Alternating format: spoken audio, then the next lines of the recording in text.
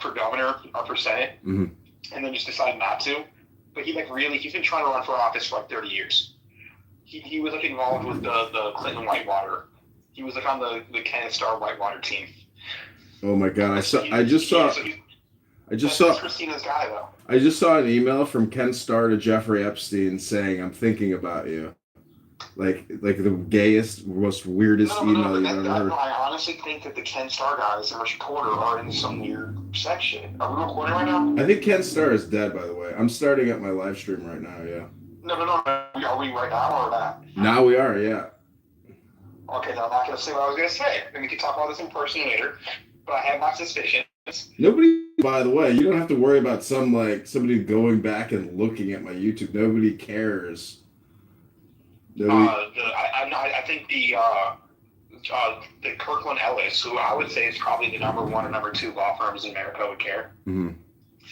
And Richard Porter was a former partner at Kirkland Ellis. Mm-hmm. And his son I like his son a lot, was a stud football player, my age. Good guy. But so I know a lot of rumors from this, not political, you know what I'm saying? Mm-hmm. I don't want to repeat on live stream that involved the father.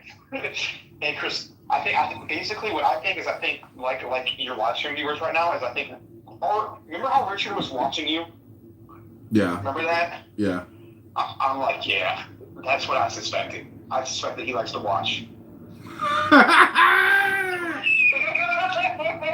Let's just say hypotheticals, okay? Weird. I'm not accusing anyone of anything. I told you that Christina had a camera pointing towards her bed until I fucking noticed that. No, but Richard, why does Richard, she was telling me that Richard was asking her about her life and his friends, and I'm like, that sounds like a guy that likes to watch.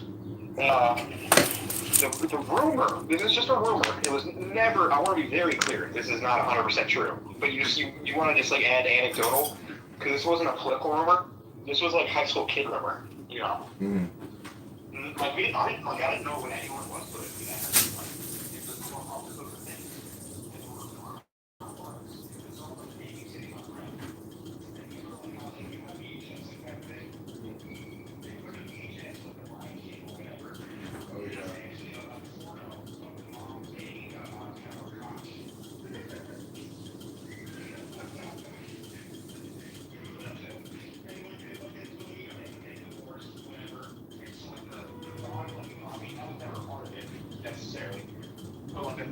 at the time was that, it was just someone cheating on someone. But what I've been starting to realize, because Val Almeida, he said that he asked him about his sex life and was asking him for details. Mm-hmm. And so I'm thinking Christine's benefactor likes to watch and puts cameras in their place and stuff like that. And everyone is very curious about what your agenda is. Are you working for the military? Are you working for China? Are you working for Israel? So I think you were honeypotted. Because I told you she came up to me. She goes is that memes? Is that memes? Oh, I see. Because I read the. They're trying. I mean, honestly, your shit. If I didn't know you, I would be like, okay, what's his agenda? What's he working for? Yeah, who the fuck is this? What is this? Yeah, who's really, why is he doing this shit? That's what I think happened. I mean, but also at the same time, there's no homosexual is we're like Matt Damon and Ben Affleck in these environments. So there's that too. No, there's no. It's the mating game and it's you versus Walt. So there's that aspect.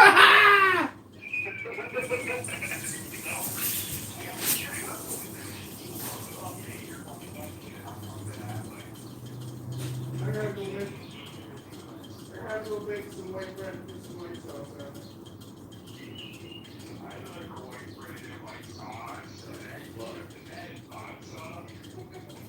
It's like a total abnormality the first time we met him.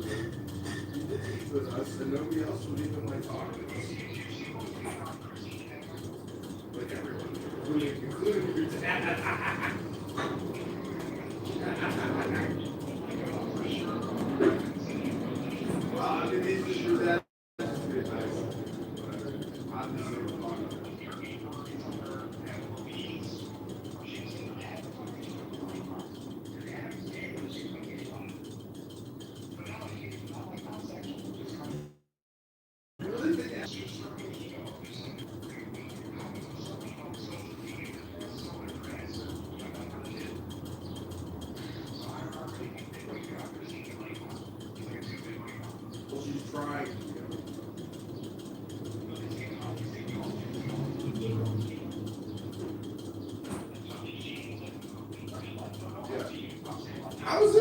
sense to me. I was happy to get laid. I mean, I could care less about her. I mean, she's a cunt.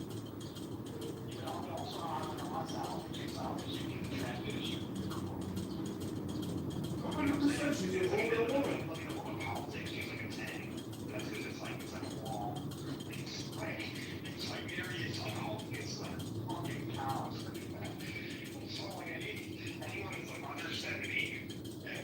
It's brutal.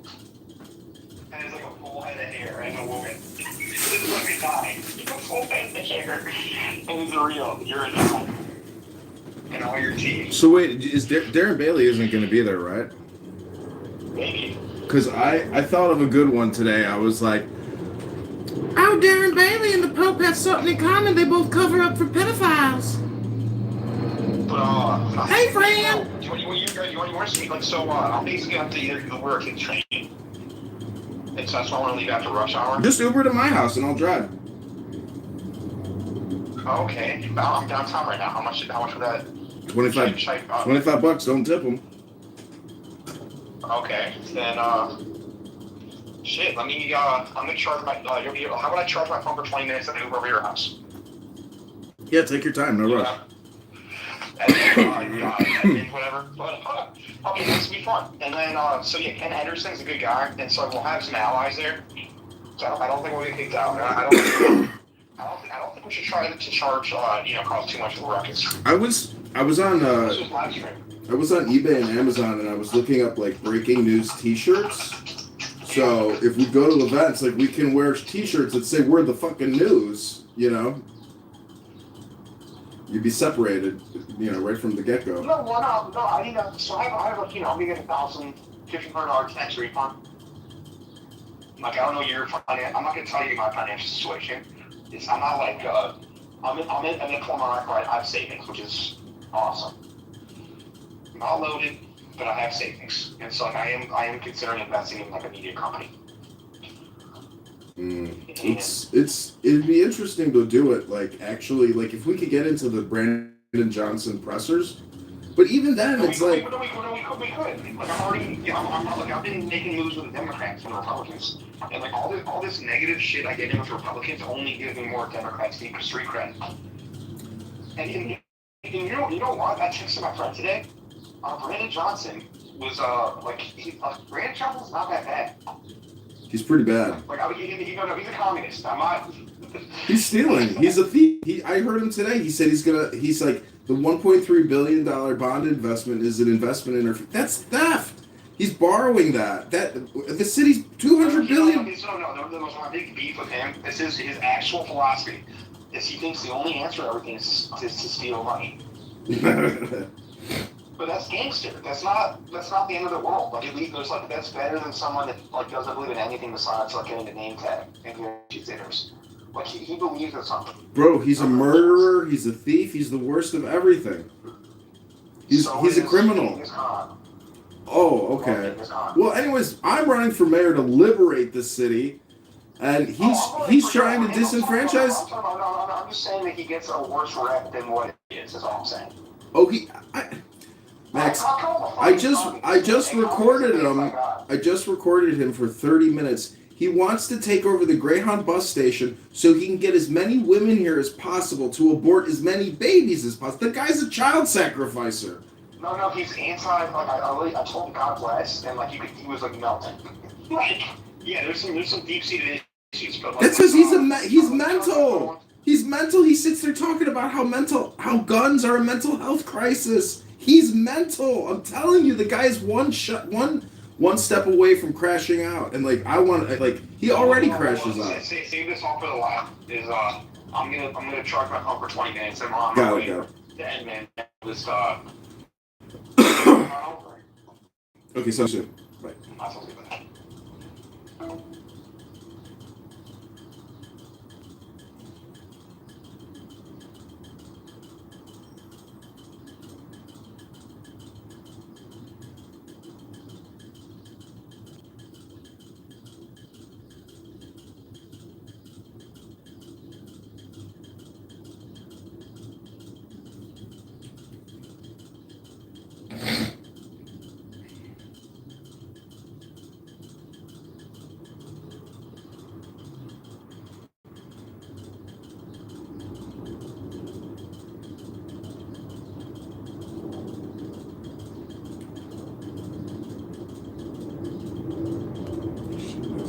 Spicy.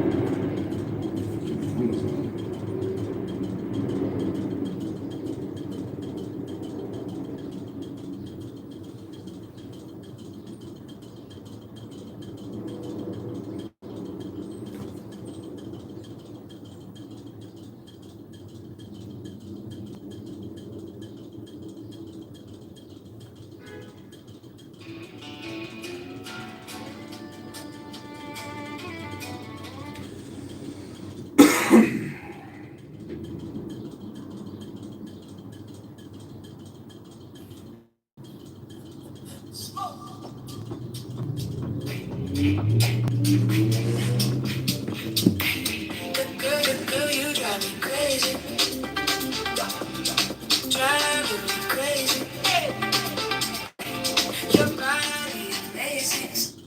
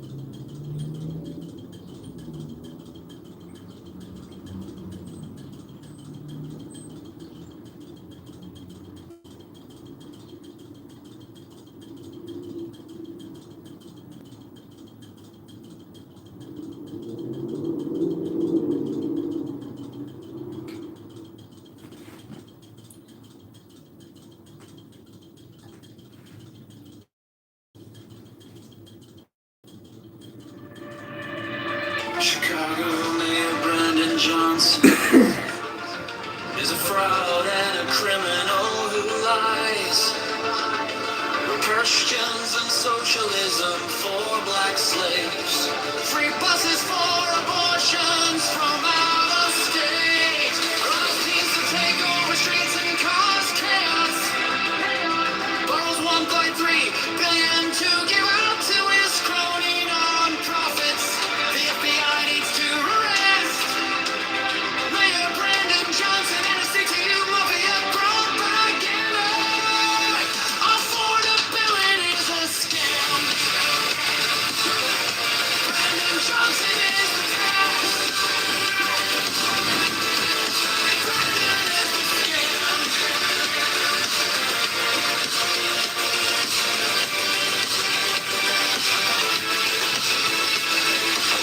Chicago Mayor Brandon Johnson is a fraud and a criminal who lies. Reverse stins and socialism for black slaves. Free buses for abortions from out of state. Allows teens to take over street cause chaos. Rolls 1.3 billion to give out. Profits. The FBI needs to arrest Mayor Brandon Johnson. CTU mafia propaganda. Affordability is a scam. Brandon Johnson is the tax. Brandon is the scam.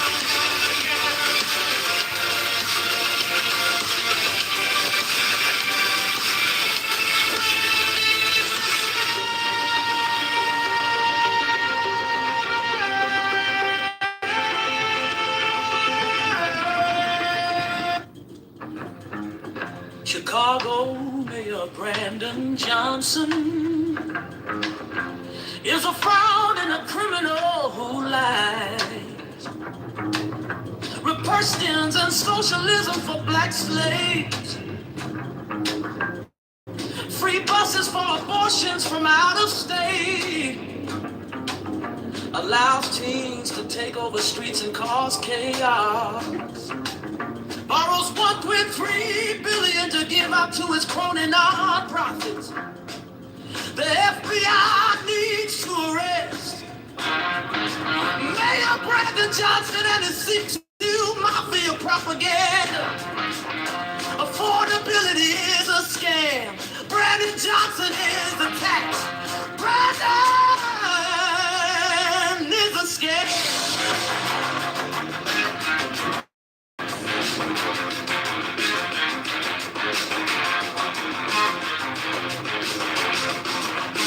Chicago Mayor Brandon Johnson is a fraud and a criminal who lies. Republicans and socialism for black slaves. Free buses for abortions from out of state. Allows teens to take over streets and cause chaos. Borrow 1.3 billion to give out to his crowded non-profits. The FBI needs to arrest Mayor Brandon Johnson and his CTU mafia propaganda. Affordability is a scam.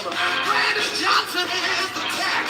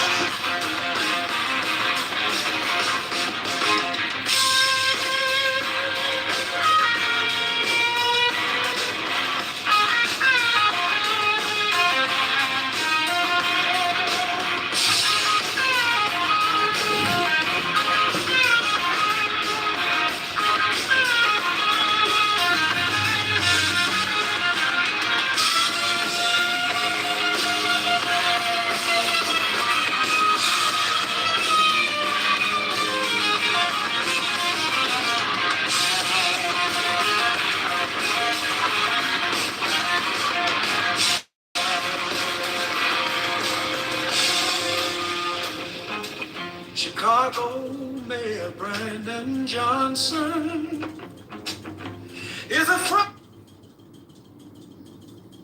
Which would be Calvinist as well. Church of Christ, which is wild, and Assemblies of God. So in '98, Scott Kerr chose to leave the band.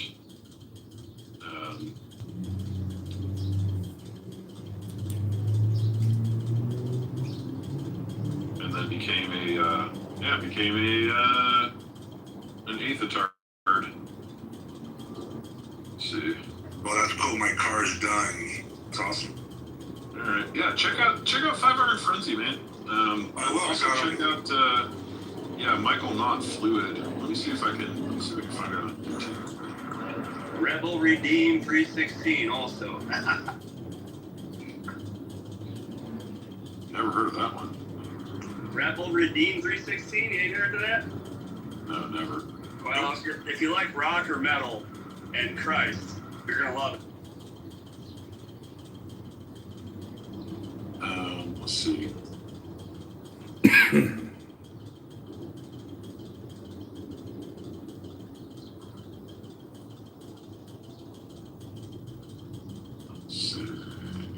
When you get done talking about music, Chris, I got some questions about Aquinas in relation to the PSA argument. Well, I would say conversation that was taking place the other night with Brother Show. I want to see what the thoughts are. Yeah.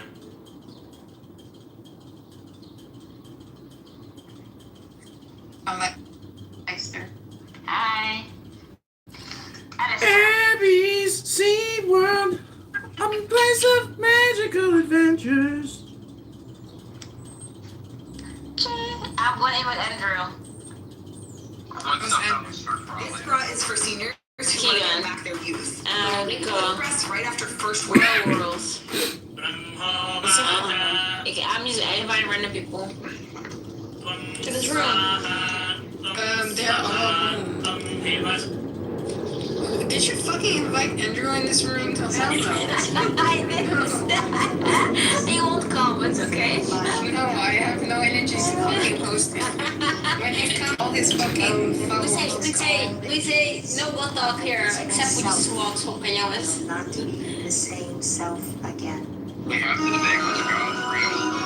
No, he's real. We're not gonna play with it, mess with that. He's the same condition. No, that's what he always does. So that's what he always does. Yeah. Wow. It's like, We need to put on some prayer music. Let's hear that. There we go. Number 1, write it down. To preach the gospel to the poor. The poor are those who do not understand the teachings of the path of God. So they need to be preached to. They need to be given that teaching.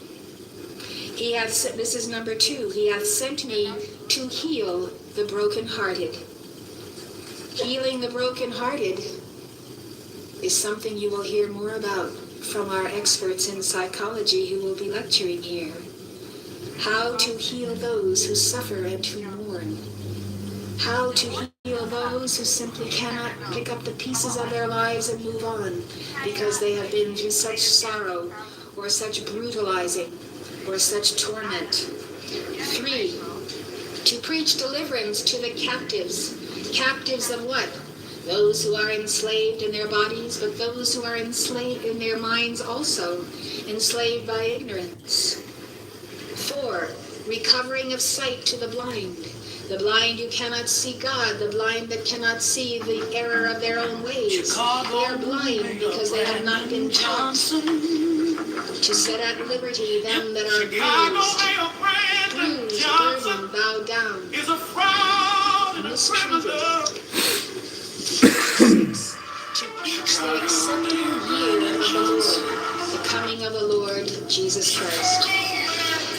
That is, repent and be saved because the Lord is coming. You are watching Elizabeth Clare Prophet, world-renowned author and founder of Summit University. Summit University is located at the beautiful Royal Teton in Ward County, Montana, just north of Yellowstone National Park. If you'd like more information, call 1-800-2... And their oneness with the Sacred Heart of Jesus.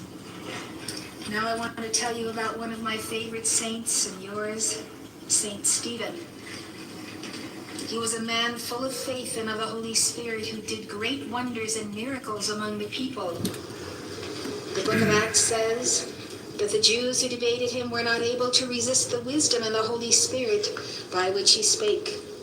So they found some men to accuse him falsely. They arrested him and brought him before the Sanhedrin, and his face appeared to them like the face of an angel. Stephen delivered an eloquent and moving sermon. Filled with the Holy Spirit, he had a vision and said aloud, I see the heavens opened, and the Son of Man standing on the right hand of God. At this, the members of the council became infuriated. They stopped their ears and stoned him. The witnesses laid their clothes down at the feet of a young man by the name of Saul, who consented to the murder. Saint Stephen is counted among the greatest of Christian martyrs. His shining example allows us to contemplate the fullness of the Holy Spirit, to which we may attain. Truly, God has reserved the gifts of the Holy Spirit to any and all who will purify their hearts, love God, and keep his commandments. Sometimes I tell people to pray to God when they are in their misery and their most profound burdens. And they say to me, I don't feel like I can pray to God or pray to El Moria because I've been angry at God, I've been angry at El Moria. And so I say, God doesn't look at 1 hour or 1 moment, but over all of your past incarnations for 50,000 years to the present. God examines your record. God will always receive the prayers of those who are penitent. To think that we cannot pray to God because we have sinned is a diabolical lie of the devil. To think that we cannot have the Holy Spirit because we have done something wrong.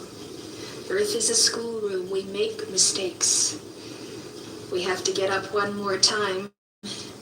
Then we fall and keep on going. Remember this, God is ready to receive your prayer right now. If you don't offer it, you're not creating the tie that will bind you to him forever.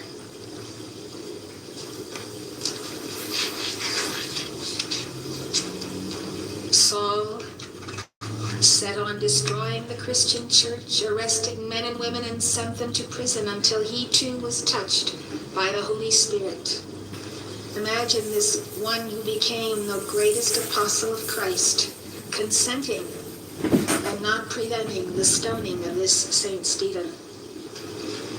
If Saul could become Paul and go on to become such an apostle, please accept God's forgiveness today and set your path on a right course and keep it there.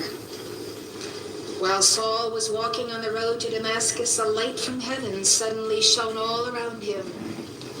Was Jesus moved because he consented to the death of Saint Stephen? A serious crime? He is an accomplice to a murderer? No.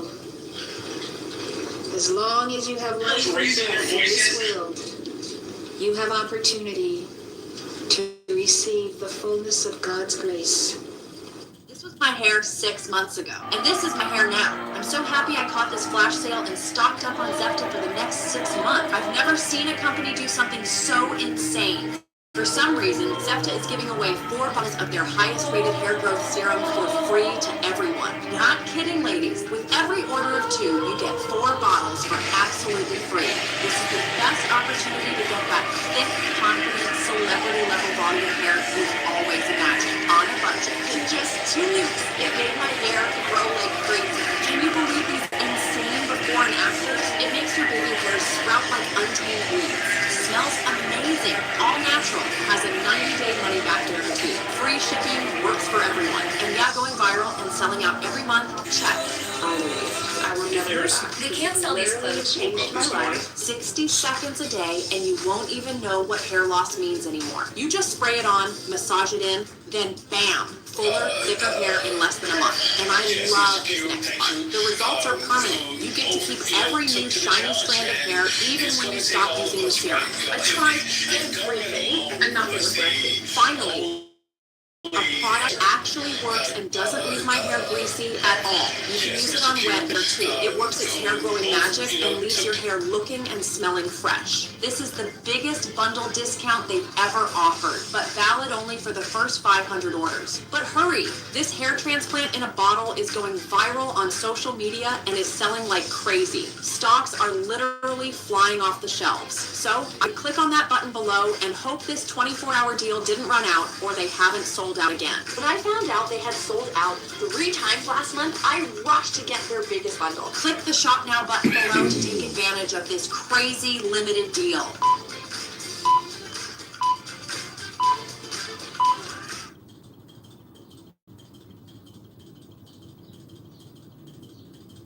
If you're a woman in your late 40s, 50s, or early 60s, you've probably noticed something frustrating. You don't feel like yourself anymore. You've seen multiple doctors, each one promising they can help, but the solutions they offer just don't work. They offer more pills, other diets, advice that goes nowhere, and even though your blood work comes out normal, your symptoms continue to get worse. Now, does any of this sound familiar?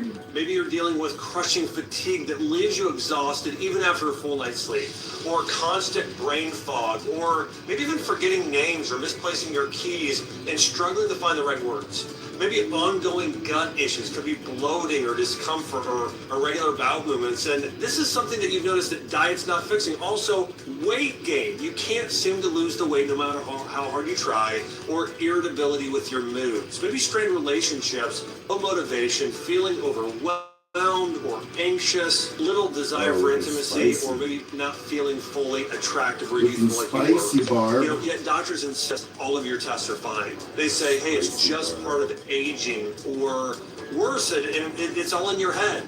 So you think, well, maybe this is just me, or maybe I'm unlucky. But let me tell you something crucial. It's not just you, and you're not broken. Here's the truth. Your doctor will tell you.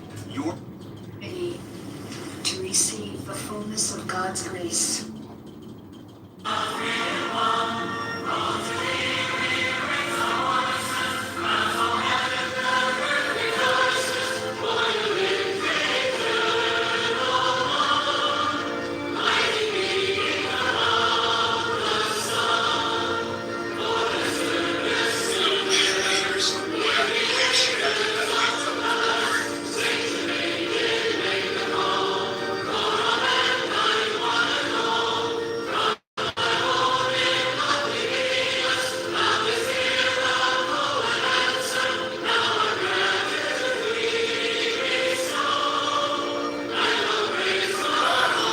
I think there's still some interpretation around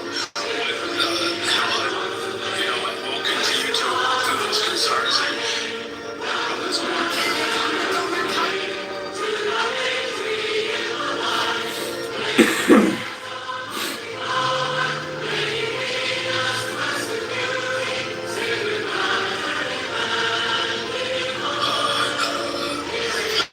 Mr. King,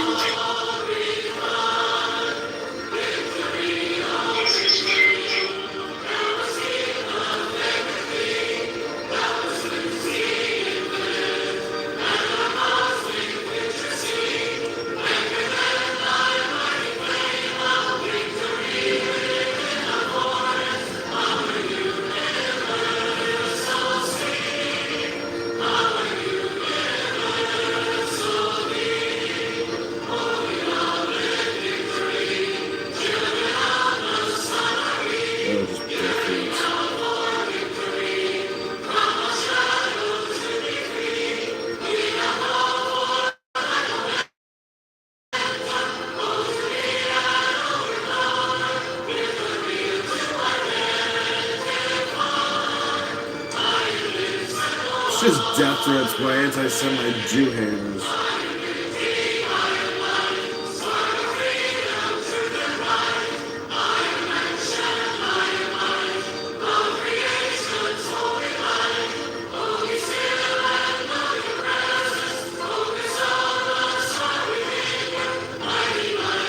And the progressive nightmare of crime, murder, chaos, theft, smash and grabs, teen murder galleries, fiscal mismanagement, exploding debt, property tax, blackmail, CTU propaganda.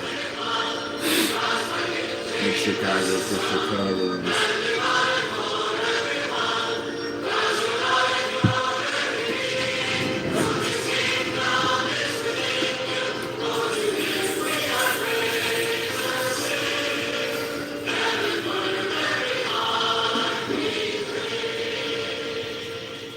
I'm 61, and today I'm switching from walking to Tai Chi. I hope it helps my joints. This is me after 28 days of Tai Chi, and yesterday my neighbor asked what I did to my knees. This Monday, 20th of April, we're starting the Tai Chi program for beginners. Build strength and lose weight. It takes only just 7 minutes a day. In 1 week, you'll feel it. In 2 weeks, you'll see it. By summer, you'll be turning heads. Start 20th of April. You in? This is day 1 of my sister practicing Tai Chi. This is day 28 of my sister practicing Tai Chi. On Monday, the 20th of April, we're launching a beginner-friendly Tai Chi transformation program for women. With just 7 minutes a day, you'll gently strengthen your body, release stress, and start dropping weight. By April 27th, you will feel lighter and more energized. By May 4th, you'll notice your posture and waistline changing. By May 11th, seeing your transformation. By summer, you'll feel connected to your body in a whole new way. All you have to do is open the app, breathe, and follow the flow. Your new energy and your new body start here. If I start tomorrow, what can I expect? I'm 56. Yeah, that's the perfect age. Start on Monday, and in a month, you'll look like a different woman. Wait, but I haven't exercised in years. That's okay. Tai Chi is specifically built for beginners 50 plus, especially those who've been out of fitness for years. Wouldn't the gym be better? No. After 40, gym exhausts you. Tai Chi strengthens, restores, and reshapes you faster than anything you ever did in your 20s. Do I need equipment? Nope, just your body in 8 minutes. Start tomorrow and watch your body get younger week by week. So what do I do first? Tap the screen, grab the app, and begin tomorrow.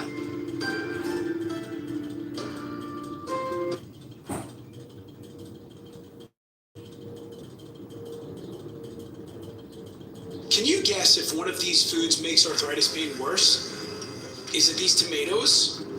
Cucumbers? Apples? Bread? I'll give you the answer in just a second. One of these foods contains a sinister protein that once eaten makes its way down to your joints on the cellular level and kickstarts inflammation, swelling, and makes arthritis pain worse. It's not gluten. My name is Dr. Brian Paris, and I'm the head researcher at healthandwellnesstools.com, one of the world's leading organizations in the fight against arthritis. You'll learn the answer in this quick 3-minute video. Here's what happened when people like you with arthritis stopped eating this protein. My name is Greg Mormon. I had back pain for years, and it only was getting worse and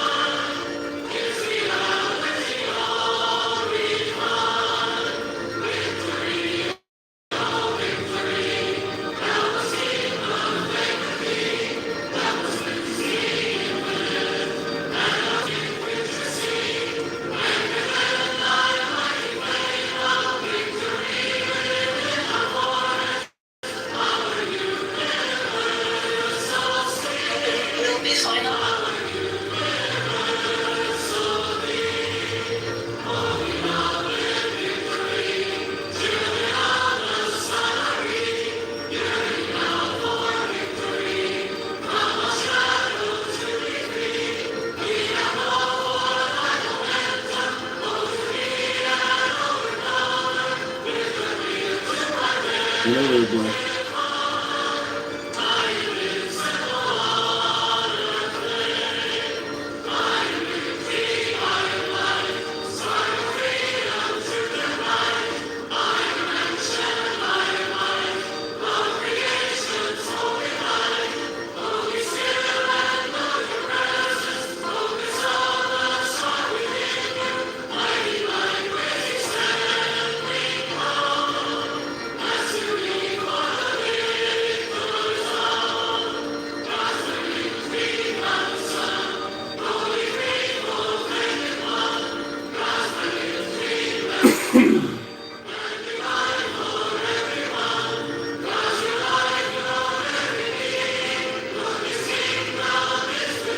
Another black disease.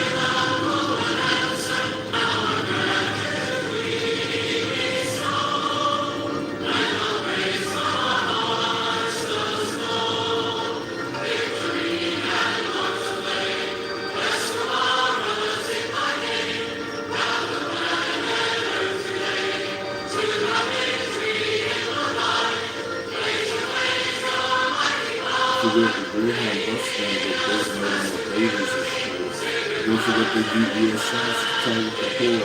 Who's our favorite leftist criminal shit? Another black excellent smooth.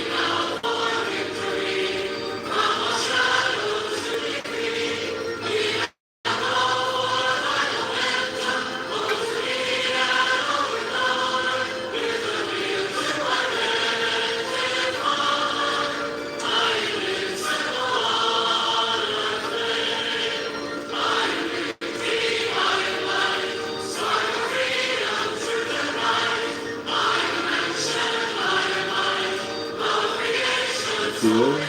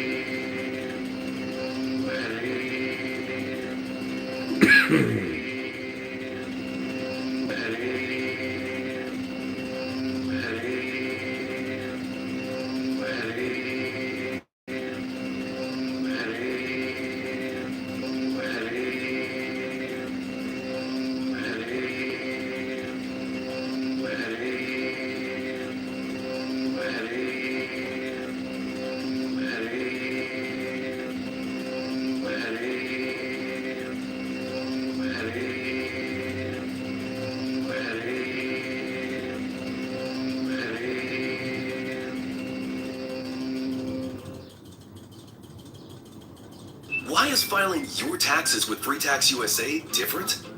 Well, for starters, our premium federal tax returns are free for everyone, no matter what. With a free offer like this, people often ask, so how do you make money? While our federal return is always free, we make money from our optional paid services, like our state tax return, which is less than $20. Next, you may be asking, is Free Tax USA safe? Yes, we always keep your information encrypted, private, and secure. As an authorized e-file provider, we've securely filed over 60 million tax returns directly with the IRS. Finally, you need to be sure, will my taxes be done right? We guarantee it. All of our calculations are guaranteed accurate.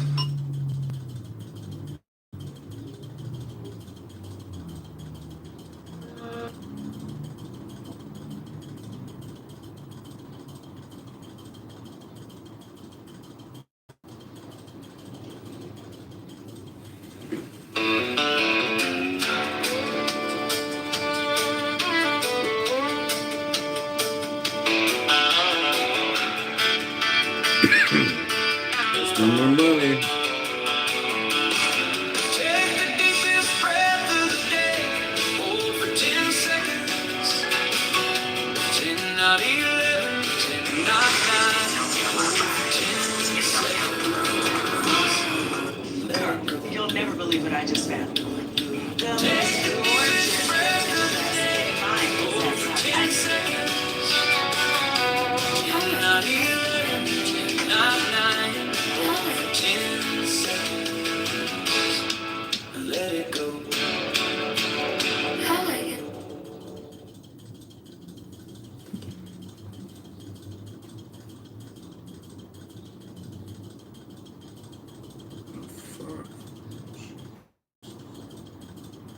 Never do the share. Jesus, never. You saved $5. You saved $5. How much? What was the difference? You saved $5. What was the difference? Jesus.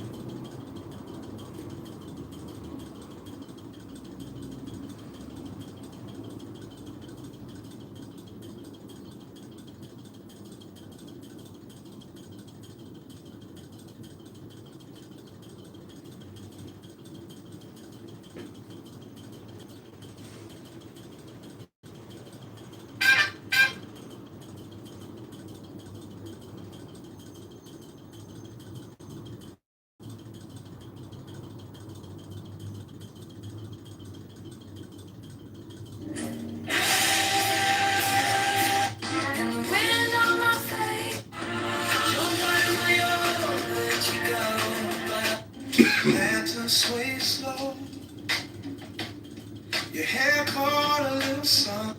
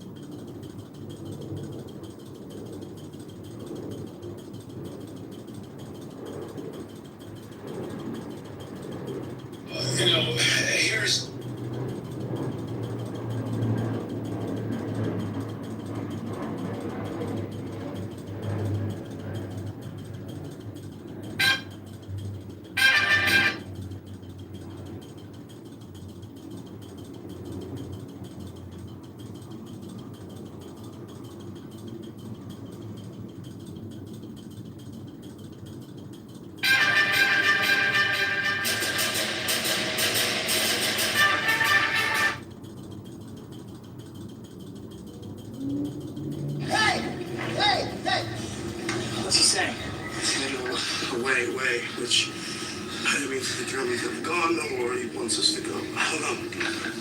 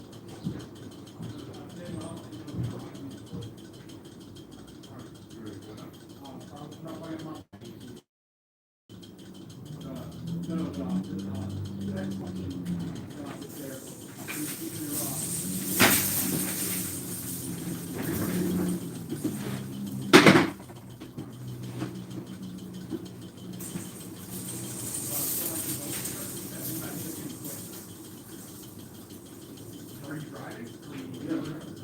You want to come in my studio for a quick recording? Is this store? I got really lucky stuff. You got more people. Have a seat. Welcome to the show. Welcome. Let's see if we're live on Clownhouse. Try to get your dad to come to the room. Which one? This is insane. I gotta take a video of this. This is 1, 2, 3, 4, 5, 6, 7, 8, 9, 10. Yeah, I don't know. I actually didn't start all of them. This is at least 50.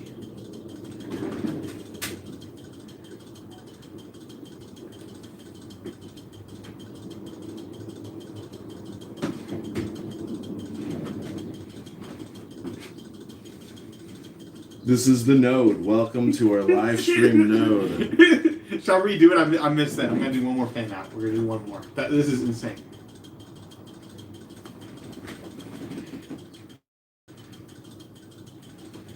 This is the ChicagoMayorVote.com Node where we are attempting to overthrow Brandon Johnson one vote at a time. Hey. One video at a time.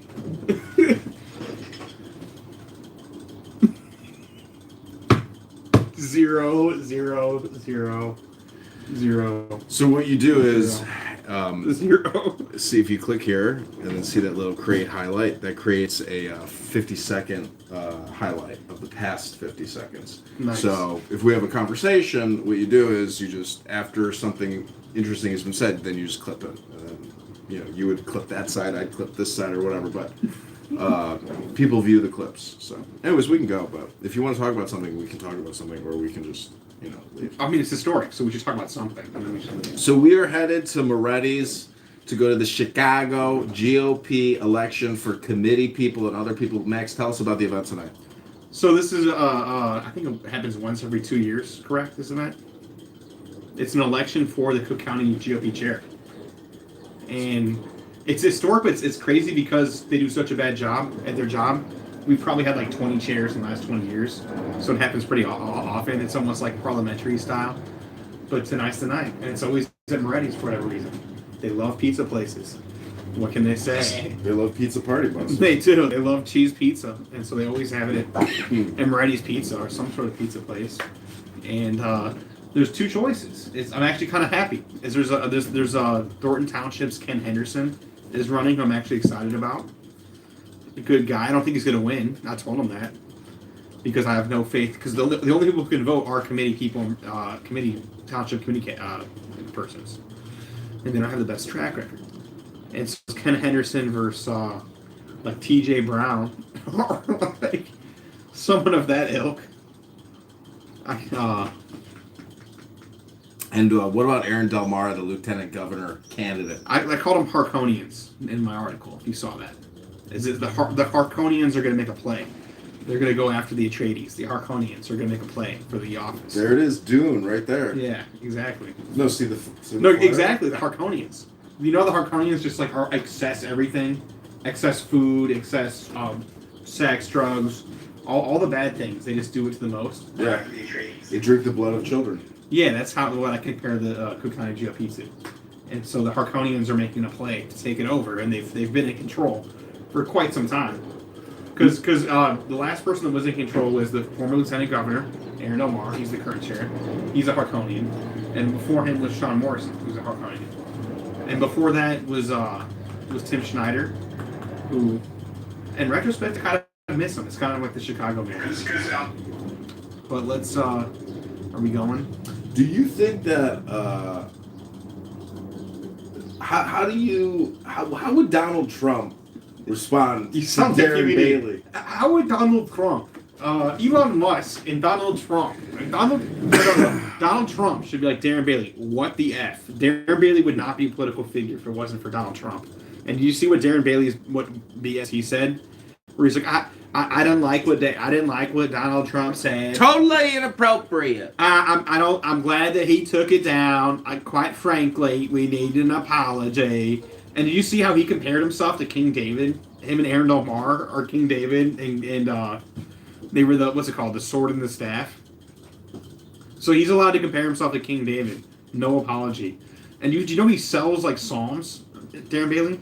He sells like hymns. He sells like prayer. He charges for indulgences. He's Catholic though. No, he's not. He's not Catholic. Is the craziest part. But he cares about the Pope, and he cares about Chicago, which he called a hellhole. And you're not allowed to use religious imagery unless it's him. Psalms for sale. Psalms for sale. You got some psalms for sale. $50 per psalm. So this is my impersonation of Darren Bailey. Yeah. Hey, friends. I'm a pedophile cover-up artist, just like the Chicago Pope. And friends, what Donald Trump said about the Pope is ridiculous. Ridiculous. Wait, why are you jumping out of the camera? You're recording that when you're calling the Pope a pedophile. Who? There's no proof of that. This is a comedy entertainment show. I know, but just this is you Chicago gotta be careful. TMZ. This is Chicago. Okay, but this is Chicago. There were accusations. This stuff is not a joke. You mess around.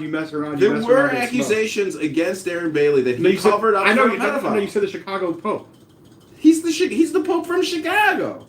So Darren Bailey, I agree. You can make that statement. You said the Chicago Pope. There's accusations that he covered up pederasty, and really? that's why he got the Pope position. Why the fuck? Well, you think that guy's qualified? Like just some random fucking guy from Chicago? No, he's involved in some shit. No, but Darren Bailey for sure is involved in some shit. I mean, he has several some friends he should be having. Well, what was that guy's name? Because I'm going to bring it up tonight if he's there. I'm going to say, you cover up like the Pope. You're a pedophile for this guy. There's a couple. Anyways.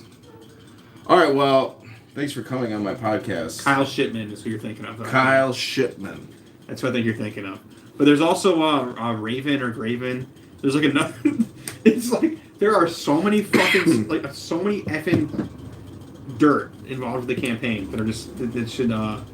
very questionable. For someone that's a good Christian. Okay, this is the last thing. I created some imagine hiring a 16-year-old to be your driver, body man, bag man. That was so creepy. Chicago Mayor Brandon Johnson is a fraud and a criminal lie. Reparations and socialism. I spelled reparations wrong in the text. Free buses for abortions from out of state. We're ripping out those bike lanes. Let's go. We're ripping them out. Just rip. Ripping out the bike lanes. That's what he's going to do. He's going to rip out the bike lanes all the way from the south side to the north side. To the south side. From western to California. Mayor John Kitover is going to rip out the bike lanes and give you free parking. Affordability is a Chicken Hut Park. She's Catholic. I thought she was Jewish. Brandon is the scam.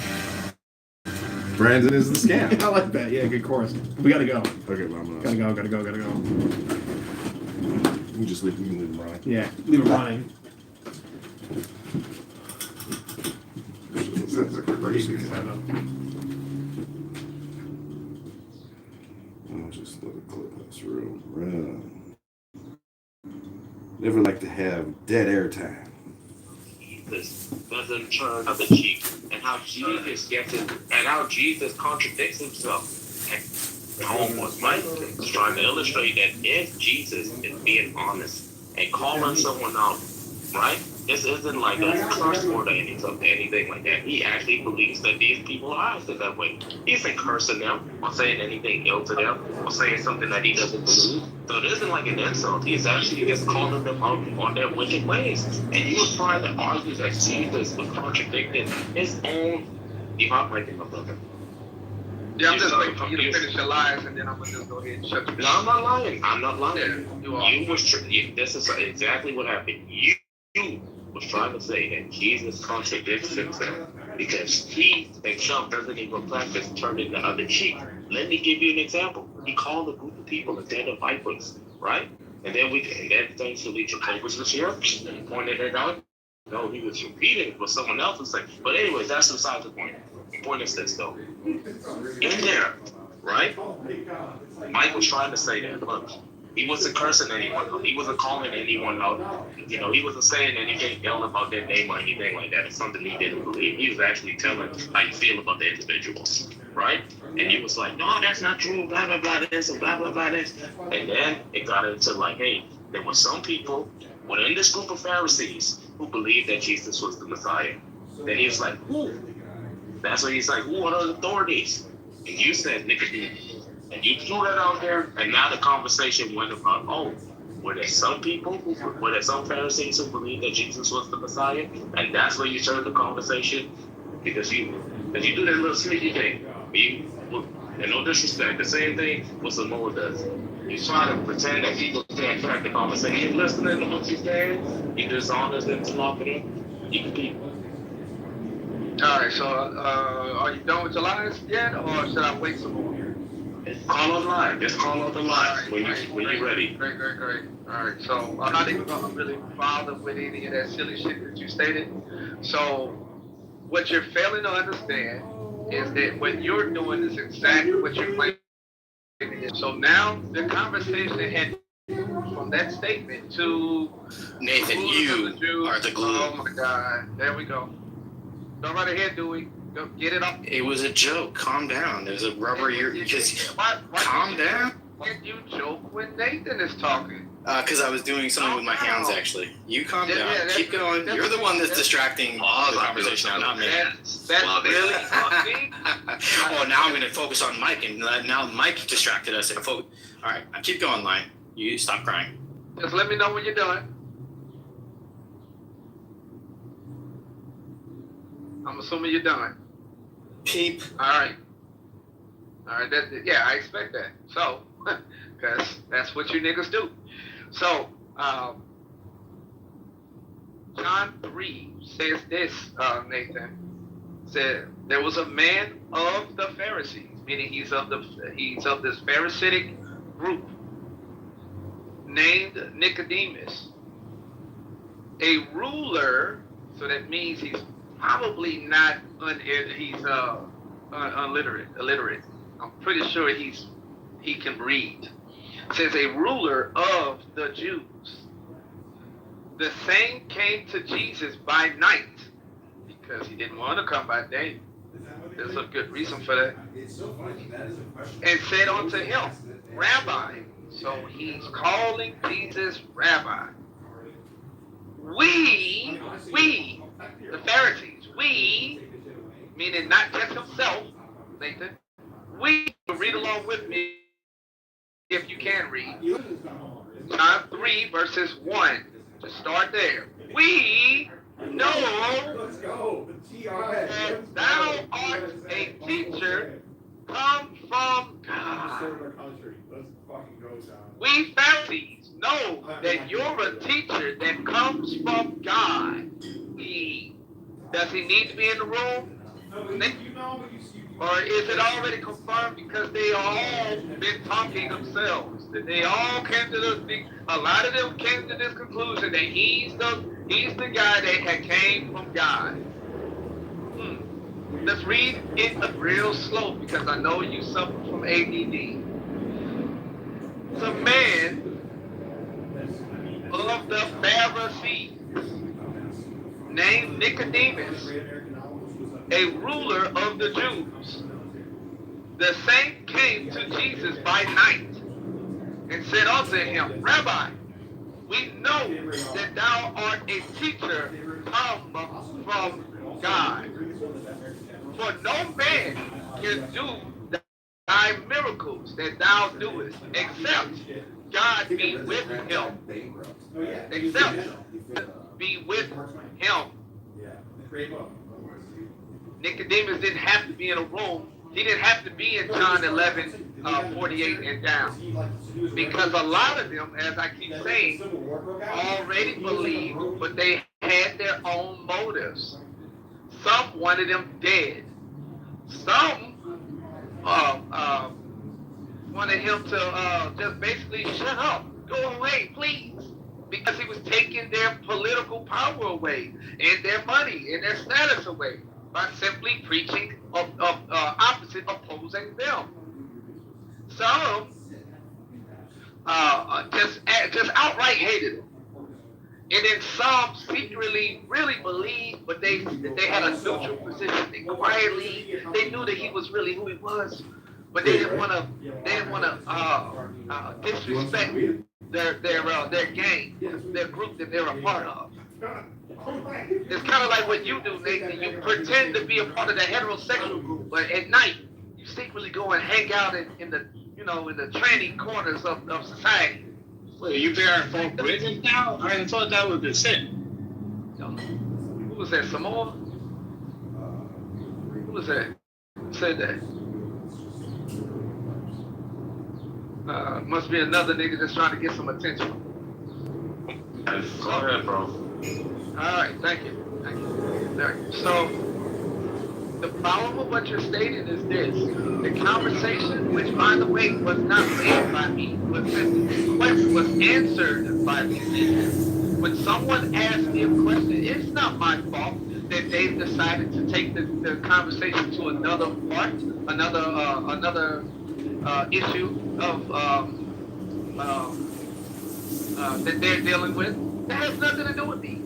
Don't call me a dishonest interlocutor simply because I answered the question that was asked of me. The only dishonest interlocutor, it would be you guys, because you failed to stay on task. If you wanted to ask me and continue having a back and forth about turning the other cheek, which I could have done all day, I really could have, then you should have kept it on there. But you allowed other people to ask me other questions about certain other things. Don't blame me, bitch ass nigga. Blame your daddy. See? Let me tell you how this. By your daddy, I mean the devil. Okay, let me tell you how this he is. He said, you know what, Nathan? I'm not even gonna address what you said. Just gonna talk about what I want to talk about. Like I said, the only reason why this conversation happened because he was getting called out on turning the other cheek. Right? He was trying to say that Jesus contradicts himself, and I can show you how Jesus contradicts himself. Look at Jesus. Jesus is cursing on people. Back in those days, calling these individuals a den of vipers, it's a curse word. Then Mike challenged it. Mike is like, listen, if I'm actually saying something like, hey, lion, your breath is stink, when your breath is actually stink, I'm not talking bad about you. I'm just telling you the truth. Your breath is stink. So how am I not turning the cheek? Then afterwards, he was like, because then he was like, oh, these individuals vipers and questioning like who are the people? These are the Pharisees. That Jesus was the Messiah. Look, those individuals who was there, they did not believe that Jesus was the Messiah. So the question was that, hey, do the Pharisees believe that Jesus was the Messiah? And the Pharisees, what they was talking about specifically was the Pharisees in that room who Jesus called, in the temple who Jesus called the den of vipers. Right? Those individuals. So instead of lying, because he wants to be dishonest and he doesn't want to just concede that he is wrong, he said, okay, I'm going to throw in a Pharisee. Look, I'm going to throw in Nicodemus. Nicodemus is one of these Pharisees. And then I just asked him, hey, Ryan, was Nicodemus in that room? I don't know. So why didn't he throw it out? Because he wants to change the argument. That's what type of person this dude is, man. You got to look out for these individuals, man. I said it earlier. You should know them by their fruits. Whenever lion is ripe, and you see them start bearing fruits, they are sour inside. They might look good, but when you take a bite of it, it's sour. Bad. Rugged. That's how it is, man. I'm just telling you, no matter what, you can't use no dang bleach. You can't use no jelly water. You can't clean all this inside, man. It's just dirty. All right, so I take it now I take it you want to move the conversation back. Yeah, hold on. I take it now that you, Nathan, want to move the conversation back to the other cheek, right? Say that's all you have to say. Yes, no. You didn't have to do all of the ad homs because you don't really have a position that you can argue against. I'm not a dishonest interlocutor. I'm the only honest person in the whole room, and that's really unfortunate. I'm sorry, not even you. It ain't you. You're close. I'm not dishonest at all. I'm probably too honest. I lie all the time. I agree with that, Mike. Thank you, Jessica. So, you know that was the joke right there, right? Did the liar says that he's so honest? Never lost. So as it stands, if that's where you want to take the conversation, just say so. I don't want to take the conversation. No, I don't want to take the conversation there. So where do you want to go with this conversation? So you just want to talk shit? Okay, well. No, I wasn't talking. I was talking like, come on, bro. I wasn't talking crap. I was talking about what the conversation was yesterday. Yeah, you the conversation of yesterday, because listen, you brought up the conversation of, listen to yourself. You're bringing up today conversation of yesterday about turning the other cheek. But today's conversation that Mike brought up was not about turning the other cheek. It was about the Pharisees. Yes. But that conversation started from the turning the other cheek. Yeah, right. But Mike, who asked a series of questions, wanted me to answer those questions. And then those questions were based off of that, though. I know they are. They led to. But check this out. I'm saying like. He said that I was a dishonest. Listen to me clearly. Yes. This clown. Stop. I told you. Stop. This clown. He doesn't get why Nicodemus is dishonest. Listen, he's saying that I'm the dishonest interlocutor. You, Mike, that posed the questions. So yesterday, so wait, when stop. Samoa tried, am I the dishonest interlocutor? Yes, you are. Yes. Or is Nathan just a moron? No, I mean those are the two options, and then if those are the only two, then I'm gonna say you're dishonest. Look, either you're dishonest. Do you guys mind if I take my turn? Look, it's either real quick, Samoa, and then I'll let you go. It's either you're dishonest or you don't get it. Look, Samoa, hold on. Samoa tried to help. Oh my God! Look, I already answered your question. I answered your question. You did not. I said if those are the only two options, then I would choose you were dishonest. There's a third one. Okay. What the hell? Not after hearing his answer, there's a third one. Now there's not a binary? Listen, all right, so am I dishonest interlocutor? Is Nathan a dumbass? Or is it that he has an inability he's failing to hear the conversation? I would say those are the three. Those are the three. Yeah, if those are the three, then you would be. I would say the best answer is you're dishonest. I don't think you are entirely dishonest, but you did play a little slipperiness yesterday. I'll explain to you why. Okay, I'll explain to you why. And I'm going to use Samoa's assistance to try to get you out as a method of doing so. Samoa, remember when you said you kind of used the silent is consent type terminology when we were referring to Nicodemus not speaking against those who spoke against Jesus, he remained silent? Yeah, not speaking negatively about Christ in the public, yeah. Correct. And amongst the Pharisees that were talking shit, he never said anything. Yeah. So then you had a position of a man that held the position was sent from God, but never revealed that, but also never like outwardly said anything so the Pharisees would know, right? Yep. Right. Okay, hold on. I'm almost done. So my challenge question to you was this line. This is where it gets back to what Nathan. This is where it gets. Interlocutor, though. I'm telling you right now. I'm telling you right now. Look, you can decide if it was dishonest or not. Look, when I said, "Show me where someone both believed that Jesus was the Messiah and also spoke against him," right? Right. You pointed out to Nicodemus. Now we have two. Oh my God, you're being dishonest right fucking now. What the fuck? Lion, do you remember when you started crying? Because I kept interrupting you.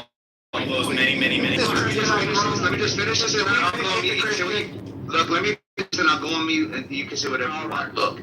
Hey, remember I'm now I'm saying.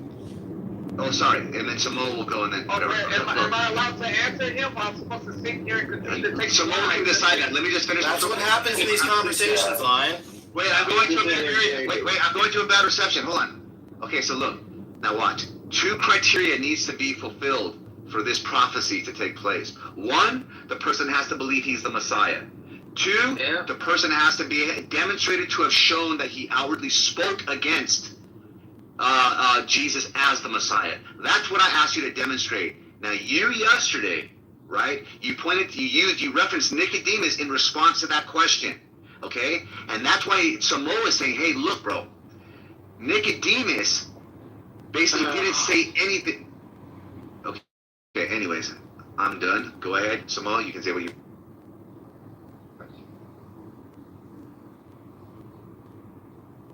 Okay, Samoa's on the phone, so you can go ahead and go. All right, Mike, I didn't say that. You asked two distinct questions. This is where the dishonesty comes from here, right here in this moment. You asked two different questions. Or one question with two parts. Just set up, Dewey. The first question you asked was that. All right, I'm not you. You said who out of the Pharisees believed in Jesus, but didn't outwardly say it? That's Nicodemus. Who of the Pharisees believed in Jesus and talked shit about him? That's John 11. Caiaphas. Two different questions. Now, who's the dishonest interlocutor? You. No, I only asked you one question. God, you niggas are crazy. I only asked you one question. No, it was both. It was in reverse as well. But let me just point this out again, right? Like, I think the problem here, and this is what I got a problem with lying is, right? When you look at Isaiah 53, that you interpret like the servant as being like the nation of Israel, not an actual person. So if this Jewish person that's back here, like in John, because they don't believe in the Gospels, right? If this Jewish person is Pharisee and is consistent to them believing that this prophecy is of a nation, then you read verse 51 again, it totally makes sense that they need to sacrifice this dude for the greater part of the nation, fulfilling the prophecy in Isaiah 53.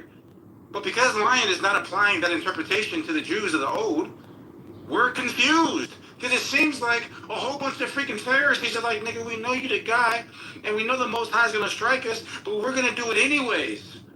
What? How does that make sense? That's crazy work, bro. Crazy work. All right, so now we'll move. Wait, now check this out. So what you just ended with Samoa is what I was thinking the whole time. That's what I was trying to tell you. I was like, bro. Sure you were. I was against that was my today. original, like, what confusion. That was my head scratch. I was like, wait, how does this make sense, bro? Because you don't understand the scripture. All right, so It's your fault, bro. No, it's not. It's your own fault for lack of study. That's what I said. So, Yeah, Nathan was mocking you when he said that, and then you agreed with him. Yeah, I don't give a fuck. Shut up. Look, so here's the issue here. You're moving on. Let's stop the conversation. Let's pay attention to what just happened just now.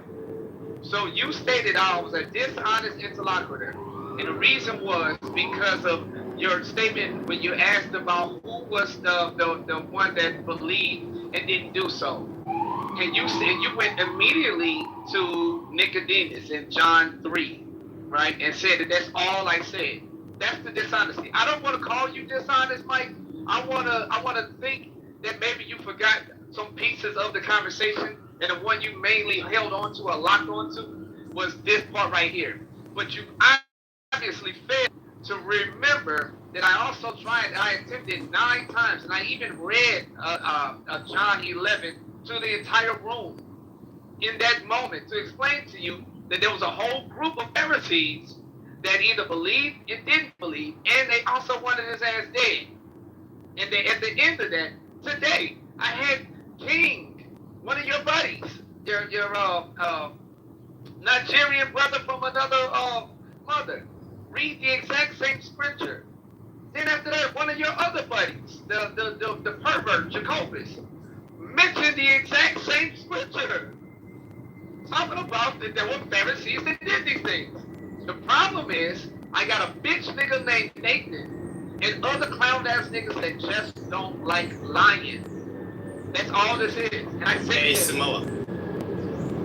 Oh, sorry. I thought, he got a call. Hey, Samoa, you know what I never was not in my bingo card?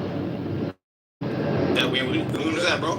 You know, it was not on my thing. Yeah, that we blockaded the blockade. That we Uno reversed the blockade. Yeah, that wasn't. Wait, hold on. Look.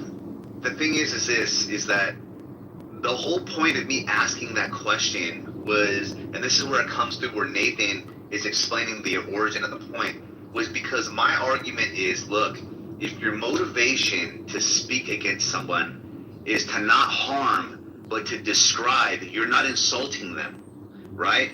And then what I meant by that is to say, hey, look, show me somebody that believed this, show me somebody that would talk shit about Jesus, meaning they didn't believe he was the Messiah, because I was saying the Jewish authorities are saying this guy's fucking talking shit, he's blaspheming, and they really believed it. Right. And he's like, no. And then I was like, okay, fine then. Show me where the Jewish authorities both believed he was the Messiah, but also spoke against him. Because then that would be a motivation of harm. It would be the motivation to insult, which is the whole thing I was talking about. I wouldn't say, show me someone that believed he was the Messiah but didn't say anything. That's a non-contributing point to the point I was trying to make. My point was to say, look, in order to call it an insult, the motivation has to be to harm. If you want to talk about Jesus and the snake, he's not saying that to insult them. He's saying that to describe their nature, right? Which is a truthful thing that he holds to be true. That's what I was saying. So it doesn't make sense that I asked you questions. He's tripping. It's wrong. I got a question. Thank you. Like when you see fat people. That dishonest and Galactica? Or he's just. I was going first. No, I was gonna go before you, Simone, actually, because no, I'm just playing. I had to throw that in there. Yeah, go ahead, Coach Christian. I don't like. It's not even that funny. There's a few things. One, my bad. Jeez. You know what? Culture Christian. Culture Christian. I switch to Iran because I do want to hear if anybody knows what the latest and greatest. Wait, are you a conservative? Conservative? Do you mean like a religious conservative, or do you mean like what do you mean? Like your political leanings. Where do you land? I'm still registered as a Democrat, but I have not voted Democrat. What would you label yourself as? Libertarian, conservative, Republican, Democrat? Like a sort of right-leaning libertarian, maybe. Okay, so I was close. Told you. Yeah, you're right. Nathan, Nathan was the most correct. Bro, that's the Nick Fuentes, bro. It's not a Nick Fuentes. No, listen, I was telling them like, yo, it's like super conservative, which is rare for someone like, lives in California that is in tech, I definitely avoid political. Like, one of the things I enjoy about this is I labeled you as I labeled you as like socially like moderate left, but like probably fiscally conservative. I'm probably not even socially moderately left. Like I have like an ick factor on a lot of left shit. Like fucking. Would you vote for yes for gay marriage or not? Would I vote? I mean, well, yeah, I think libertarian me. I actually don't even think government should be involved in marriage. I think people should, be allowed to do it. Yeah. So would you vote yes or no? Gay marriage? If I could vote, I would say that the government should not be the ones who determine the personal relationship. The choice is gay marriage, yes or no? What do you do? I'm fine with gay marriage. Gay marriage doesn't bother me. Okay, abortion, yes or no? What do you do? Abortion, can I? Well, I have to go with the classic rare and safe. Yes or no? What do you do? Yes or no? What do you do? Rare and safe doesn't make any sense. Yes or no? What do you do? Yes or no? What do you do? Abortion, yes or no? If it should be rare, then the implication is that it's something. Why are you fucking interrupting me, Louis? I'm concentrating. God damn it! I have to choose yes or no. You know you're gonna say yes. You know you're gonna say yes. Just get to it. I feel like you're. Wait, Louis, let him say yes real quick. I feel like you're reacting out of this like.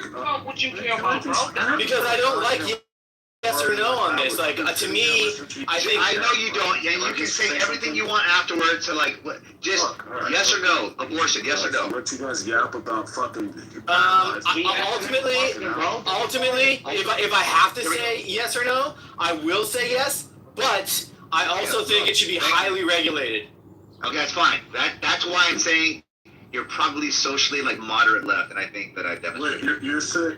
Maybe on those two things, but like who's asking about the transition? Where's the reverb coming from?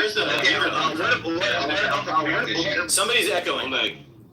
Oh, okay. Like for example, gun rights. I'm like Second Amendment. I'm fine with people with guns and things like that. I do think like the trans. I'm probably much more conservative than most people. Conservative, air quotes. Like again, I think and I've gotten an argument about this with Nathan. I think trans is really just a weird way of talking about personalities. And we've made a much bigger deal of it than it needs to be. And for kids, they should not be transitioned. Adults, I think, can do what they want, but like I do think kids should be fucking kept out of it. Dewey, can I ask you a good question? What do you think about the role of religion in school? I don't think religion should be in school. Right. Unless it's a private school, in which case, you do what you want. I think you lean more towards the left than you'd like to say so. But I think to me, the left is not a dirty thing, by the way. Like I said, I'm still registered. Are you, Dewey? That's so disappointing. Because who wants to take the time to re-register? That's Can I fucking weird. just say something, please? Are you guys not able to handle that? No, they're not able to handle anything. Yeah, I think there's like a nastiness associated with the left and a lot of shit, which like fine, like I understand that. I talk about that shit all the time. But when it comes down to brass tacks, like I think some of the trans shit is kind of wacky. I think I'm pro 2A, but I think like for the most part, like if you're like libertarian, you believe that our libertarianism is that's kind of shaky too. But like if you believe like for the most part people should be able to do what they ought to do, that's more than I think. I think it traditionally was, but again, I actually think that it is. It still is. Right. Well, I think there's a lot of moral busybodying in liberal circles that don't let people do what they want to do. That's the fringe shit that I'm talking about. Right, and I think it took over. I think it's starting to weaken, but I think while it was in charge, things like freedom of speech were actually sequestered and squandered in liberal circles, and that's not libertarian. I think we're mind bugged. We're mind captured by like a vocal minority of the it's a vocal minority. It's not like I think it's. I'm going to sound a little bit there's like weird. A microscopic percentage of like the party. Like there's a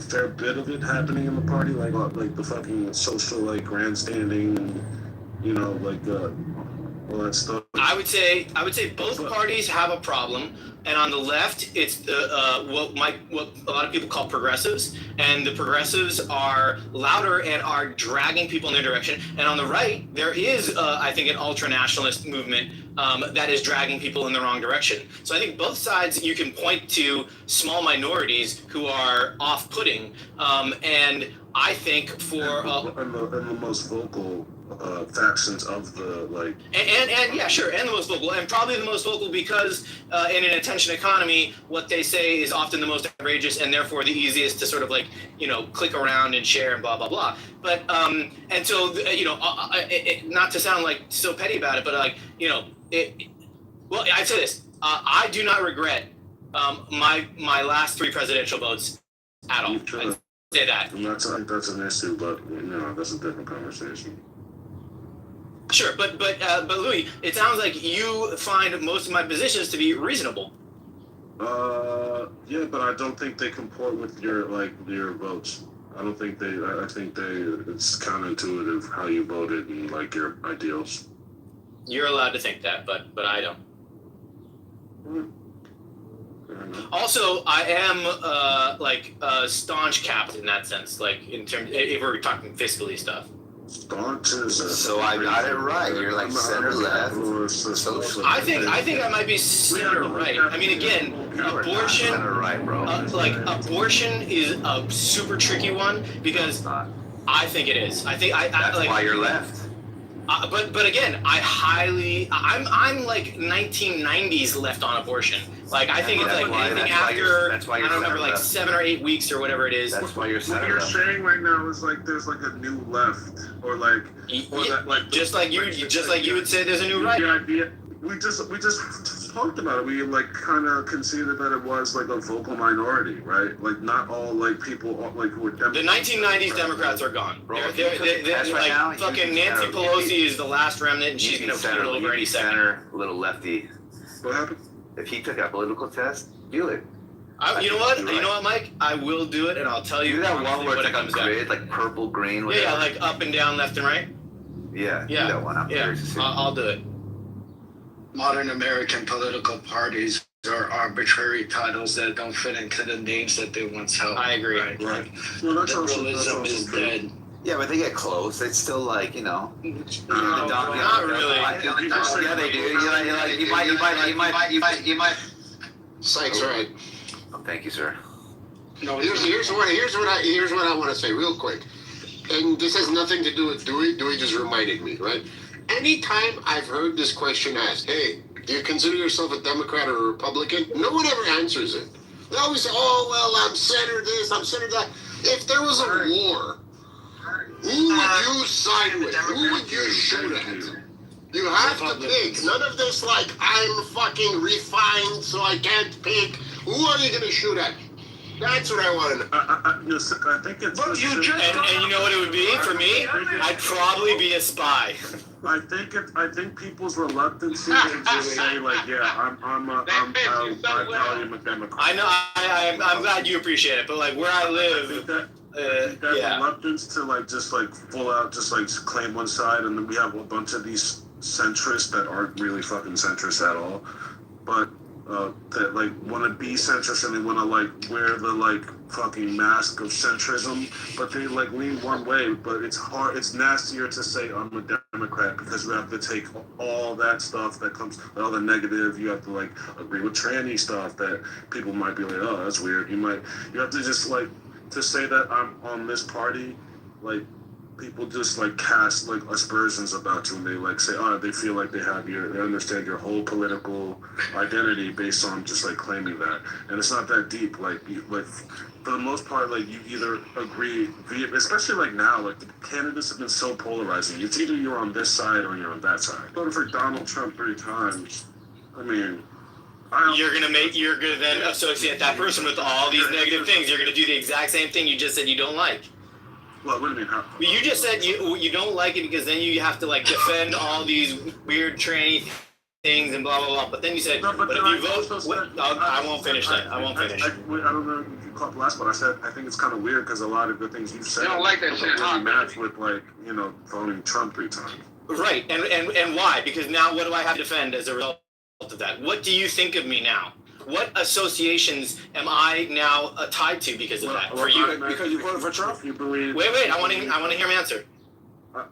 Well, I believe if you think if you believe in freedom of like speech and So I'm a fascist, is what you're gonna say?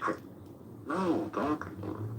I think this. Hey, stop that spazzing out shit, man. Relax. Yeah. What are you talking about? If you believe like in free speech and you're pro 2A, like it just seems like Donald Trump wouldn't be your vote. Like he's actually one modern president who's actually put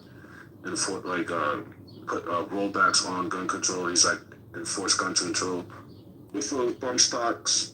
Like the whole even like this. You can't bring guns to protest. You can't bring guns to protest. What do you mean? Remember after that nurse got shot, you can't bring guns to protest. Oh no, but I'm just saying like Donald Trump actually he imposed gun legislation that like ban modifications on guns. Like that's not very 2A. You know that the bump stock ban? Yeah. I'm familiar. That's like huge. Like the gun community, like a lot of Trump supporters felt betrayed about that. Don't run, Lion. What was that? No, you said a lot of Trump supporters were offended. I'm telling you. Yeah, they felt betrayed. They felt like, hey, like we thought you were like our guy, and here you go, like What you talking about? Like the Second Amendment is like the rights, like that's like one of their bread and butter. Is like for the longest time, like that's like a policy position. Like if you're on the right, you're like most likely pro 2A, and like that's. Donnie T dropped the ball on that. He dropped the ball on everything he promised. Oh my goodness. Hey, Lion. So you do have Wait, to. am I wrong on this, Simone? Yeah, I think a lot of people were kind of like, they were like, bro, we don't want no regulations. And he said, hey, no, I'm gonna compromise right here. So they were a little disenfranchised at the moment. But let me just say this to Lion real quick. Lion, do you have to be able to address the interpretation of the Jewish or the Judaism framework of? We can't do that. We can't do that. I'm just letting him know they can do this later. The Please do it later. Person. Yes, the servant is not one This person. is way better. This is a way better conversation. I just said we're not going to go through it, bro. I wanted him to make it. I wanted him to know. Favor and moving forward. Yeah, we are. Yeah, we are moving forward. I'm just letting him know something. Wait, correct me if I'm wrong. It It sounds doesn't like garner you're a trying to have response that right now. conversation you have like. No. You mean the conversation was for 2 days? Yeah. I just said no.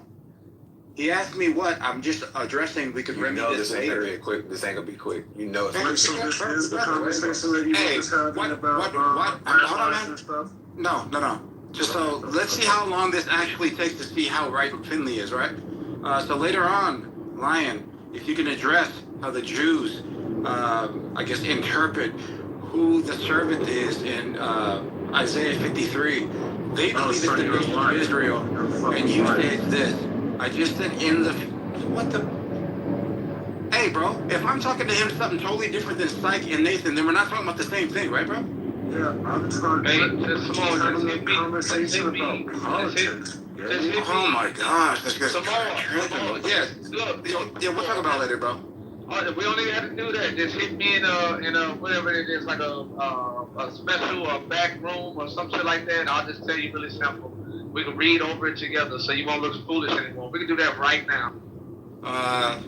Let's talk about politics, bro. Hey, look at that, Finley. You see how fast that was? You see how fast that was? Only because Lion yielded. Only because Lion offered a reasonable compromise. Lion said, let me not smack you around in front of these people. Let me take you on back here in the back. Let's have a Oh, conversation. so you didn't hear the part where Samoa said, "Let me know later." Let me take it. Let me take You it. see what I mean, bro? Let me take it to It's the. honest people. He said, let me take you behind the woodshed, so you ain't gotta beat them in front of your friends. That's what just happened, fam. Yeah, but I think Trump, obviously, like when it comes to like the Second Amendment thing that Louis talking about, as far as like the gripe, I think that he's overperformed in this administration. As far as acknowledging like where he's wrong, you can clearly see that Yeah, I'm gonna give you the examples, right? I'm gonna give you the examples. So, do you think that Venezuela would top like the bum stocks? What'd you say? Do you think that the tax returns that people are getting today, $2,000? Which people? As far as like which people? Bro, just relax, bro. Are you talking I'm about? just going down these points so we don't get bogged down in the conversation. Are you talking about a silver lining? Do you know what a silver lining? Because the tax returns don't offset the medical premiums. Wait, are you saying? Do you see what I mean, bro? This is horrible. This is what I'm saying, Louis, just so nobody's confused. I'm saying that when we're looking at the performance of a president, we weigh out certain things. Some things that we prioritize over other things. So I say, Second Amendment, bum stock people, first term, to second term, where he says this, or obviously everybody voted him in, right? I think it was like 79 million or whatever that was, right? So everybody kind of like went to the second term. In the second term, big beautiful deal or big beautiful bill, everybody gets all of this money as 4 terms, and then you get the Trump accounts where they match $1,000 per child. Okay? I'm not even engaged. Well, because you don't know about any of these things. Because you're a fucking bullshitter, bro. No, he's trying to point out that the gun thing was a nitpick. How is it a nitpick? All right, well, It is if you put it in context of everything. Thank you. You sort of said, like, how could you vote for Trump when he did this one thing? And it's sort of like, well, nobody votes for one thing. They're voting for a person who's going to have to make a lot of different decisions. There you go. There you go. And that's what Samoa was trying to say. He brought up his shield. Average tax return has increased by a couple Thank you very much, $100. Dewey. I'm really glad that you're a genuine interlocutor, Dewey. That's pretty cool of The you. average tax return for the middle He's class has motivated increased to by a couple agree with $100. you because it gets them on him. So you don't think I'm a genuine interlocutor, Louis? No, Thank I you. don't think you're being. No, I don't think you are. You see what I mean? Great. Okay. Wow, the over. And why not? And why not, Louis? Is it because making association be because of a political affiliation? You assume that I can't be good. Talk over the answer. Cool.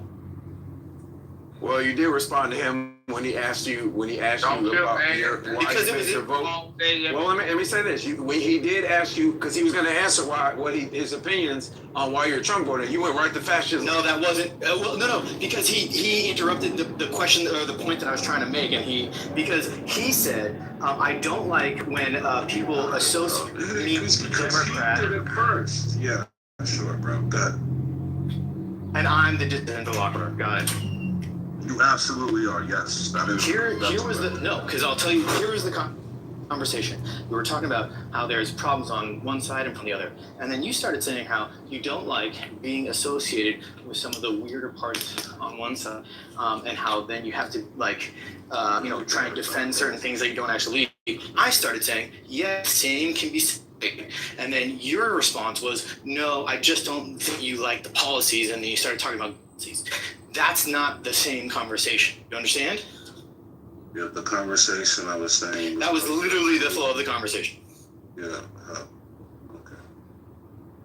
Yeah, I'm pretty sure I heard Louis say he doesn't want to have to defend those stupid wackos over there on the left. Right, and I started saying, why should I have to defend wackos on the right? And instead of engaging with that, he said, I don't think you should vote for him because of this gun policy. You're fucking, actually, this is actually nasty. But I think I'm seeing what fucking, no. Go ahead, say, what do you think of me now that after you... That's cool. You're proving my point. Hey man, you make weird associations about me. Real quick, I needed to take a beat. Dishonesty really triggers me and gets me pissed off. Dishonest. It's okay. It's okay. What's it called? I said it's funny to me that you voted for Donald Trump because the answer questions, about where you land politically, your political beliefs don't really sound like they comport with someone who votes for Donald Trump. You said, why is that? And I gave you a couple policy positions. That's just you gave one, which was guns, but that wasn't the flow of the conversation. No, I gave two. I said freedom of speech. Oh, freedom of speech. Right. Did I not say that? No, you did for a second. You're right. Okay. So look how genuine I can be. A couple more.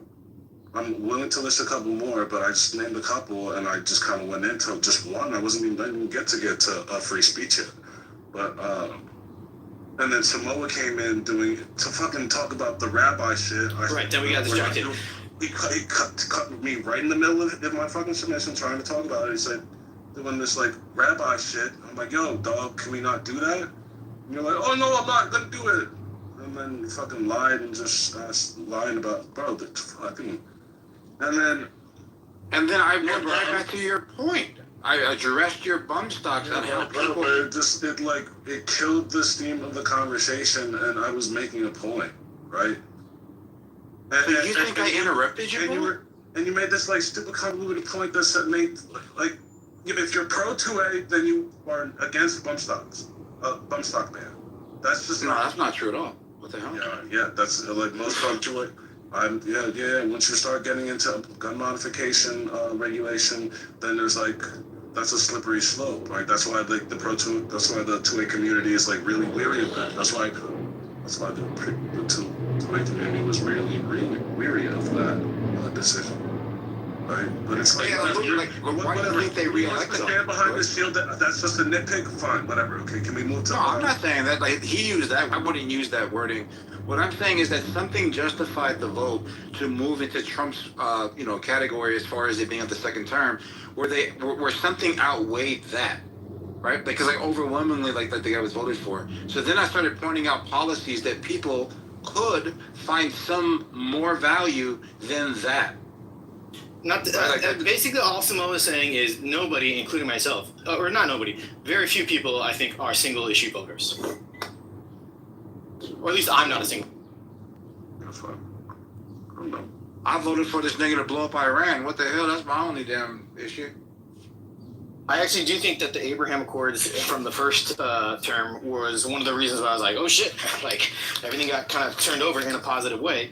And I think, again, in terms of international geopolitics, mean, we'll see. I still think the cards are up in the air, but he's certainly going to be one of the most consequential, right? Whether or not it works out, we'll see. But if it works out, it'll work out great, and if it doesn't, it'll be bad. But he's going to be one of the more consequential geopolitical presidents for a while. Yeah, but the only way that I see this going negative for him right now is if it escalates. Like if it goes back to bombing and it goes back to like closing up the Strait of Hormuz and it goes to it looks like to dig up a whole bunch of missiles. It looks like spy satellites and all these things, and you're like, okay, you dummy, what the freak is this? Right? Like that's how I would look at like right where it is right now. It looks like it's swinging to his like favor, right now. May have been the final sort of like thing, because the Strait of Hormuz was their trump card, and if we're like, fuck it, we're gonna up it, it might de-escalate from here, and we might walk away in a better position. Yeah, we need time, guys. We need time. We need time. Like it's way too early to force. Yeah, I agree. Yeah, it's. So what do you think about the Pakistani representatives that facilitated the negotiations in Pakistan, in Iran today? Because like what I pulled from that, and a couple of people reported on this, was that the reason why this person would have to make that is because he needs to speak to the guy. Bro, the thing is, Samoa, there's so many moving pieces, right? Like, for instance, a little thing like the Pakistani representative didn't wear a Western tie. And people are like, oh, because he didn't have a tie on, he's actually biased towards the Iranians.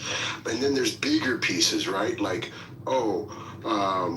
Benjamin Netanyahu keeps saying, look, man, we're going to do what we're going to do. Like, we're not tied up to this shit. Like, we're going to do our own thing. Pakistan doesn't even recognize Israel as a country.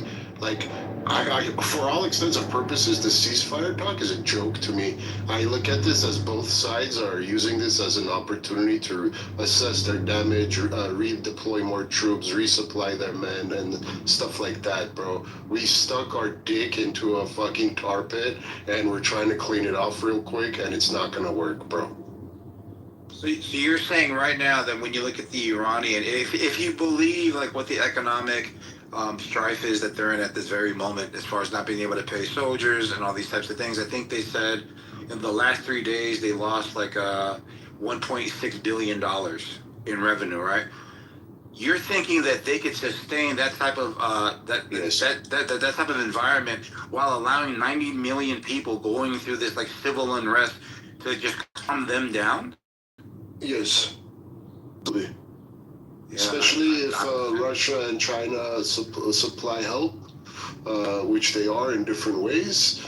And also keep in mind, bro, these aren't like soldiers that became soldiers to go to college for free. Like, these are people who will fucking die for their cause, bro. No, I totally not like, oh shit, it's the fan, I'm gonna bounce to fucking Utah. And right, so I understand, so I understand how people are going to respond with external threats, right?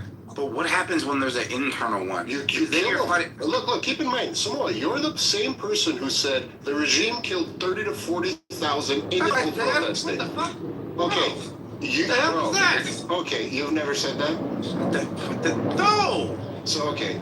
There's people who say this regime killed 30 to 80,000 innocent protesters. So if that regime is still in power, what makes you think they won't kill 2 to 3 million people?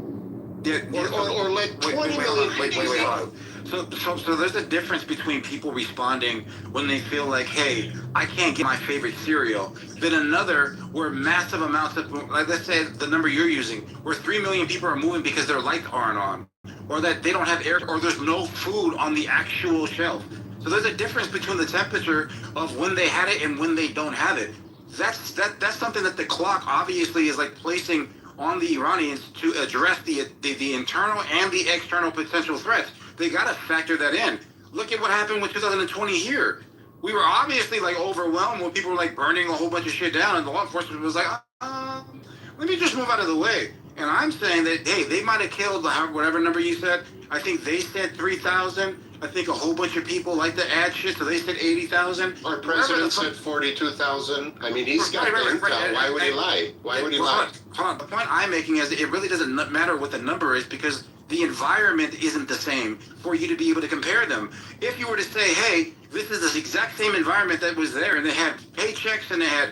So it's never going to be the exact same environment. My point in comparing the two is to show the character of the regime. Look, the final point is, and I think Samoa would agree with this, and I've said this before, like, the cards are still in the air.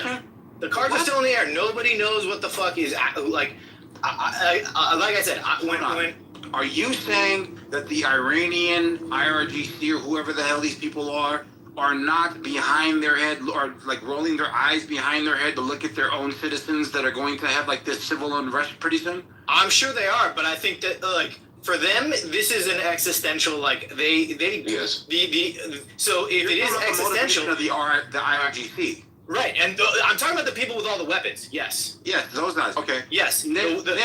Then when the lights go off and these people start putting their arms down because they don't have no paychecks to feed their little children. To Oleg's point, that might not be the thing. Yeah, you're not listening, bro. Bro. The military elite is always going to have food, brother. Their families are not going to starve, brother. It's the random poor people. It's the poor people that are going to die, and they don't care about them. So Oleg is saying that the RGC, regardless, because they're such a prideful people, they're going to go to the very depths regardless of the situation. I'm saying that the civilian population is going to add another variable of stress on top of that for them to be able to defend that. Then Oleg counters and says, well, they'll just kill them all.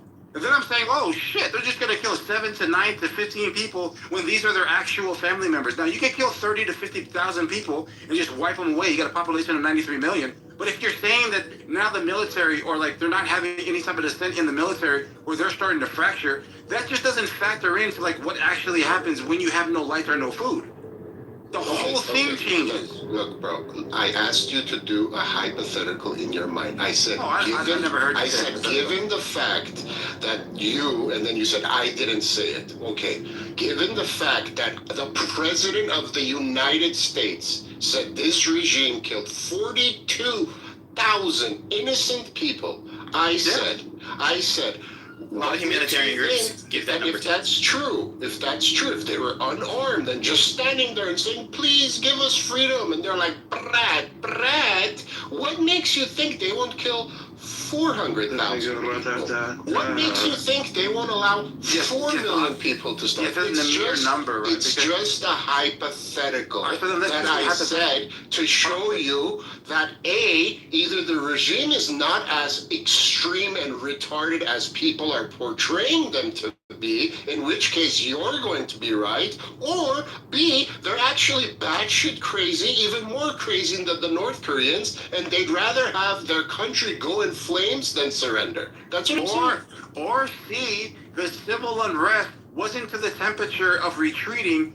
So then when you factor in, let's say, 4 million, and they're all moving forward and nobody's retreating, the IRGC has to make a different decision at this time. Right? So like what I'm talking about is the result of in this hypothetical, the result of the blockade being effective.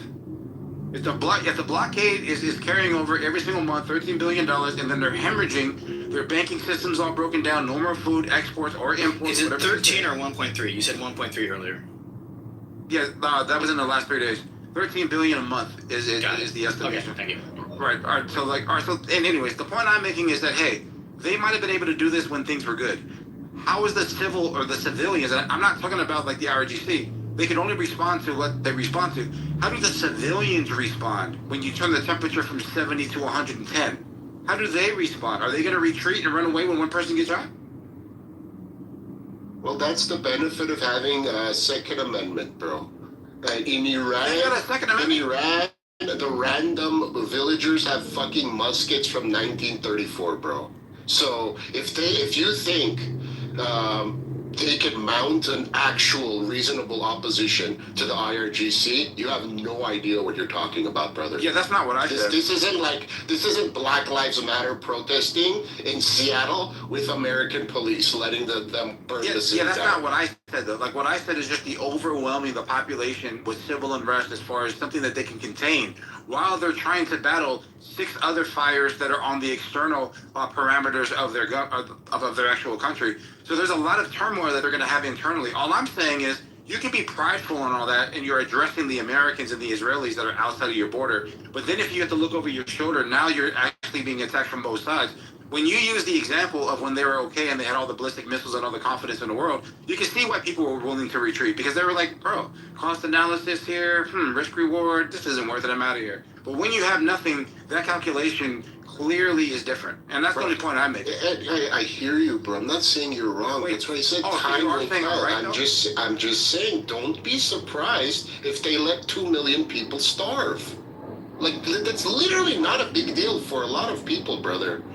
Wait, like, you think Putin cares if 2 million Russians die? No, he wants to win the war. Hold on. I wouldn't be surprised with anything that happens here. I'm saying that this is just an added threat that Iran, in this economic, is going to have to address, motivating them to get to the table. I don't know what it is, but something is motivating I told you, both sides benefit from this because it gives them time to damage, redeploy troops, realign assets, and things of that nature. It happens in a lot of wars. All right, so America is able to kind of like restock, reinvest, recalculate. Yep. You're saying that Iran, while they're digging up all of like the tunnels and all of the things, you saw the satellite photos, right? They're literally doing that as we speak. Yeah. That's the point that I'm making. Yeah. So they're trying to like dig things up. They're trying to like get back on their feet. And what I'm saying is that I think the blockade serves 2 purposes, so that you can monitor like what assistance that they're getting from outside, it being of China. I've seen the back and forth as far as like their statement to Donald Trump's statement as far as like he's going to give them a bit, and that they're not going to provide weapons and all these types of things. Where China like says, hey man, America's like doing a really good thing when it comes to like opening up the Strait of Hormuz, but then says, hey, nobody speaks on our issues, right? So they're taking a position that's kind of even keel. Donald Trump took a more dramatic position by saying China's on our side, not on Iran's side, which is playing like these psychological games. Yeah, didn't you say I spoke to China, blah blah, and then the Chinese people said we never talked to them? No. Yeah, but then, well, hold on. But then towards the end of the statement, they say that they applaud America for doing like this thing with the Strait of Hormuz, right? So it's kind of like, officially, we're going to say we never spoke to you because of the amount of tension that's going to cause between them and Iran. But at the end of it, they do offer like some sort of a compliment of America opening up the Strait of Hormuz, it being for like commerce or like maritime, right? So like, if you're taking from that they never spoke, I think that they have spoke, and that was the most politically calculated statement that China was able to offer. Bro, I'm just monitoring our president's tweets. To me, it's very obvious he's neurotic, he's impulsive, and he's losing control, bro. He's not in a good place. Do you know when he was in a good place? When he drone struck Soleimani, and you know what he did? All he did was post a picture of the American flag, brother. No need for a fucking rant, 3,000 word tweet explaining that CNN gave me 100%. Like, no, but post a fucking flag. We'll know when you're winning. You don't need to give me words. Post the fucking flag. Yeah, but I don't post think the flag, brother. Yeah, but I don't think that's for you, Oleg. I think the flag is for us here in the country. But those posts are for the Pakistanis, the Russians, the Chinese, the Iranians, the Saudi Arabians, the EU, the NATO alliances, or whatever this is. These tweets are all like directed to certain groups of people, and they need to be able to drive, hey, I'm hella fucking crazy. No, I'm really, really calm. Hey, I'm fucking really crazy. Bro, this isn't the way that we're supposed to like engage. What the fuck? What's this guy talking about? Is he fucking serious? Right? Like, this is how you keep people like off keel. And whenever I'm looking at his post, I believe that I know when he's talking to us and when he's not talking to us. Right? So, like, for example, he makes this statement and then the stock market gets fucked up. He says, we're going to block Hormuz. Well, let me just point this out. We're going to block the Strait of Hormuz. Stock market gets fucked up. Here goes Central Command. What we're actually going to do is this. Stock market goes in the other direction immediately. Right? Because of the fact that people are trying to interpret, like, what the fuck he means because he's not clear when he communicates. And when I'm saying that, hey, this is directed to the Iranians, hey, this is directed to the Chinese, hey, this is directed for the UK or Germany or Spain, people are like, no, he's talking to us. Oh, okay, all right. Obviously, people aren't paying attention as you and I, Oleg, or people that really want to stay on, like, being attentive. People just try to hear what other people think that somebody's saying. And I'm thinking that we're going to be a hell of a lot more right than we are wrong. I just don't like his style, brother. I hear what you're saying. I can tell, bro. Like, never mind the healer fucking meme with the soldier in the clouds turning into a demon or some sort of angel. It's either an archangel or a demon. I don't know. And then Monica came in today and she had the original post that some other dude posted, but the soldiers didn't have the wings. It's these little things. It's like, bro, what are you doing? We're in the middle of a fucking war, bro. Like, lay off the Pope, bro. But like, What do you think Iran's doing when they're having the battle of memes? Like when they're saying their Lego memes are fucking fire, bro. You see how he just posted his three, man? He doesn't even register like what you just said. Like, why are we attacking the my gosh, bro. The Lego memes are fire, bro. All right, watch this. Just defend. Oh yeah, so let me just point out, like, the reason why I'm showing you this here, right? There are two people playing the meme game. Trump and then them responding. Trump saying, open up the Strait of Hormuz. Them responding by saying we lost the keys, right? So they're engaged in this back and forth. What we're doing is criticizing our side for playing the game, but then when we look at them, we're like, oh my God, that shit is fucking hella entertaining. Yeah, that's just the shit right there.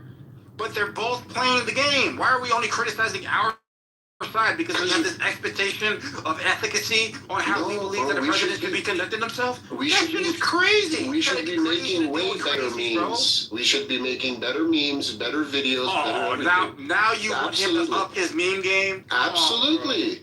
Absolutely. What do you say? He's posting himself as Jesus. And you know what pissed me off? He should have had the balls to say, yeah, I posted myself as Jesus. What? You didn't find it funny? Fuck you. Fuck the Pope. Fuck Catholicism. I'm the man. I'm in the middle of a fucking war. That's not even how he feels. But he's I wasn't Jesus. I was a Hitler. Like, get the fuck out of here. Hey, this is a good Oleg right here, bro. Let me ask you a question, Simone. Yeah, what's up, bro? Do you believe that Donald Trump believes that was a picture of him, like, superimposed as a doctor? Do you believe that he believes that? Yeah, I don't really. To me personally, let's say that he believes that he was, like, poking fun and he was Jesus, just like what he put today. Yes and no question with, like, all these words. I'm just saying that maybe, but I just don't fucking care, right? Like, I'm an outcome contingent type person. That's that's crazy because that's the closest. Bro, you guys have an expectation of how our president is supposed to fight, and I'm telling you that there's certain styles. It's just preference. It's not expectation. It's preference. Hold on. But yeah, I'm saying that right now, right? Styles make fights. There's certain fighters that people look at and they're like, man, this motherfucker's boring, but he's 50-0, right? Would you rather have the 50-0, or would you rather have people saying, hey man, can you fight different? Can you throw more punches? Can you stand there so the guy can hit you? And then he's looking at you like, 50-0? Fuck your 50-0. We want to be entertained. Come on, this is like weird stuff. This guy does it the way he does it. You got people right now, and I feel this way right now, regardless if it's Trump or not. I don't believe that the prophet of the Mormon church or any actual, like, religious leader should expect sort of, like, immunity when it comes to criticism when they step out of their lane. Especially when these people are supposed to be, like, so godly, when obviously...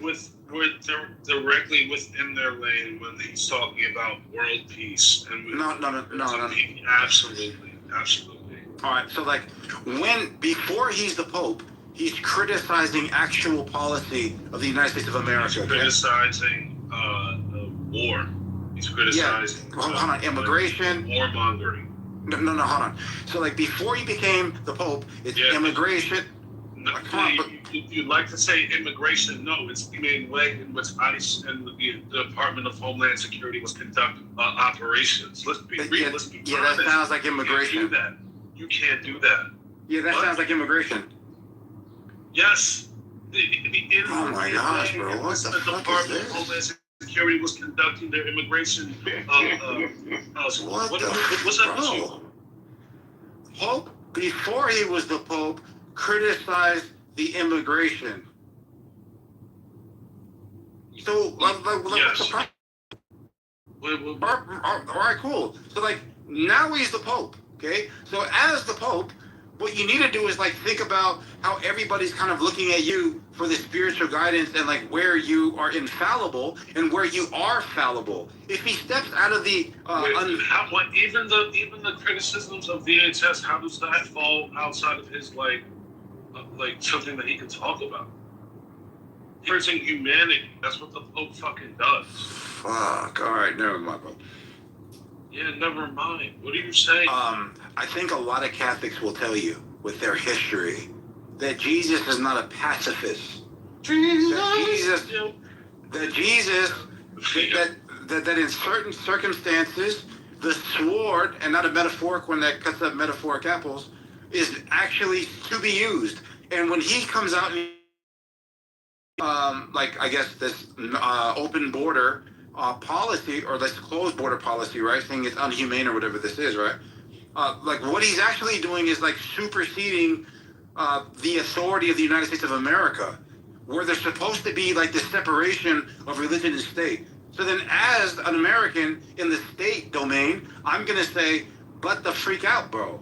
Like, speak to your people over there. Stop criticizing and making everybody believe that America's evil.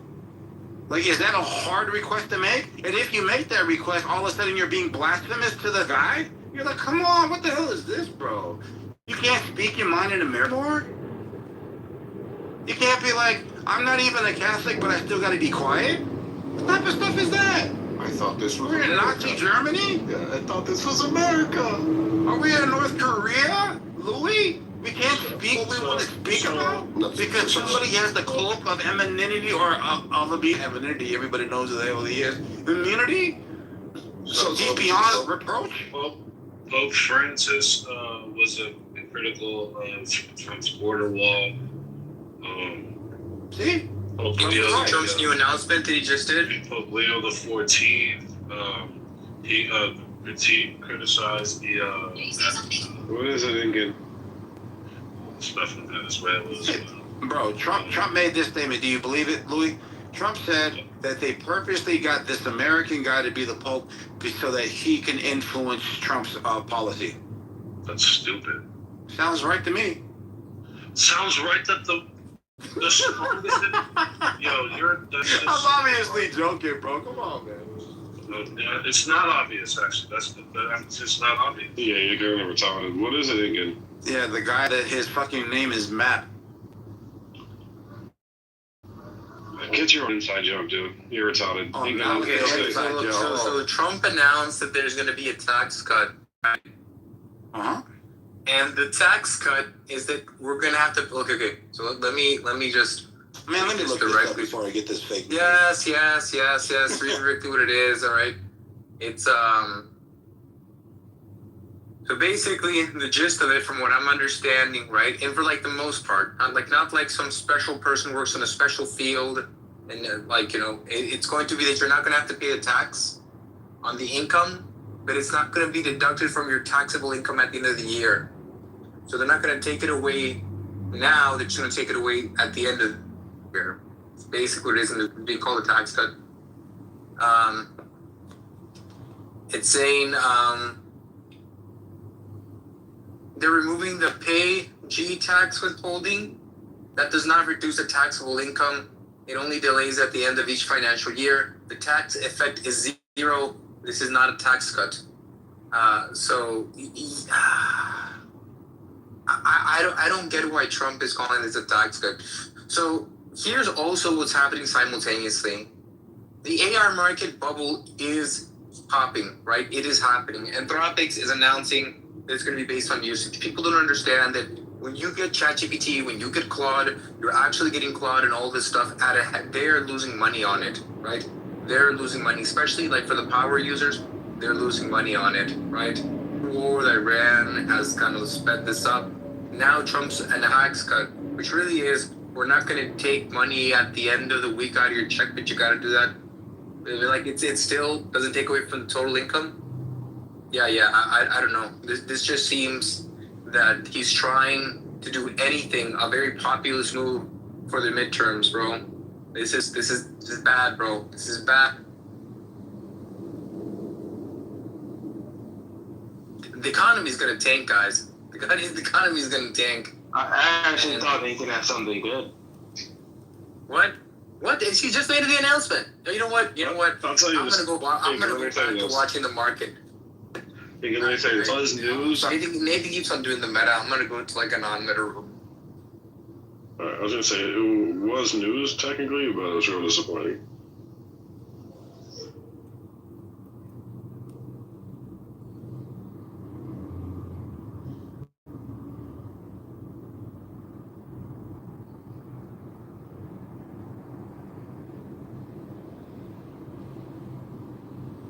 So, bro, did you see the Pakistani dude's command stick pause?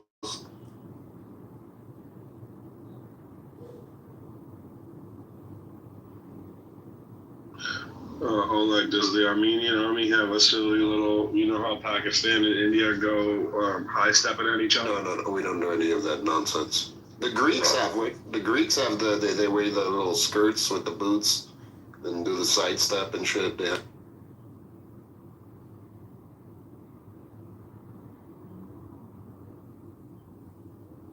I saw you come off mute line. You can go ahead. I'll go after you. Yeah, we just constantly get invaded and killed by the Turks and Azeris. That's what we do. We don't have time to make up dances.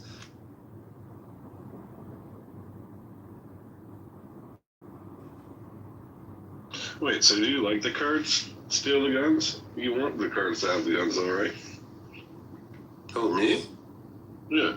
I don't give a flying fuck about the Kurds. Oh, so you just let the Turks and Kurds go at each other? I mean, I can't stop them. The Turks hate the Kurds more than they hate the Armenians, bro. More than they hate the Aiks. The Turks will never be peaceful with the Kurds. And vice versa.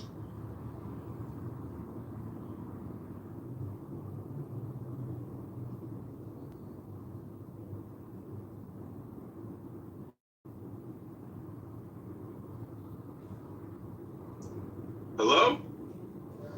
Hello? Oh, is all the bullshit over? Yeah, we're at a ceasefire. I'll go after Lion. Hell no. You know what happened, bro? Is that Oleg wanted us to believe that these IRGC people were so crazy that they're going to kill 60 million people. Absolutely. Yeah, nobody cares. Yo, 70 million does people. anyone have HBO Max here? Does anyone have HBO? 80 million people. Does anyone have HBO? I do. Where does it stop? Okay. Are you watching DTF St. Louis?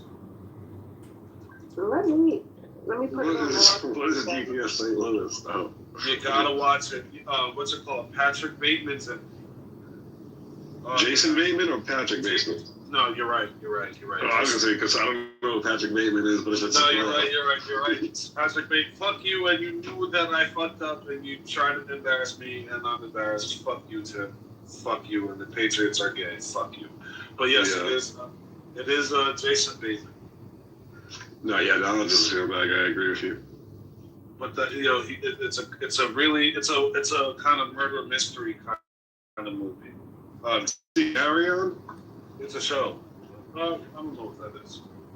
Damn, you didn't see Carry On? What's Carry On? The Jason Bateman. It's like a Christmas. Okay, it's a Christmas movie on the same level Die Hard is. You didn't see the Jason Bateman movie with the dude from Kingsman? Kingsman. What's that's it. Oh, the fucking the fucking British guy. Yeah, the little blonde British dude. Carry On was really good. I watched it. Yeah, Carry On. I like Pitt on HBO. What's it called? It's Pitt. P-I-T-T. It's the hospital. Whoa. No, it's kids. KID. And I'm gonna watch the DTF. I keep going past that, and I didn't know if it was good. Okay. No, it's good. It's like a murder mystery. It's like a weird, like dark humor kind of. I like dark humor. Yeah, but it's like a murder mystery. Okay. Wait, what is it? It's called DTF St. Louis. It's on HBO. Thank you. Nathan Knowledge, are you here? Actually, I actually didn't catch the last episode. It comes out on Sundays. It's actually it's airing right now. I'm not sure how many episodes it's gonna go. It's the first season. Good show. Yo. Them niggas are. I think Nathan is painting a naked man or something. And Gustavo is like, I don't know. The model for the naked man that Nathan's painting. Most likely that, or he's probably like undergoing some like knee extension surgery to like add like 4 inches. Yikes. So do we still have the policy that we restart the room when a valued White Belts Chillism member is removed? Wait, who got kicked? Who got kicked? Who got kicked? Da, da, da, da, da, da. Yesterday morning, Shy got removed. By host? They can't kick it. Yes, she That's can. a lie. And kick it. By host. Yeah, we know. I never know. Now we know who did it. You see how? I swear. No. Don't do that. Don't do that. Don't do that. You there, Nathan? No, I heard the room being restarted, and I was like, what's the lie? Oh, yeah, we know you did it. Yep, we got him. When did she get kicked? Why you do that, Nate? Yesterday morning. Why you think Shy did that? I kicked Shy. When she got kicked. So where were you? Where were you at the time Shy got kicked? Do you have an alibi? I don't know. I remember her being in once, and her being told like, "Hey, you being loud," and she got moved down. You remember or you know? I remember. Who was there too? You was complaining about her too. You remember when? Yes, she was. I did. What's his name? One more time. I said one more time, but it seemed like you were a little more passionate. Nathan said you're coming with me also, bro. Look at you now. No, that's how many people did you move down? No honor among thieves. One more time. I moved a couple people down, but I didn't move Shy down. I tried to move it down, and it said error. I was like, oh, someone got me before. So you're blaming the computer? Is that what we're hearing, Mr. Gates? No, someone did it before. That's what usually happens. Someone does it before you. I'm like, got it before I did. But well, they didn't just get her; they got her. Why she didn't say it in the chat or the Discord? This reminds me of that time that Bill Gates was you guys proposed and asked him who wrote the email. You never checked the Discord, and I did. Huh? What did you say, no? You said, why didn't you put it in the chat? Because if you write in the chat and get kicked, you can't write in the chat. No, I mean the Discord. The Discord that you guys never checked? I mean. More Discord. Knowledge, check your back channels from Shy. Her username is guess 3 something 27. I'm gonna check right now, though. Y'all niggas just not vigilant, bro. That's a fact. We kicked up. I think Nathan needs more lube. Hold on. Chop you. I don't think she got kicked. You get that Diddy oil for Nathan here. Hold on. He's gonna keep squirming. You lie about getting kicked. That's that Shy. Yo, get the fuck out of here. No, hold on. It didn't. I have a message from Sasha yesterday. She got kicked from the room. I'm not for At what time? I just Yeah, y'all niggas waste play, does it bro. tell you the time? Can't do nothing about it right now. What time she sent the message? Come on, it says 1 day ago. It doesn't say a time. It just says yesterday. He's lying. I believe knowledge. I could be sorry. I could yeah. Yo, you don't have to corroborate your lies, bro. It's okay. I think Louis kicked her, you know. Yeah, it was me the whole time. Oh wait, hold on, Nathan. Which troll are you gonna cling to? The one that Shasha wasn't kicked, or the one that Louis kicked her? Which one you going for? Cause you kind of split there. I didn't kick her. Did I say you kicked her? When did you hear those words come out of my mouth? Alright, there you go. PTR. Where were you on the morning? PTR. I got a message yesterday. At approximately 10 o'clock Eastern Standard Time, Nathan. I got a message from Shasha yesterday saying who kicked me. I had no idea she got kicked because I don't read the messages. Well, this wouldn't. Knowledge. You can check knowledge. How about this? You can check the logs. I can't check the logs. Oh yeah, this room is still there from yesterday, but they don't show who removed people. Yes. They don't show. They don't show who removed people. Oh, you're right. So before it used to tell you who moves people down, who freaking kicks them, but I don't think it shows you that anymore. Let me see that. I don't think it shows you if the host does it. No, it used to. It used to.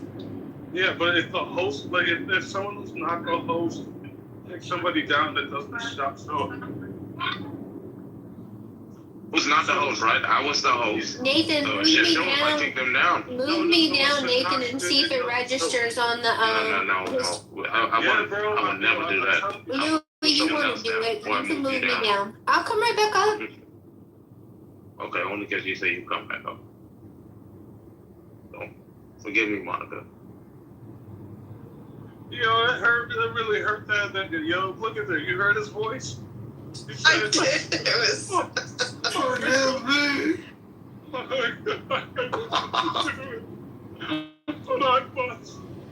Y'all stop hating. Stop hating. Now I was gonna check the logs. I can't check the logs. So, the hating on me is kind of hard being Yo, Gustavo. Monica, you said you was gonna come back instantly. You said you waited so long? Wow, it's Yo, Gustavo, I'm tripping or you can't see that? You can't see that he moved there, right? I'm still upset that you allowed Matt to moderate you this morning, Nathan. That was not cool.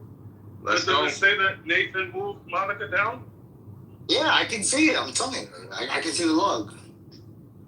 No, wait, because my shit is not saying Nathan moved her down. Yeah, because you know that happened. Yes. Okay, so then you guys see everything move it down. Yes. Alright, so y'all know, so y'all niggas just capping. I can't see it because I'm not on an iPhone. Wait a minute, but it doesn't show who removed people from the room.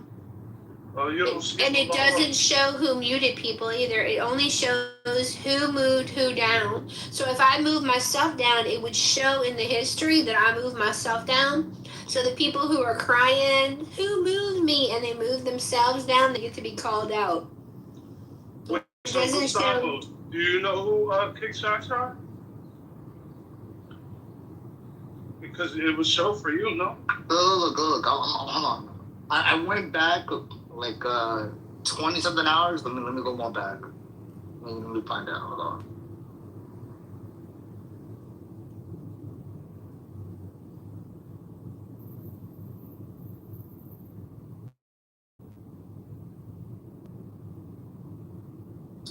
Tim is happy in the goo. He said nobody needs to bring him up. He moved himself down and is trying to scapegoat Oleg. Thank God. Now, leave that dude right there where you go off the line. Oh, shit. I'll go right after the line before 10.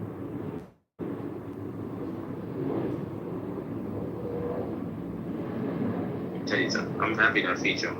That's the truth that set you free. It needs to go further. It needs to show who muted people and who removed people from the room. But I don't know why they're arguing. Because historically, White Blizzard rooms get rebooted every morning. So she would have been back in here this morning had protocol been followed, gentlemen. No, we've been having a busy one, and I didn't want to see that. Maybe it's a correlation. Yeah, I just found out who kicked her, man. That's wild. You're not gonna tell us? Yo, that is crazy. Wait, first tell us how you found out. Look, I don't snitch, but it's in the history law. Hell yeah. Bro, that is crazy. Yeah, but like we don't have access to the history lab. Okay, I know the mods who have Apple phones, they do have history. Well, I would like for whoever removed her from the room. Knowledge. Was it Nathan though? Knowledge. Was it Nathan knowledge? Mean more to me if the moderator admitted it without being called on. How long ago was it? Bro, it was 25 hours ago. 25 hours ago. Yeah, bro, it's... Dang. The fact that no one admitted to it is crazy. I'm not snitching. I don't snitch. But bro, You don't snitches. You just process of elimination. You don't snitches? You're one of the biggest snitches in So now we restart the room? Can we just I think we should, to be honest. So Shy was kicked. She sent me a DM. She was kicked. It's in the logs. I think we should start a new room.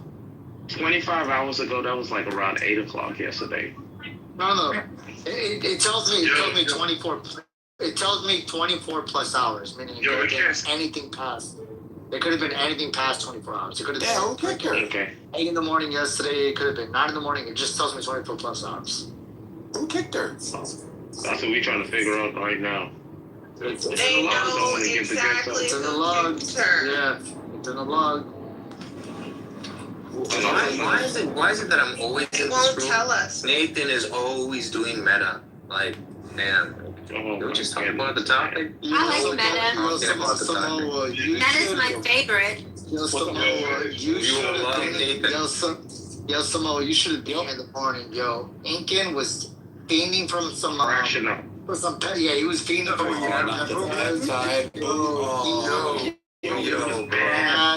out. Oh my god. Hey bro, why you gotta hold your buddy's knowledge? Why you gotta hold your buddy's He was scratching his arm. What the fuck? He was We're having a rubbing fucking his lightsaber nose. competition, and you were coming like on fucking solo, He was bro. What the fiending fuck? this morning. He was crashing out on everybody this morning. No, I crashed out on 2 people. Look, someone came in the room, said, "Hey, Incan, how are you doing?" He couldn't help it, bro. He was crashing. Oh my god. Hey yo, bro, the idea that he said it was like, only 2 people. this motherfucker did this and I shit you not for like 10 minutes. That's crazy how So it's Wednesday. What should be? We're restarting the room. What should be the new title? What should be the new title? Oh, okay. That's crazy how it hasn't even been a full minute. Knowledge, you heard? It's already snitching. Knowledge, you heard what Nathan did to me this morning? What happened? Man, like, it's like that one. had a cue. He had a cue. Before you do that, alright, I'm going to start a new room. With the replay, so I can tell this story on record. I just made it, what you call it just now, the event. You want to just start it from there? I got that new event set up. You want to start it? You want me to start it?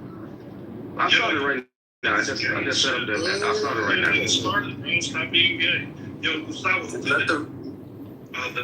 Wait, Gustavo, we can't find it, bro. It's there. Well, I can see it. I don't know if you can see it, but I can see it. My shit don't say 20. When you said 27 hours. No, it just says 24 plus hours. That's why I said 25. Yeah, there you go. All right, okay.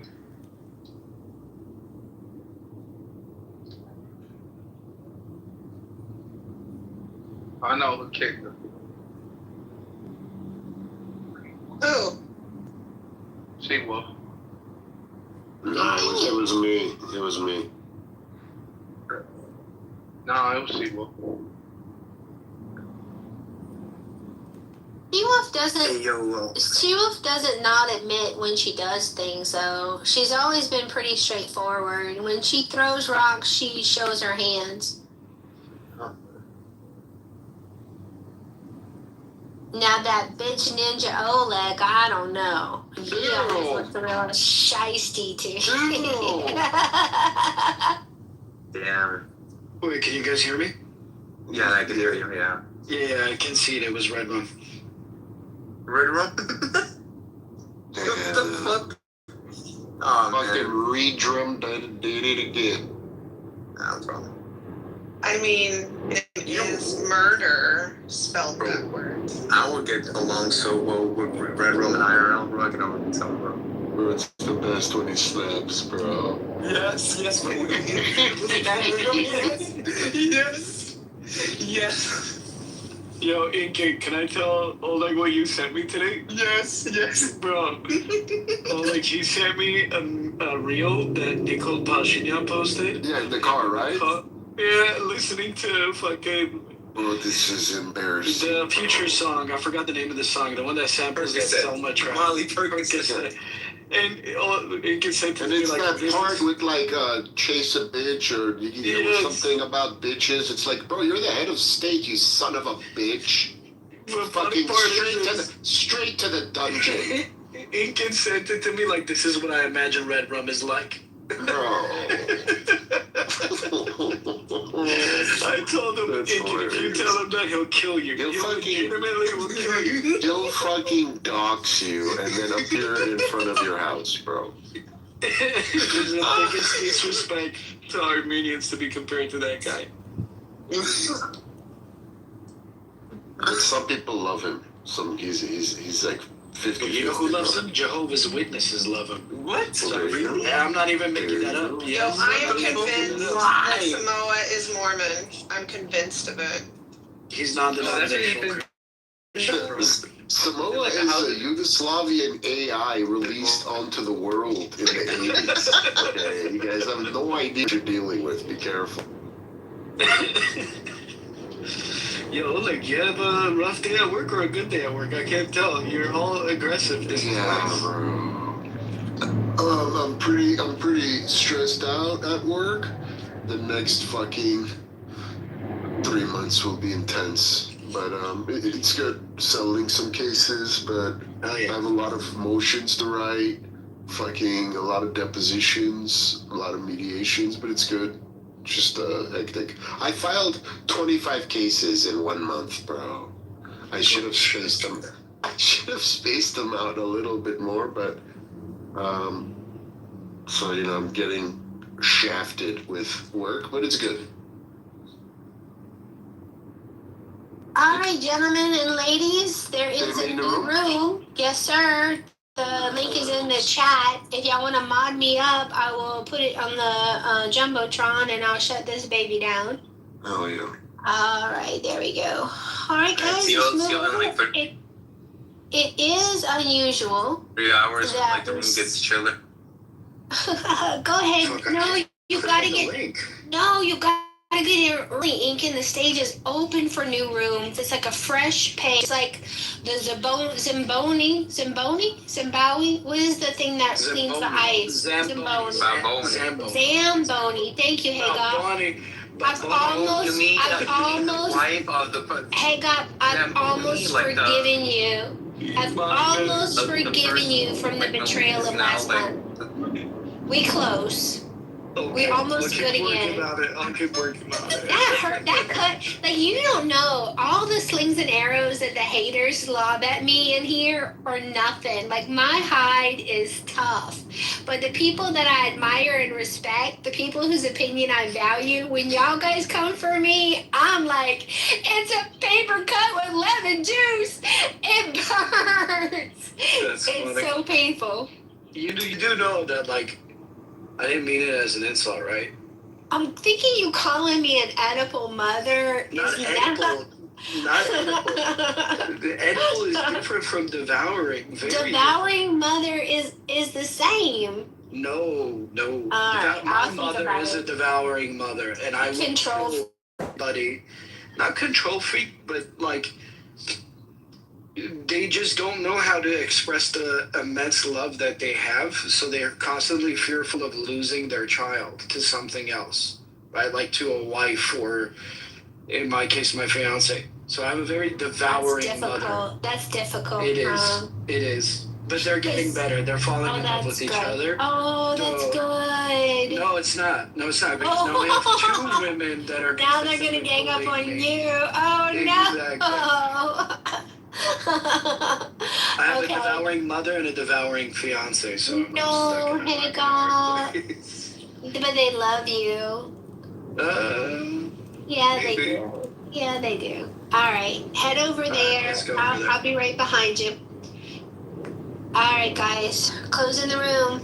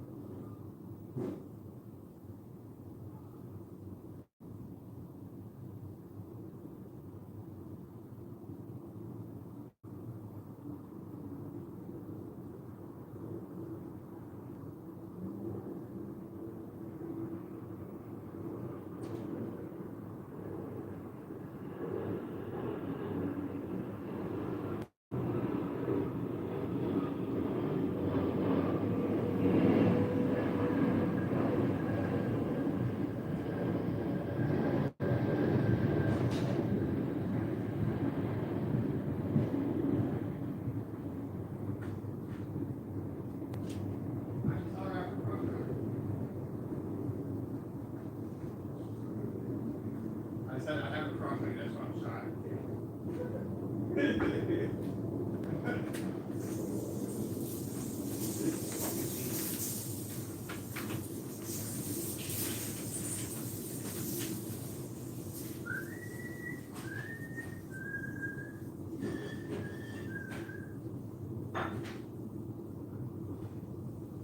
You autograph these. A lot of these I bought. Like this one here is it's supposedly a Basquiat, and I saw it go for $65,000. This one at like $500 now. You didn't autograph this one? Good. I mean, it's supposedly a Basquiat. Damn.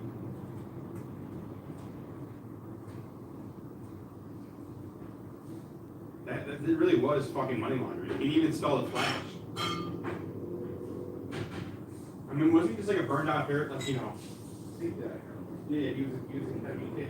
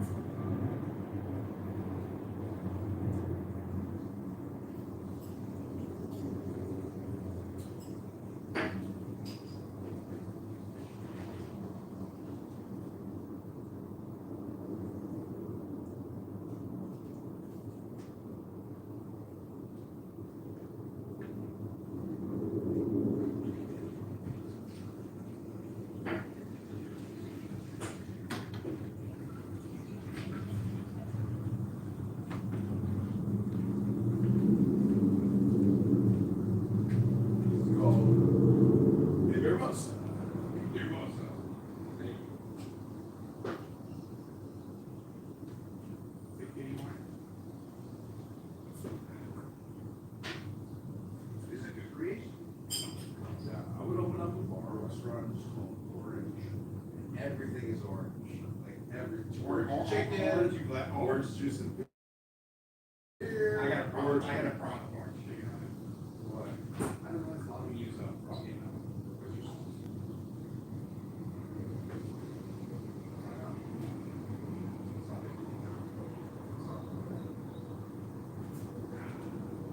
But orange chicken is good rather than natural.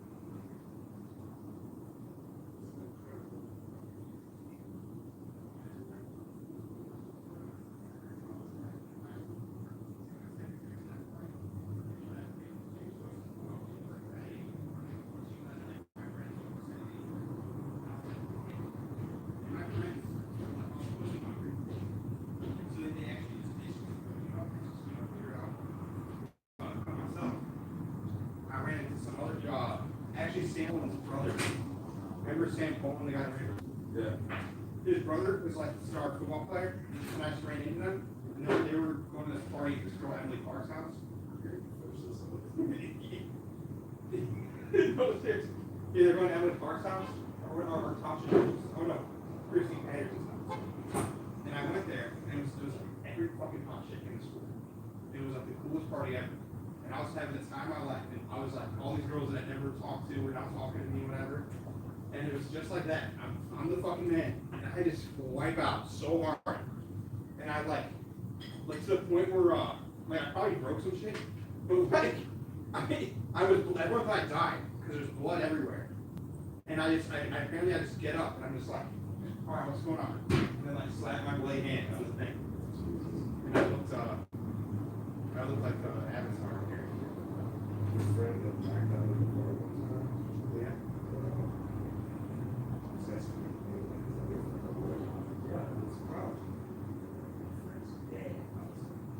And then they run up to my friend and they fucking smash him in the face. And they run out of the bar. My friend jumped back up like, spring, like nothing happened. I was like, are you okay? He goes, yeah, what was that about? I don't know. Well, it turns out that our other friend, who looks like our friend, he robbed them in the bathroom. Was trying to buy cocaine from them and decided to shove the guy's face in the toilet. Smart. After stealing the cocaine. Old move, huh? Yeah, I was like, oh, I wonder why they want to kill you. Yeah, I don't blame you. Why would you stick the guy's face in the toilet? I know. Buying cocaine from an illegal Mexican. I'm glad they're not going to.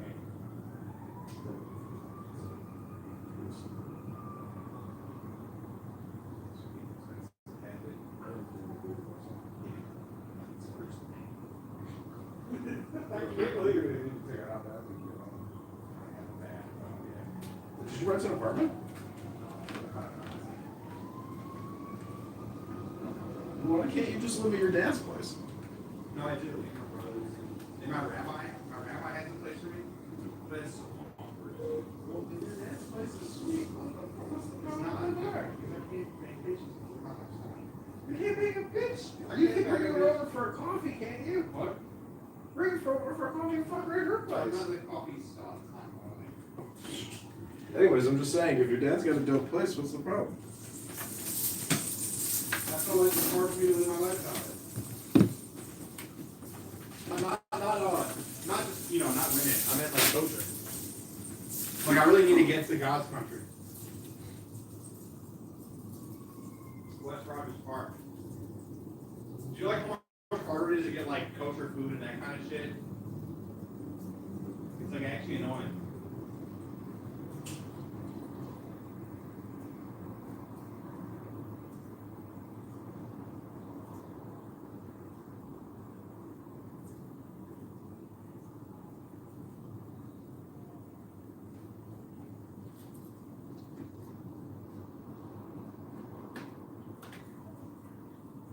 I couldn't hear you. What were you saying?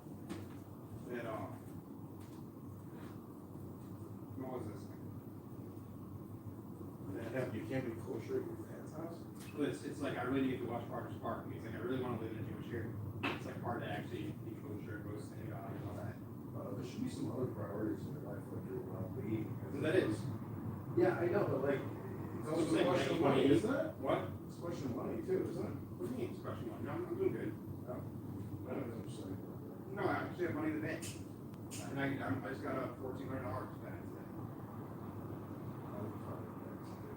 Yeah.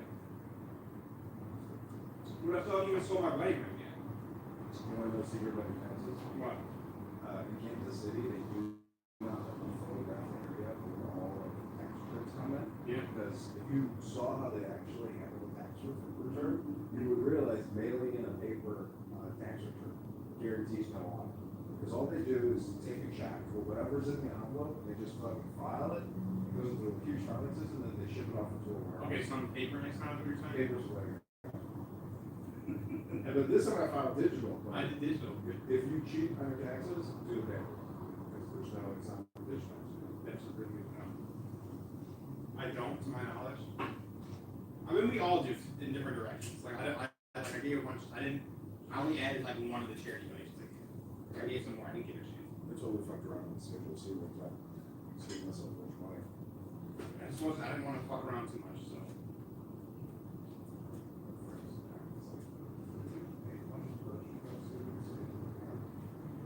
Why that kind of scared me, where he's like, an audit is so expensive that it's not worth it. Yeah.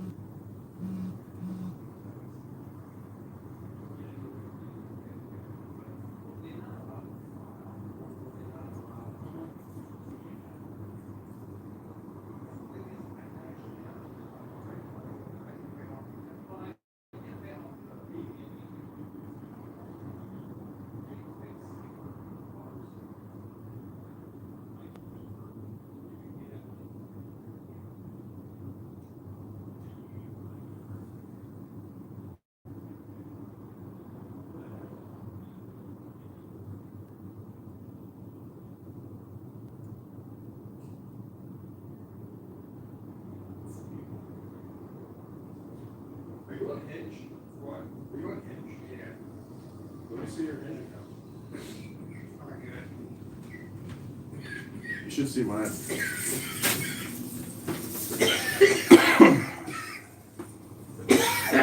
Plus, I'm like,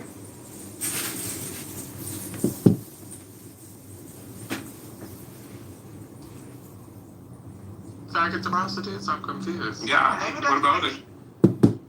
Oh, here's the John Locke book I got. Pretty good. John Locke's legit. Got Thomas Paine, John Locke. This is a really interesting book here. It was expensive. It's very interesting. It's the ISIS. What is the Isaiah tablet? I had never heard of it before. Me neither. It's from ancient Egypt. It's like a 5x3 copper plate. Yeah. But all these hieroglyphics, like there's an interpretation to it. So this book deals with the like occult interpretation of it. This was the guy. He's got Westcott Supreme. Yes. But it's beautiful. So that's, I guess, maybe the real relief, or that might be the real relief. But this is the hand drawn one. And so I haven't gotten into. I was reading about the history of it, but I haven't gotten into the actual translation of the hieroglyphics yet. But I believe it's ISIS. I believe it's ISIS. Like some kind of ceremony. Like so. Anyways, I'm gonna find out what it's about. But this book is, printed in England. Beautiful. But AC's look at this. This is their own binding company. But this is from a group in England called the Hellfire Club. Oh, I know about that. Cult Mystics or something. Yeah. There was actually some founding fathers. I think Benjamin Franklin was in there. Oh, really? Yeah. Shit. You know, wrote a Jake Tapper book. But they send me all. I've been buying their books, and they're expensive. Sure. Those are all new printings of old stuff. It's just like.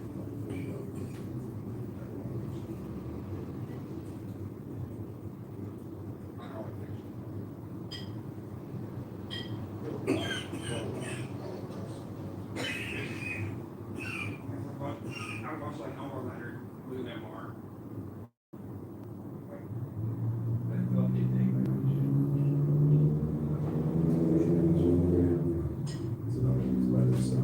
Army colonel from the British Army who was friends with Crowley, Aleister Crowley. So just pick any page in here and read it, and it's very interesting.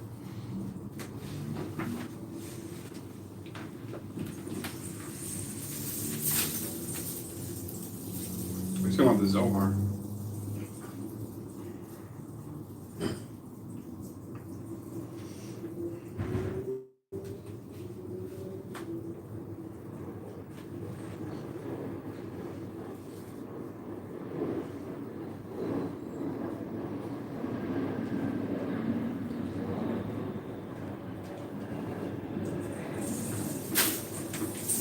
This is really interesting.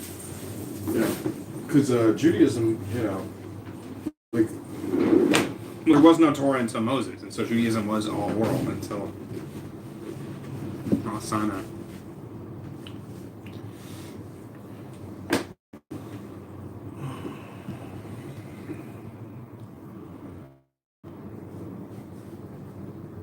there's like a consistent Donald Trump in the House. This makes you.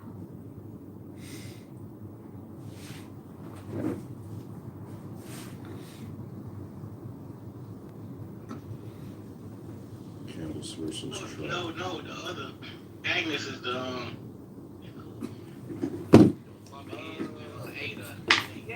Japanese drums.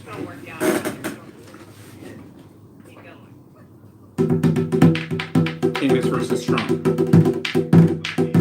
Bucket Boy! Who will survive? Bucket Boys.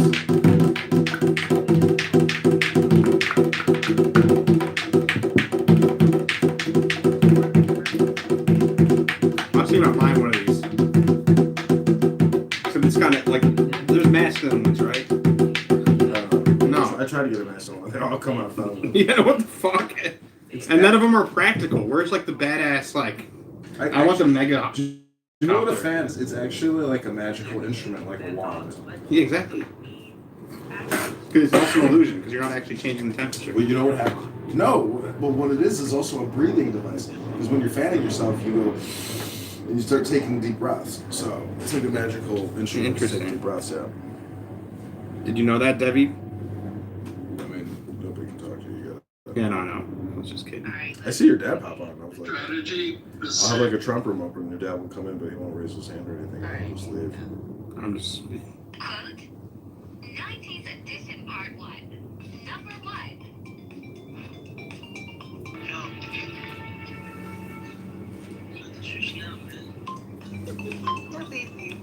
Juice. Made it harder. Number 2. Okay, now go Friday.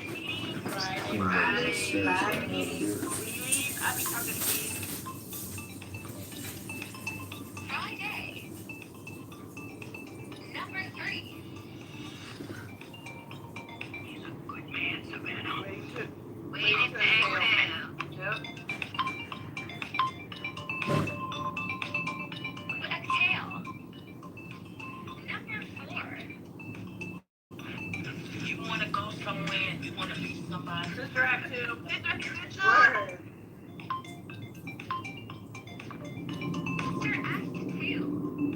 Back in the habit. Number 5. How do I know it's my glory? Good. Oh, Bad Boys. Bad Boys. Number 6.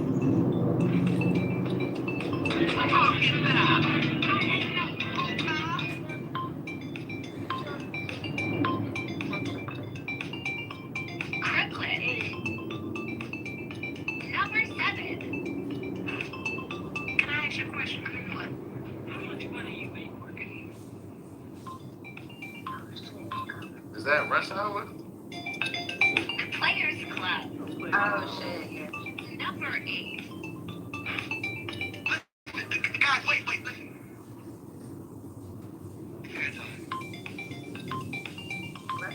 I don't know. The Sixth Man. Oh, shit. Number 9. My great-great-granddaddy was a slave. He was a man. Money That talk. was Chris talking. I don't know. Dead President. Oh, Dead President. Oh, yeah. Number 10. You missed two. Son, you're doing this wrong. I ain't going back there, no way. What's the matter? Fifth Central.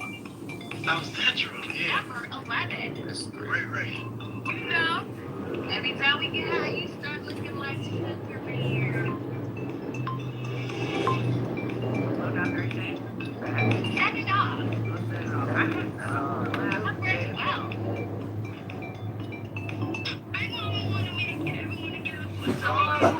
Ah.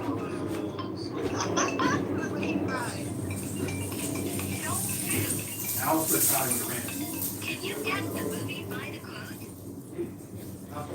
Dear God. So he missed four. Missed four.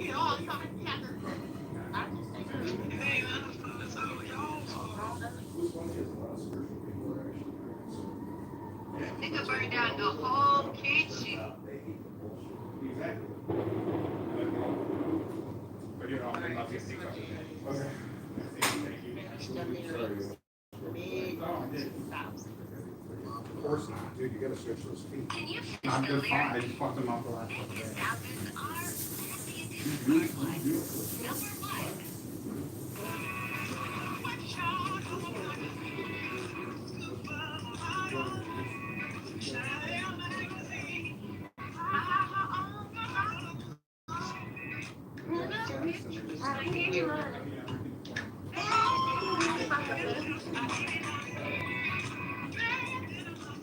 Number 2.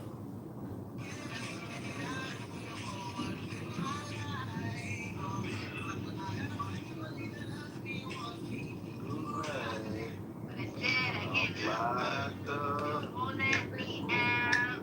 No.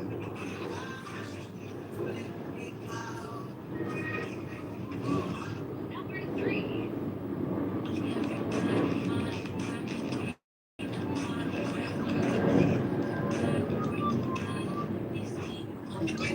Run, what you found, everybody get on the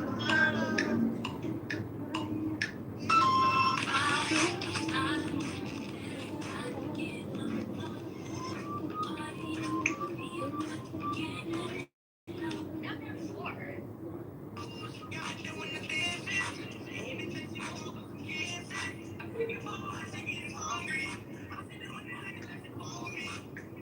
You really know this sir?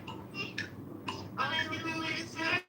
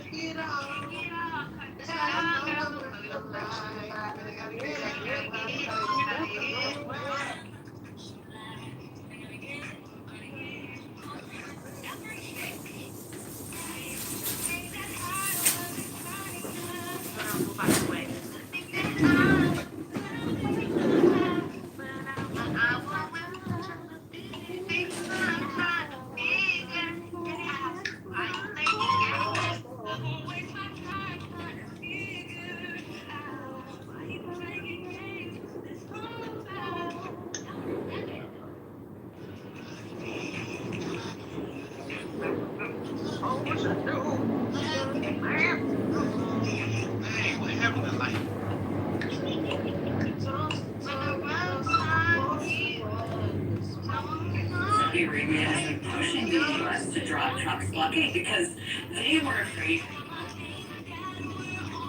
I think that they are threatening to do. One thing ever, the idea that what Saudi Arabia wants and what Trump wants are two different things. That is particularly significant when you remember that one of the people leading negotiations with Iran right now is this guy. What are the, I would say, things you have in your mind, in your body that you are using to be a deal maker in this very complex, I would say, field, which is peace? Yeah, so I think peace is not that different than business. That's Jared Kushner. Okay. That's, of course, Trump's son-in-law. Y'all know who he is, Jared Kushner. That was in 3 weeks ago, 28 days into Trump's war with Iran.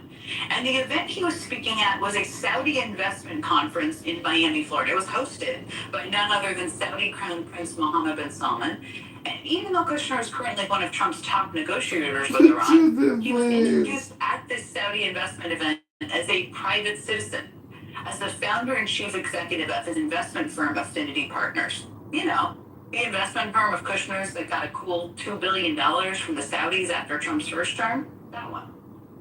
Now, the firm that the New York Times reports Kushner is actively trying to raise another $5 billion for from Gulf states like Saudi Arabia, while also leading negotiations with Iran. All happening at the same time. Now, I should note that in the months since the Times published that scoop, Kushner's firm has said that it does not intend to take any additional capital while Jared is volunteering for the government. But the thing is, that commitment certainly doesn't exist once he leaves, and it certainly looks like he's lining up investments for when that day comes. I think this problem here is that Kushner has a clear conflict of interest. The White House insists that Kushner only acts in the best interest of the American people. But now one of his biggest benefactors, a country that has pumped literally billions of dollars into his company's coffers, a country that he's now asking to give him billions of dollars more, that country disagrees with Trump on how the U.S. should be negotiating with Iran. And Jared is one of the top negotiators. Today, Saudi Arabia's sovereign wealth fund announced its strategy for the next 4 years of investments. The fund says it plans to prioritize domestic investments inside Saudi Arabia, meaning maybe not investing as much in firms run by the son-in-laws of U.S. presidents. We'll see. But hey, maybe if Kushner plays his cards right, the Saudis will change their mind. Now, I should say Kushner is adamant that his business life and his diplomatic life are two separate things. But it's impossible not to see the connections here. I mean, Jared isn't the only walking, talking conflict of interest on the U.S. side of these negotiations either. Today, the Financial Times reported that the Saudis may also be backing out of their American golf league, Live Golf. Live Golf is, of course, the league that was a lifeline for Trump and is an empire of golf courses after the PG. Okay, I'm gonna stop it there because I just wanted to show you guys how Jared Kushner. What is going on? He doesn't know nothing about what he's doing. Talking about business is peace. Business is peace. This is something so important for that whole region over there. They're not really taking this shit seriously. They're sending Jared Kushner, J.D. Vance, who has no experience doing that, and that other weird guy who I just don't know who he is either. And but to be representing himself as a private citizen while we're saying that he's over there representing America's interests, that is wow. And he said he's volunteering. Did you hear that? He's acting like he's going over there and he's not charging the United States a dime. That is, you know, that's some bullshit. So here's another problem. Bibi Netanyahu literally stayed in his room when he was a kid. His dad and Bibi are like besties. And like they say, when Bibi would come to America back in the day and Jared was little, he was sleeping in his room. So the fact that Israel is who pushed us into this war or convinced Donald Trump to go ahead and take this action, saying it's going to be easy. So how do you think our interests are being served? Whose interests are being served with Jared Kushner being, over there in that room with the Iranians?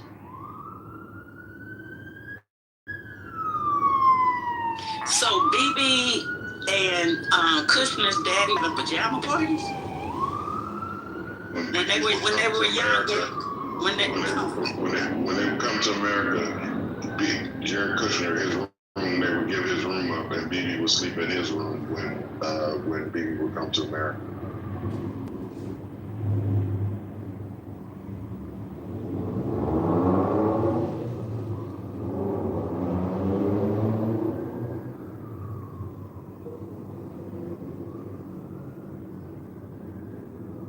stake in a cryptocurrency firm founded by Trump and Witkoff's families.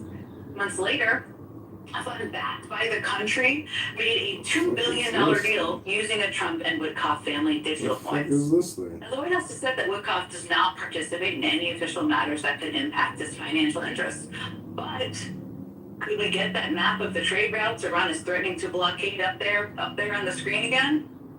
That certainly seems like it would be bad for Saudi Arabia and the UAE. You can see that looking at the map. What is this thing?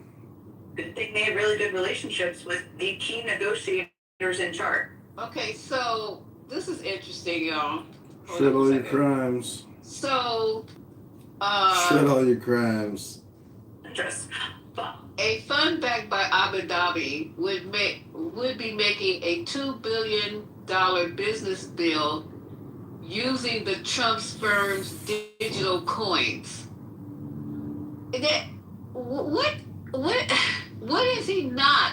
Trump is making money hand over fist. Now, the guy who was also the real estate investor / lawyer, they're all over there making all kind of backdoor deals for billions of dollars. They ain't even worried about what's going on over there in Iran. Okay, this is definitely Bibi's war because Trump is saying this gives me an opportunity to start, cutting some other deals. Excuse me, and you know what they're gonna say? No. Well, Hunter Biden did it. Yeah, Hunter Biden didn't do it right. Hunter Biden, if he would follow the Trump plan, he'd still be rich and be able to pay his lawyer fees that I heard he can't afford to pay his lawyer fees now. So Biden and Hunter didn't do it right. They didn't grift the correct way because the Trumps are making money hand over fist. And I didn't know that they were also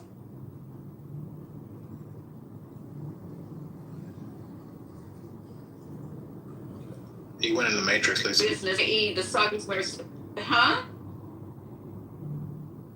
You cut off on my end, but maybe that was me. Sorry, go ahead.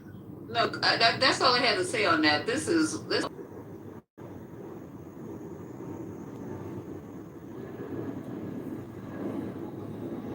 If the midterms do what we're thinking they're going to do, all this stuff is on record. So literally, the top 10 days that the stock market had were days after, like, he said he was going to do a tariff and did a taco. When this thing with the oil and some of the stuff with the war, playing the markets, like people betting on stuff, they can track all of this stuff, what his kids are doing. All this that's going on, the enriching themselves in the presidency, if we get to a point to where they can start to have committees and start to actually dig into this, then there's going to be a lot of meat on the bone for them to really go after him. But, everything is just hinging on November, and that's why, Trump is going to try to do whatever he can, the majority, to keep that from happening. One thing about Kushner that's interesting, right, is that he's fast becoming this sort of, he's like an agent who represents multiple big-name clients. He's gaining so much leverage because on one side, there's a tremendous amount of money that was behind him, right? Now that's in jeopardy. But on the other side, he increasingly has more and more control over the investment, the loans, and the actual businesses, their boards that are being bought. One business in particular was EA Games. EA Games is the largest video game publisher, and it's the American video game. It's like the top American video game franchise publisher in the world and representative for all video game publishers. It's a tremendous loss for America not to have that company because sometimes that company has been responsible for producing both culturally and historically, and just American, I would just say it captured American culture, and that's something that will probably change under Saudi ownership. And last, this was not totally possible by money alone. Some of the stuff was, in that particular case, and this is happening in pretty much all the deals, J.P. Morgan is financing these people to buy these things.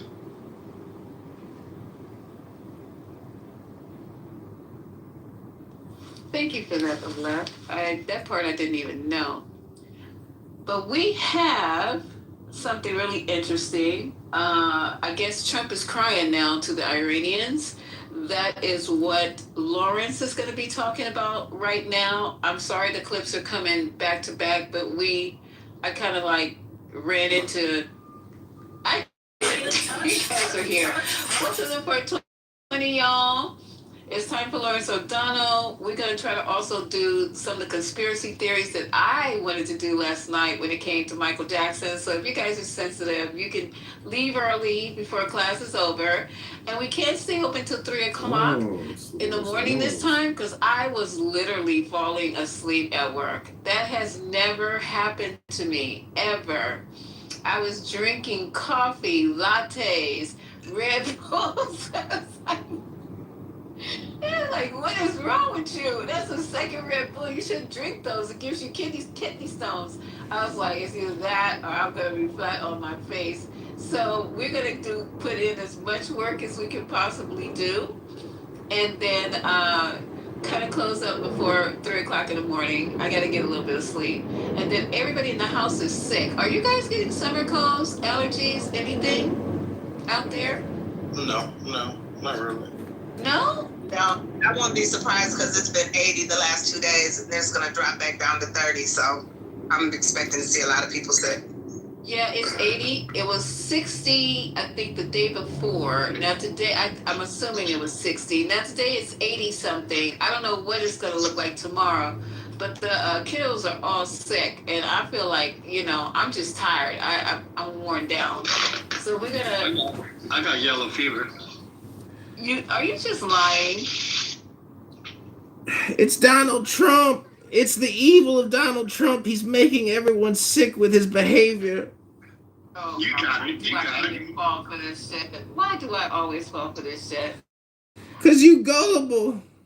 Y'all, you shouldn't be like that with a nurse. Come on now. You should have taken orange fever from Trump. That would have been. Well, I wasn't even looking at the screen, so I don't even know who it was. So I'm just like, yellow fever. A lot of stuff is coming back, though, you guys. There's a lot of, because people are not getting, they're not getting their inoculations. A lot of dumb shit is starting to surface back up. So I believe anything at this point.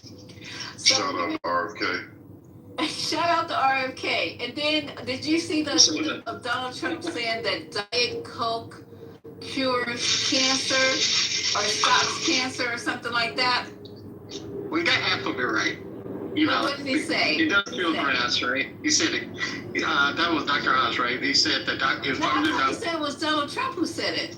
Well, Dr. Oz was talking to Donald Trump, and he was being interviewed, and he told the interviewer that he was talking to Trump, and Trump said that he walked in on Trump, and he was pushing a button to get the soda. And he said he was also drinking a Fanta. And he said that, soda's probably good because you can pour it on grass and it'll kill grass. And then it'll probably kill cancer. But we all know that soda doesn't have cancer targeting. So this is what these idiots are talking about in the break room. These are the ones that we got in charge of major organizations standing around the break room talking about soda can kill grass and probably kill cancer. Sabotaging them. Don't forget, grab them by the pussy. Trolling them for years. How can I? Remember, he told us to drink bleach. You need to start every night. Well, I would start every night with that sister that broke down that he's the president of the illiterates, because that just level set every night to understand what we're dealing with. Because that was real good how she broke down the reading levels in this country, how he makes people feel about themselves, all of that. So that's what it is. Because none of this stuff makes sense. It's nonsensical. Yeah, there was another clip we played yesterday that I wanted to play today, breaking down the Iran war. I got so many clips I'm lost that let me try to juggle back through it and maybe I can bring it back up.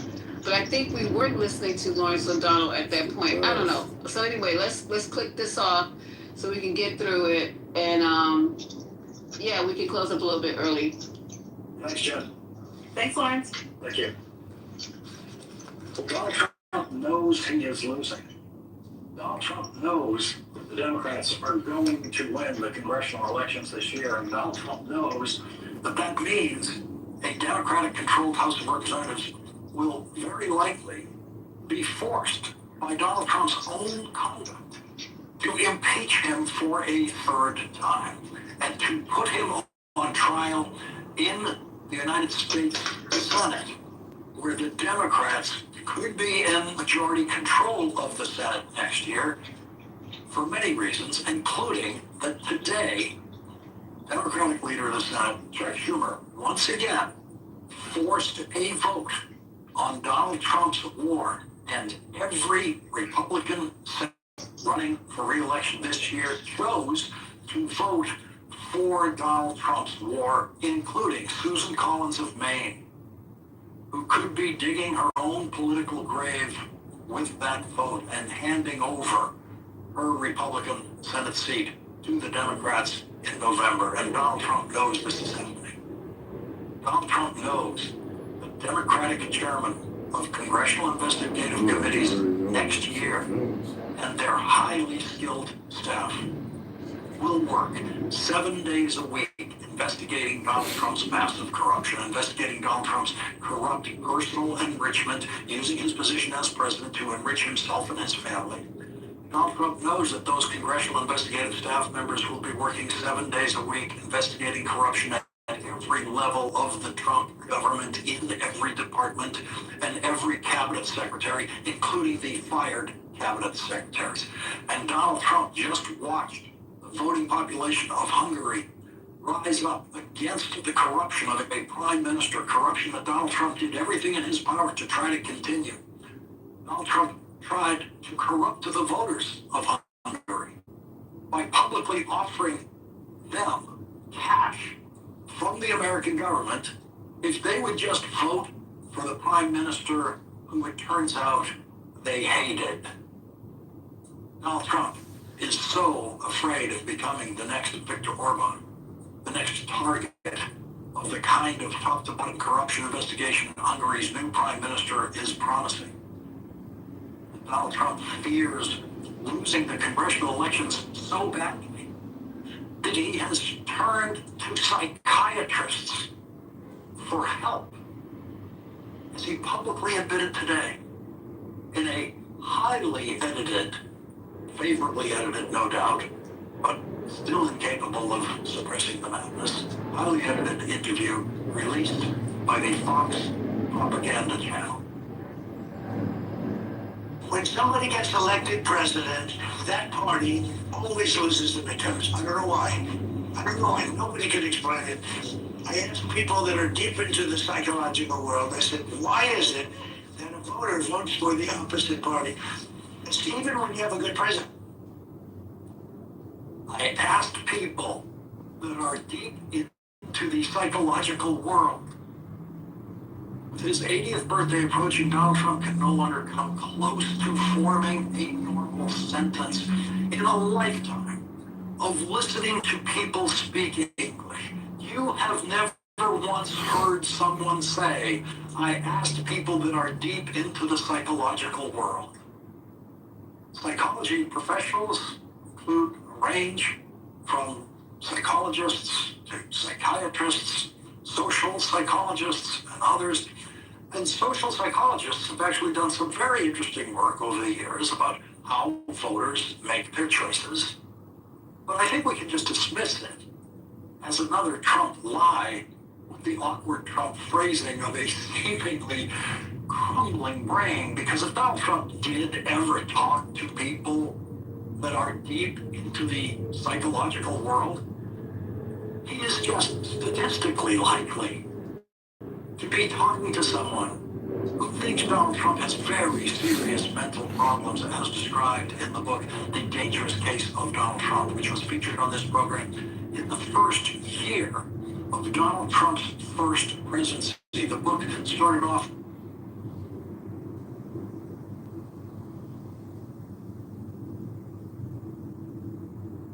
expert watching him were able to make their contributions to that book based on their expertise. And in later editions, It went up to 37 psychology professionals analyzing Donald Trump. And in his very first appearance on this program, in the second month of Donald Trump's presidency 10 years ago, former Harvard Medical School professor Dr. Lance Notice said this. Lying in the way that he does it, repeated, dangerous lying, makes him unfit and is a sign of serious mental impairment. And to the extent he doesn't know reality, and I agree, by the way, I don't think he does know reality clearly. He doesn't have a clear grasp of it because he changes it. He makes up reality to suit his internal needs. And here we are 10 years later, and it is so much worse that finally everyone else in the news media has caught up with the issue of Donald Trump's obviously crumbling mental state. And after thousands of Trump supporters attacked the Capitol on January 6, 2021, after Donald Trump told them to go there to fight like hell, Professor Notice returned to this program 3 days after the January 6th attack and said this. A delusional psychopath who has been the same his whole life and who we knew would get worse, more stress he was under because that's what happens with people with this kind of severe disorder. So when Nancy Pelosi said that she was making sure that the nuclear button couldn't be pushed, that was very wise and made sense. It was not an overreaction in the slightest. And when she said that he's unstable, absolutely, that is exactly the situation we're in and why he needs to be removed immediately yesterday, really, because he is going to continue to get worse. He is going to continue to get worse. It's 5 years ago. And now finally, everyone, and I mean everyone, from the New York Times to Tucker Carlson and Marjorie Taylor Greene, agree that Donald Trump is much, much worse. You can go on the street of Hormuz or the Hormuz Street. I said, which is better? They said, either is okay, but you can call it either one. The only thing you can't call it is the Trump Street. They don't like that idea. Okay, now that is a wartime president. In the middle of the war he started, talking about what is now the central point of contention in his war, an important body of water, an important shipping channel, that he apparently didn't know existed or didn't know what to call when he started his war. So he had to ask people. We heard former Secretary of State Hillary Clinton's laughter on Morning Joe this week when she was talking about Donald Trump having no idea that Iran had the power to close the Strait of Hormuz before he started his war and shut down 20% of the world's oil supply as it has done. And tonight the Strait of Hormuz remains 90% closed according to CNBC analysis of commercial shipping there. And Donald Trump wants to call it the Trump Strait. Why? Because it would be easier for him to remember? Just imagine Franklin Delano Roosevelt not knowing what to call the English Channel when General Dwight Eisenhower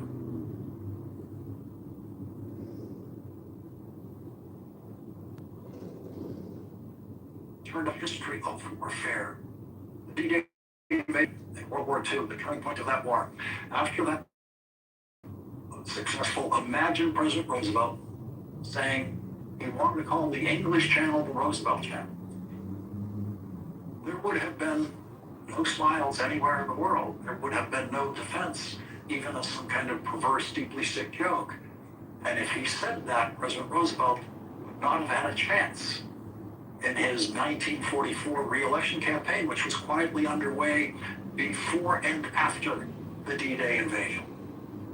President Roosevelt went on to win his re-election that year to his fourth term before presidential term limits were amended to the Constitution. And then the next year, Franklin Roosevelt did something Donald Trump does not know ever happened. Look, I ended 8 wars. A night is coming. But I ended 8 wars. Nobody's ever ended 1 war. Who's ended 1? Nobody. Just when you think you might know the rough dimensions of Donald Trump's enormous ignorance. He says something like that, and you realize that he has no idea about the history of any wars, including the simplest possible history, which every American high school student knows about how World War II ended. Nobody has ever ended one war. Those are his exact words. Who's ended one? Nobody. That's what he said. If any other president had ever said that, it would be the stupidest thing that president had ever said. But the media has been beaten into a full acceptance of how relentlessly stupid and massively ignorant Donald Trump is. So Donald doesn't know that President Roosevelt successfully won World War II, effectively brought it to an end, but died in office in the final days of the war in Germany. And so Harry Truman, elevated from the vice presidency, was president when the United States Army marched into Berlin and accepted Germany's unconditional surrender, and months later accepted Japan's unconditional surrender. So Harry Truman ended 2 wars, a war in Europe and a war in the Pacific, in his first weeks in office. Nobody has ever ended one war. Who's ended one war? Nobody. Think of how ignorant, stupid, and completely out of control you have to be to say something like that. Every single person Donald Trump's age remembers how the Korean War ended in a truce between North Korea and South Korea, a truce that holds to this day, a truce negotiated by President Eisenhower. And of course, Republican President Gerald Ford ended the Vietnam War by simply surrendering and ordering the United States Army to flee from Vietnam. So yes, President Ford ended the Vietnam War by quitting, by surrendering. There's more than one way to end a war, and we have seen them all.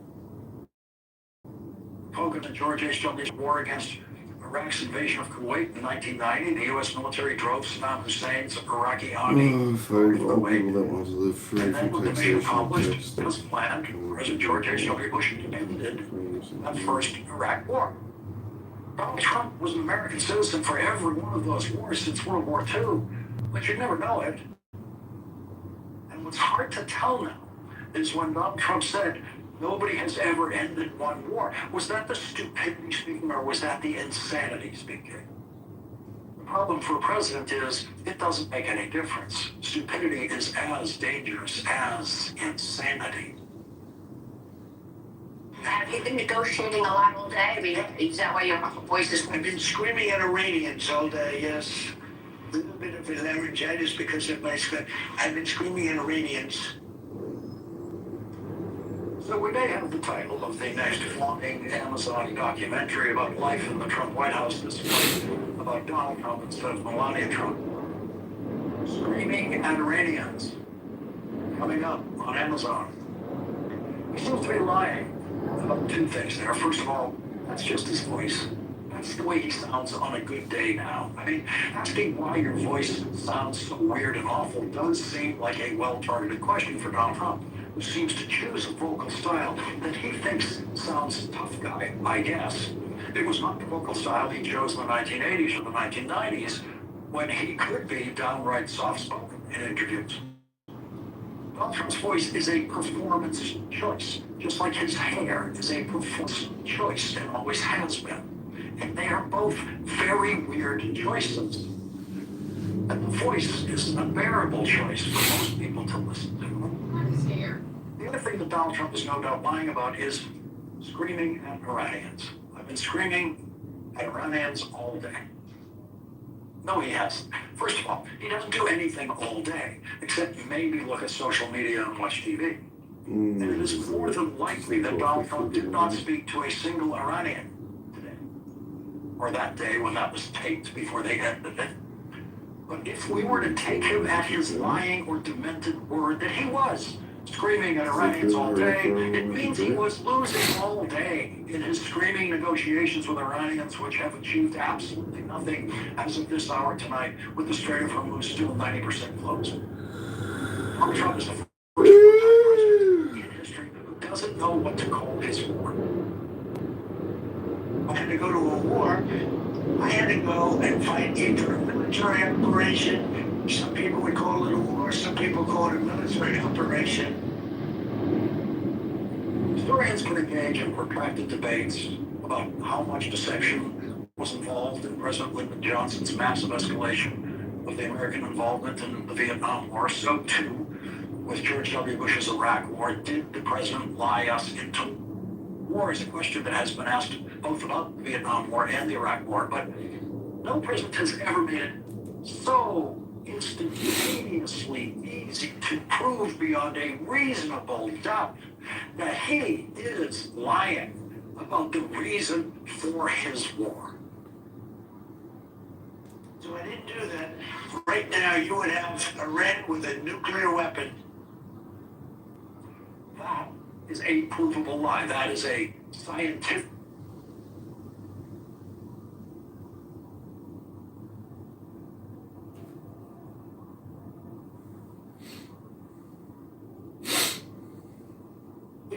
He can convince them.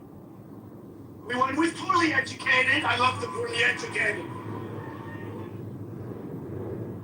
Donald Trump continues to engage in one-way combat with the Pope, something no president in history has ever chosen to do. Every Pope has been an opponent of the death penalty, and popes have, for decades, publicly objected to American governors' use of the death penalty, and sometimes personally beg mercy in individual cases from the death penalty that could be delivered by those governors. And not one of those governors ever stopped an execution in deference to the Pope, but none of those governors ever attacked the Pope in the process. Donald Trump's toxic brew of extreme narcissism and extreme stupidity and extreme ignorance of everything, including religion itself, is the out-of-control engine driving Donald Trump's new mad war with the Pope. And at 8:34 a.m. today, Donald Trump decided he had the perfect way to get Catholics and all Americans on his side in his crazed war with the Pope by tweeting an image of Donald Trump being embraced in a way we have never seen Donald Trump embraced by a man. Never seen a real photograph of anything like that with Donald Trump. But there is this. There is Donald Trump with his porn star Stormy Daniels, who he tried to pay off for her silence about their sexual encounter that occurred presumably once he took the goofy golf hat off in his hotel room at a golf tournament while Donald Trump's third wife was at home nursing her baby boy, who is now 20 years old and eligible for, apparently politely refusing, service in Donald Trump's war. Donald Trump was convicted in his criminal and unsuccessful scheme to buy Stormy Daniels' silence. And so, the clownish man in the red hat in that picture with Stormy Daniels, who years later could not even negotiate a settlement with Stormy Daniels for her silence, now tells us every week that his war will end in a day or two and gas prices will come tumbling down immediately. But to achieve that, he's just going to have to spend one, maybe 2 more days screaming at Iranians. Being on for discussion tonight is Democratic Senator Amy Klobuchar of Minnesota. She's a member of the Senate Judiciary Committee and the Senate Commerce Committee. She's also now a candidate for governor of Minnesota. Senator Klobuchar, I want to begin with the business of the Senate today. Thank you. And Leader Schumer, once again, putting the Iraq war to the Iran war, Donald Trump's war. Here we go.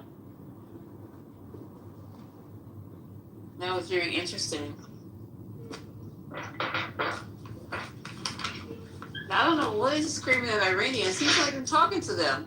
How has he been screaming at Iranians all day? He's not even in the negotiations.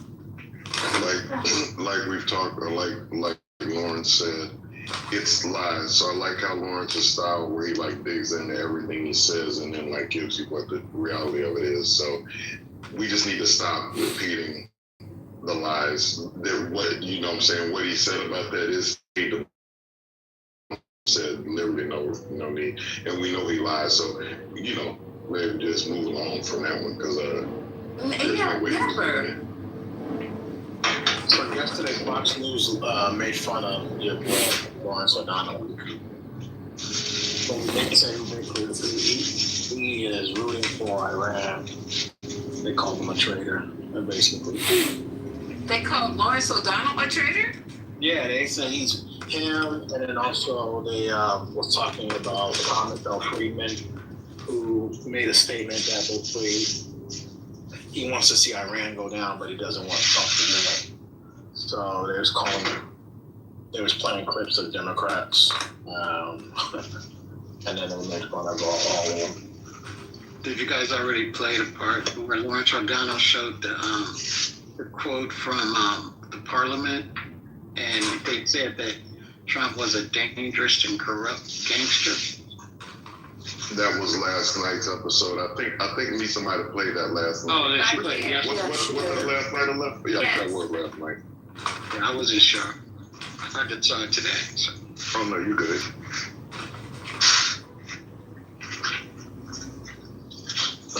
To Amari's point about Fox, I'm just saying that we're in a time now, like where it's 51%, 49%, everything, except that Trump is doing so many things to ruin his percentage. If he just could have stayed in the pocket, got the border under control, people were happy about what he was doing with the border. Even with ICE, he was like taking L's until Renee Good and Alex Pretty got like killed, murdered. So, even with all the stuff that was going on. But this stuff with the war, the stuff with Jesus, the stuff with the Pope, all this information about how Israel was over here in the Situation Room, like his numbers have dropped so badly to where it's just, now it's like Fox is just like, they're just sort of spitting in the wind or pissing into the wind at this point. So anything they're doing over there is just, more people are believing that not Lawrence O'Donnell, is a traitor, but he sounds like he's a truth teller. Somebody's trying to lead us in a good direction.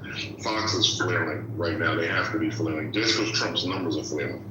I would say this. I would say, and I was in my brother Matt Cool's room, and he could probably come on stage and tell you, put in the chat. A lot of people went back to the Epstein. So some people, it's like, I think it's like 50-50, would you say, Matt Cool in the room? 50% of people felt that that's when they seem like, okay, this is not cool.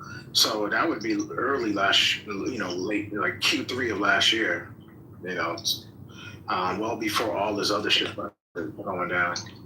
But when your story on Fox News is about O'Donnell telling the truth on his show, then you in trouble anyway, if that's what you're talking about. Well, O'Donnell, and I didn't hear them say O'Donnell was lying. They just said he was talking about it and called him a traitor.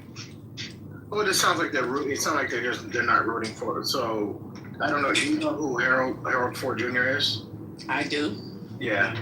So there's a big difference between the way Harold speaks and the way a lot of like someone like O'Donnell does. It sounds like they don't root for America. They just root. They're just anti-Trump. Can I just say it something? Sounds like they just tell the truth of what's going on. Right, that's exactly what I was going to say. They're just saying the news. It's nothing that he's saying that is not correct, that is a lie. They're just reporting the news. And what you guys can't even acknowledge is that something is wrong with this president. He's insane. Something is wrong with this president. He's insane. And you guys refuse to, you refuse.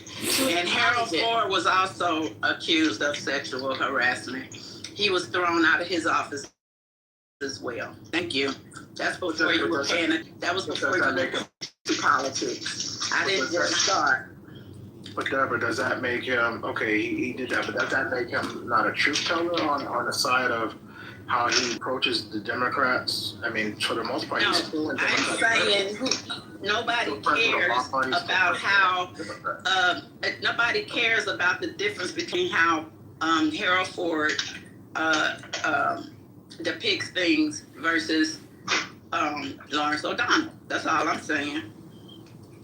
Okay, that's fair. I mean, that's we all have our own opinions, and I respect that. I would say, for me personally, I like the Harold Ford Jr.'s types. I like the people who are a lot more Like just say, I want my Showing country you to gonna succeed. deal with the fact that I just called your president insane. See, that That's not a knows lot. I true. mean, like okay, yeah, that's so. He's There's crazy. no argument. There's no argument there, Lisa. That's So if why there's no argument there, why don't we get together and do the 25th Amendment? You just want to keep the insane person. No. Okay, so the Republicans are just gonna see how far they can ride the insanity train.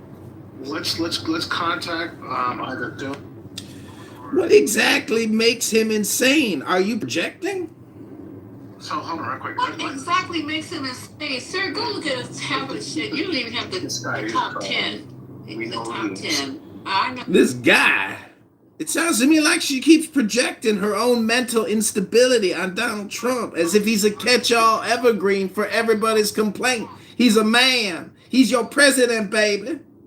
Wait, hold up. Let him go, Amari. What is this crooked criminal talking about? Amari. I don't know who it was. I guess you dropped him. No, he's still on stage. Yeah, I'm still here, baby. Know me? I don't know you. I don't know what the fuck you did this morning, what you ate for breakfast. Well, if you did, you'd be a motherfucking mind reader. Now, wouldn't that be a fact? I let you talk. Don't talk when I'm talking. So you know nothing about me. And you don't know nothing about me. Oh, Lord. Okay, so see, you want to go down, and I'm just going to help you have a conversation with him. Go ahead and drop him, because he doesn't want to have a conversation. He just wants to be... Goodbye. Go ahead, keep projecting all you want, Lisa. It ain't going to help solve the situation. Projecting on Donald Trump all night long. Know you. So how's that projecting? Yeah, I don't know you neither. I just record your room. You and Patty all day, every day. I record you, Lisa. You my #1 star on YouTube, baby. Politically correct where he copies. It's John Kinnaman. Exactly. I record. You are my content. I record the plantation.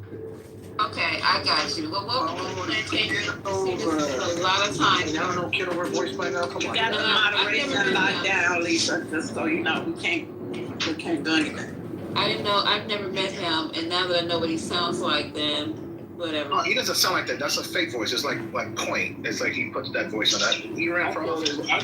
Like, boy, take Point's name out of your mouth, because Point is a goddamn model, and you're nothing, Omari. You're an ugly fat over the hill. Oh, God. Point is a supermodel, and you're all just a bunch of big dummies, big stupid dummies. Hold on. Yeah, that's right. I'm going to call Point and tell her to come in here. He's a gay white guy, but I'm going to tell her to come in here and tell her to stop. You better stop projecting, Lisa. Stop projecting. Wait, Matt Cool, is John really Point? There's no way that's Point. It probably is. Is that Point? I didn't remember. Long time. Yep, that could very well be Point. I agree. Wait, what happened to Lisa? What the hell? I can tell by the inflections. So what happened? What just happened? I'll make her I don't know.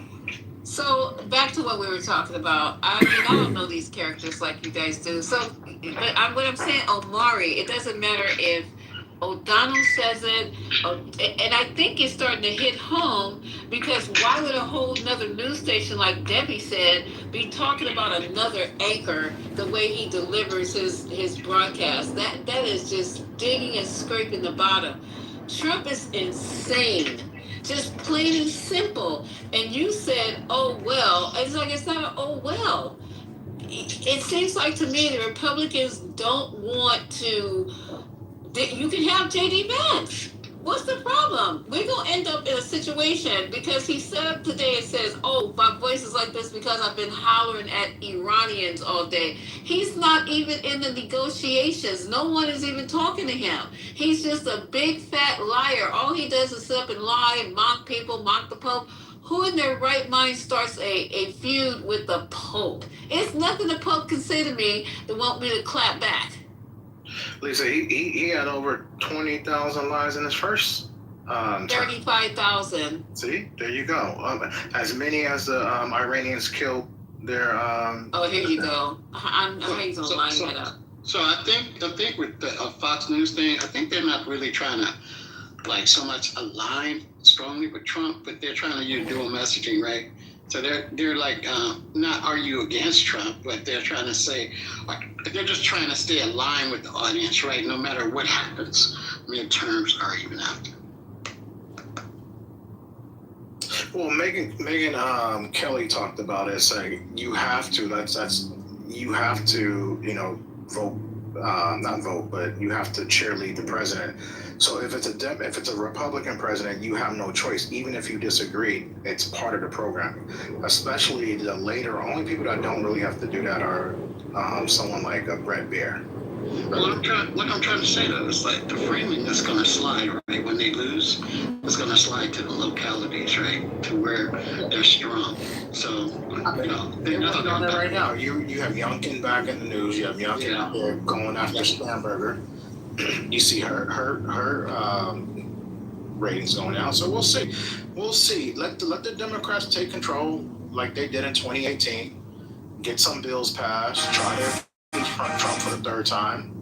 If anyone like Fetterman that's on there, you let one of those Fetterman types get in, then he's gonna not get removed. But it'll be good for Trump because he's going to be able to blame them. He's going to be able to, assign responsibility for everything on the Democrats and how hard it is for him to get anything passed. I would say he did better on the Democrats. I would say Republicans. I would say from 2017 to 2018, there was no success in the first Trump administration. I would say besides, the Tax Cuts and Job Act, right? If you look at when they came in 2019 and 2020, they worked well together. They got the AMC, whatever that Canada bill passed, the Canada-Mexico bill. And, they even did some other things in regards to the COVID, getting people, help. I think Trump's incompetency just started becoming very apparent, He can't do anything when you have a Republican Party that won't vote for anything. Like, the Senate won't do anything. Like, they won't even pass the easiest bill to pass. They won't even pass a bill on ID, even though they ran on it. He can't get nothing done with Republicans. So who's crazier? Is it the Republican Senate or the Republican Party, or is it Trump that's crazy? The Republican Party influence. I remember towards Trump's end, and I remember this like it was yesterday, where Trump asked for $600 more for a COVID check before he left. $600 more. That's all he wanted. And Donald was like, nope, we're not giving $600 more. Damn, that's fucked up. You worried about $600, and so it was a damn shame. And you could tell they don't want to do it. No health care. Even though they don't want to, what's that guy from Louisiana? It's Pennsylvania, Louisiana, whatever the guy. He used to be a physician. He's a Republican. Said, "Oh, we're gonna have this new healthcare." Where the fuck is that? They haven't had to come out with it. Watch, Democrats don't come in. They're gonna get a chance to get some of those people back on Obamacare, get the credits back, impeach Trump, and they're gonna say we're gonna chew gum and walk at the same time. Watch, Mark. This is on replay. Mark my words. Well, explain this. What's happening with Leah Brandon?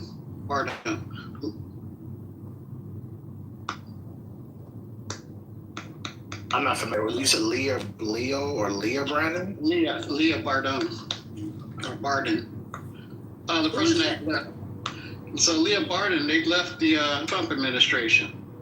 They were the White House cabinet secretary. So yeah, they're abandoning ship. I didn't know isn't she like some like white lady, or she was like an advisor? Who was she under? Yeah, she's white, I believe. She's white, but she departed. She just left. Yeah. She joined this private company that another departee started. Like, people are gonna leave. That's like they did. He lost. Remember, they used to keep track of. Hey, Patty. Remember, they used to track all the people that used to leave. They had put X marks on their faces. It's going to be the same. So just it's like a bingo card. Just keep tracking it. Bingo card. I'll make you moderator. So, what? That's it. But nah, O'Donnell's good. I mean, that was actually pretty good today. At least I gotta give him. He was actually on point today. He, you know.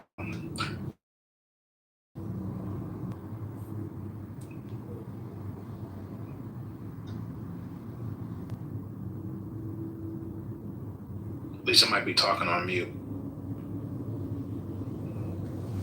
You hear Lisa? All right, well. Hey, Patty, what's up, Walt? Why were you in the audience, Walt? You. Just came back in. Oh. What you see? What you know? So if Republicans are starting to turn on Trump, and I mean citizens of the United States, if they are starting now to turn, why are their representatives still taking? What are they afraid of? I think that's one of the easiest answers. I think he still has enough supporters in their district that they don't want to alienate. And like, why lose a vote? Why lose maybe like a deciding vote over going after him when you can just put it all on the Democrats' lap? So in other words, to keep power. Because why else would you even want that job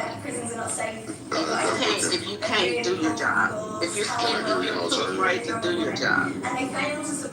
The alternative is this whole thing of Citizens United and corporate money, like AIPAC and its corporate money. Because Mitch McConnell, after January 6th, Omari mentioned Mitch McConnell, or somebody did, he came out and said this is all of Donald Trump's fault. After they were traumatized, all the Republicans that talked about that this is on Donald Trump. 1 week later, 2 weeks later, whatever. I think that it is. It's the corporate money that they appear to be bought and paid for. They operate, and I don't know. And none of us know who went out there getting the checks, but they're contradicting themselves in a lot of cases. So I think power would be a thing, but I think people literally enrich themselves, like they say, violent themselves, low money, we're all equal. I think that's what we're seeing playing out. Owning property and, dare I say, the greatest city in the world. There are two masters at once. That ain't gonna happen. So I'm with you on that, man. Donald Trump should see his way out of office in November. Folks, I certainly will vote if your life has been changed. If you're a Republican and you feel like your life is okay, then sit your ass down. But the people that are hurting, they will help Donald Trump see his way out of office because this stuff is concerning for a lot of reasons. And I can't mention on here. So you don't know stuff now. This guy shouldn't be here. It's like for me. It's a fall movie. Anyone else got any opinion on why Republicans, as of today, haven't jumped on like the impeachment or? I think they're all making money and are going to enjoy it as long as they possibly can. It's not like they have particular principles, but they are ruled by money, and also Trump is popular with a lot of their base, so win-win for them. But I mean, what do they care about actually? I think the thing that Mark point, I don't know if Omari made it like devil, but he's starting to lose his base. So like the numbers that we had the guy that talked about he misses Uncle Joe. We played that video. Like a lot of people they're talking to, even this thing that he's done with posting the image of him as Jesus. There are a lot of people that are starting to get turned off by Trump. They still want all the values he espoused. They want, wars to be tight. And they want all these things that he wanted, but they don't want him anymore. The fact that they're saying so Loctite, maybe because from a policy standpoint, but I think you're right, but I think a lot of it is money. It looks like it's money. And you get people like even Marjorie Taylor Greene that made her exit. But I think Marjorie Taylor Greene had a deal set up post, much like I think Jasmine Crockett had some. I think she had some. Oh no, she was getting a pension. So Marjorie Taylor Greene saying just a pension, and then because she's a Trump contrarian and the blue-hatted America First people, Nick Fuentes, maybe like a week before last week, held up. He's like, MAGA's dead. He held up the red hat. He's like, now we're America First, and held up the blue hat, the same one that Marjorie Taylor Greene is going. So maybe she had some people behind her backing her and, kind of getting her to start that movement. But I'm just saying that they're staying lockstep with it. But, it does appear they're enriching themselves is probably one of the reasons why. Look at Michael talking about red hat, blue hat. I'm so proud of you. So I got a theory, right, that the only way, not the only way, but one of the ways that the Republicans will back impeaching Trump is if they predict that these midterms will lose them so much ground that the donor networks will then realize that their money isn't going to get used, and end up with the pressure on the Republicans to go forward with that. See, the only thing I think that they're making a killing. When you look at like the stock, like they talk about the stock, like the 10 biggest days have come under Trump's presidency with all the tariff and all the market relations going on. I think that they're making a lot of money, like these things with these detention facilities, these ICE detention facilities. They just talked about tonight. I don't know if it's Fulton County Commissioner, but somebody in Fulton County talked about they want to take prisoners from Fulton County Jail in the Atlanta area, and they want to move. We have an overcrowded jail. They want to move these prisoners to some of these private facilities. I think in Texas, there's one here in Georgia. And it was another state that she mentioned. So these pay-for-play type of prison situations. Also, some of the people, if you look at the same, I think Patty might have brought that up in her room, some of it, they bought these facilities for like $36 million.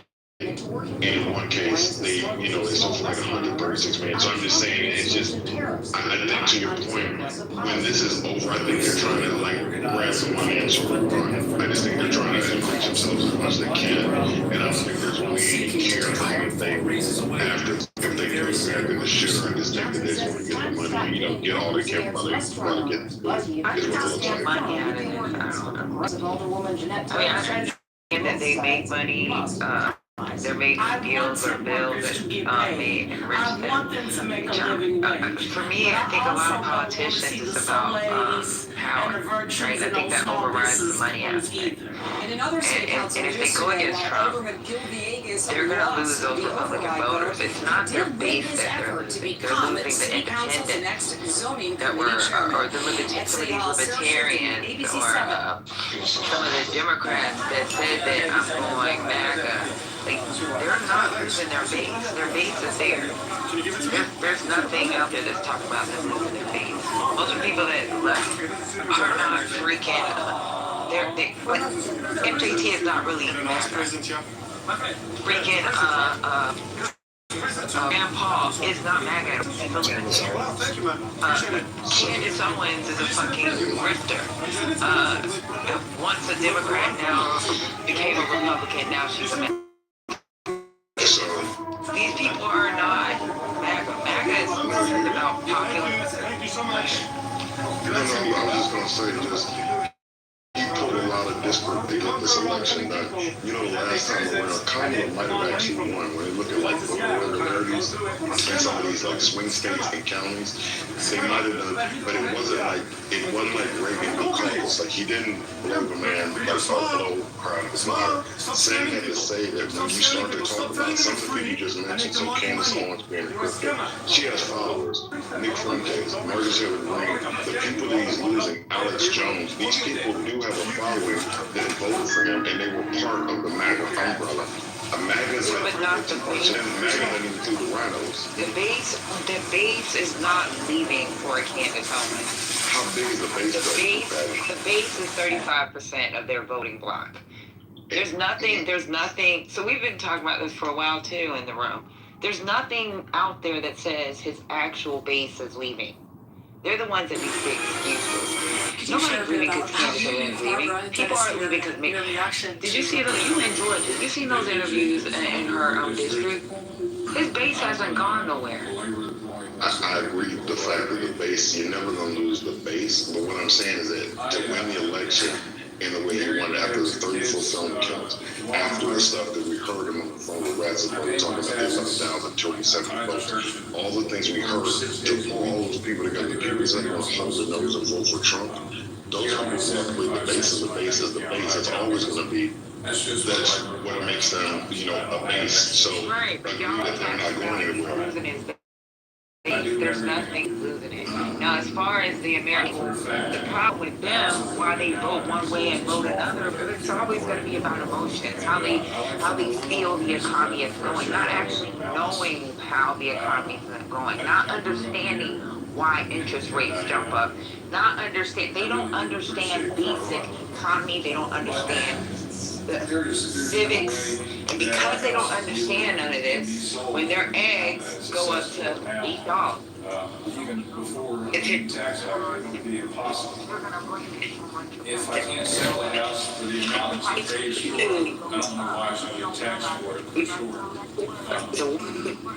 We need a bigger house for a third kid. Patty, your mic is out there. I'm not gonna pick the sides. I'm not gonna. What I'm saying is, like, the problem with the normal voter, the independents, these Democrats that went the other way, is the fact that they don't understand civics. Number one. Number two, they don't understand the economy.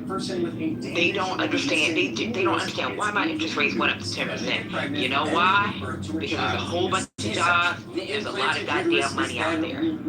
So the way the feds try to keep you from spending so goddamn, from seeing so much money out on the economy, is to raise the interest rate. They don't see that. They don't understand that. They didn't understand that their eggs went up to $8 because there was an issue with the birds. Nobody, or the chickens. Nobody paid attention to that. This shit, and Obama made it clear when he came to Atlanta, he said it. He tried to explain to the people, I know it doesn't feel like we have a great economy, but we have a great economy. When your fucking gas was high, you know why your gas was high? People were going back to work. Fucking the war in Ukraine. Like, they don't understand. Period, point blank. And that's just the independents, and that's the Democrats that claim they were Democrats that voted for Obama last time. Those people that switched over for that. His base, they're not going nowhere. And that's who these Republicans in red states have to deal with, the base. Those towns have to deal with the base. Right. But you're saying that, but soybean like farmers, so part of his base was West Coast people and farmers. When he did these tariffs, he talked about like the farmer suicides went up, soybean farmers or whatever got hit. I'm saying the cattle that got sent down, the businesses got sent to Argentina. A lot of the people that were in his base, I'm saying that some of these people are feeling the hurt, to your point about them being experienced learners, because they can't be told something. And we had this whole thing where the reading level in this country is below a 5th grade or below a 6th grade level. So I'm saying we're an ignorant country overall, literacy rate, I'm saying all that. I'm just saying that he's losing people. The main thing I'm talking about is him losing power. Here with those farmers, this ain't their first go around. So the same soybean farmers were on TV crying about they goddamn soybean the first administration. They came right back and voted again. You know why? Because that's his base. So Patty, someone can't come back and they committed suicide. So no, they didn't do last, but this time that.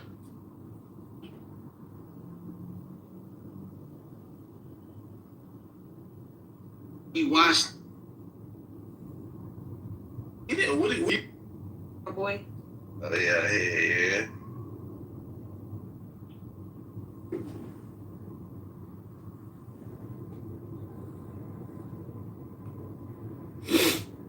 So English see mommy.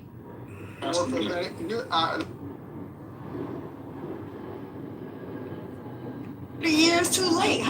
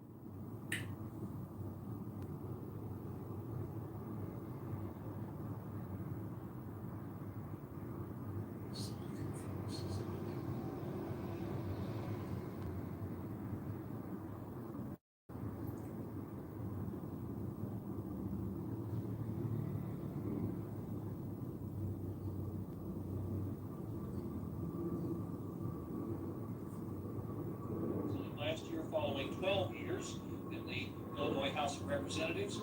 Harold Washington is a practicing attorney, graduated from Northwestern University's Law School with honors, and is work at Roosevelt University, was president of his class, and where he is now a lecturer. Senator Washington, we have in these interviews learned some very interesting things, and I hope useful things for our viewers, about the candidates as they grew up in this city or wherever it was that they grew up. What was your growing up experience in Chicago? How important is it to you now that you're running for mayor? Oh, very vital my whole life, and I think, and why I run since I was born in Chicago, you say, County Hospital. And my formative years were spent in the area of 42nd and Calumet, which is next to King Drive, near Felton Law School. And I spent my entire lifetime within a radius of 2 miles of the place, and I live in 62nd and King. Our guest tonight, State Senator Harold Washington, 54 years old, born in Chicago. Our guest tonight, State Senator.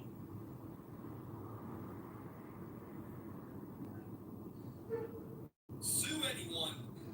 I lost the endorsement of the Chicago Tribune because I wouldn't say the 2020 election was a done topic. Illinois Republican candidate for governor Darren Bailey recently moved into an apartment in Chicago. His campaign spokesman confirms to ABC 7.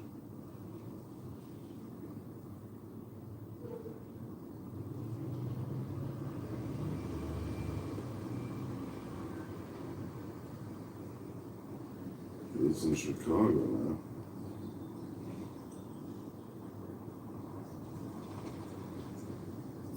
Illinois Republican candidate.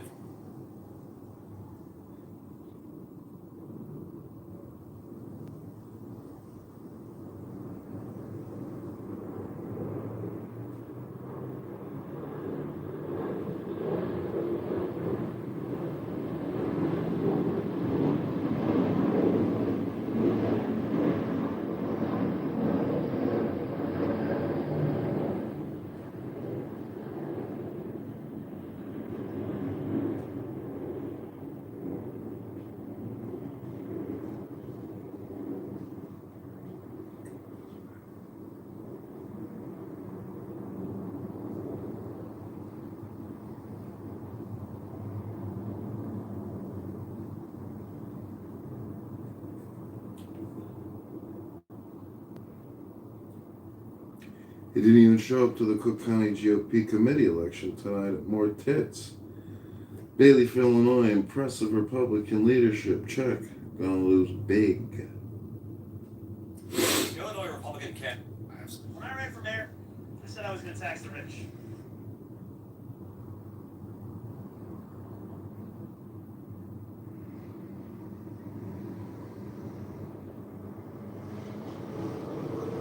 When I ran for any.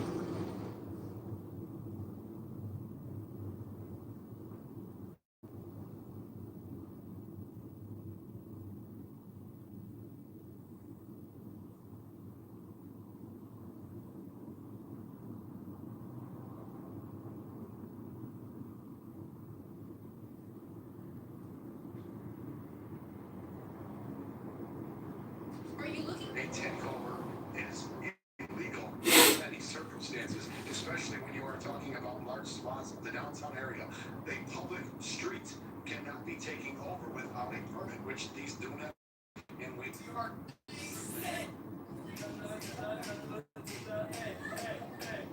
Have you guys ever seen the Persian town dance? Let me show you.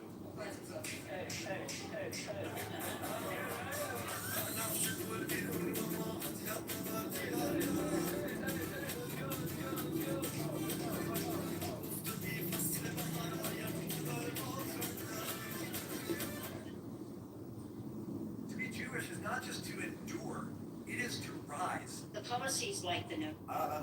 We're building portals from which we're genuinely summoning aliens, and Sam has added one in the Middle East. During the Biden administration, Sam Altman, the founder of OpenAI,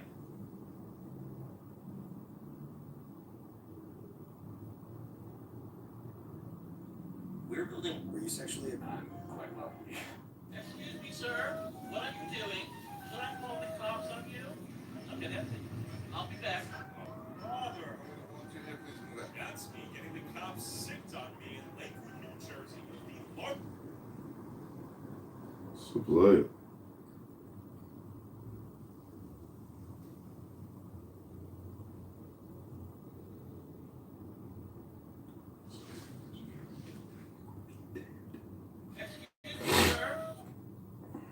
This is the last interview given by Lyndon Baines Johnson, 36th President of the United States. It was held 10 days before his death at the LBJ Ranch in Texas. The subject was one dear to Mr. Johnson, the towering achievement of his administration, the struggle for civil rights. A lot of people say if you hadn't had all this civil rights legislation, we never had this problem. We'd have wars, like they'd be great love if we hadn't had. If we've had them, well, you can imagine what we had if we had continued to settle on that non-IJ. A month before, the president would come to the LBJ Library at the University of Texas, Austin, to greet civil rights leaders, black and white, from all over the country. The library held a symposium to mark the opening of the president's civil rights papers. Of the 31 million Johnson papers housed here, 1 million deal with civil rights.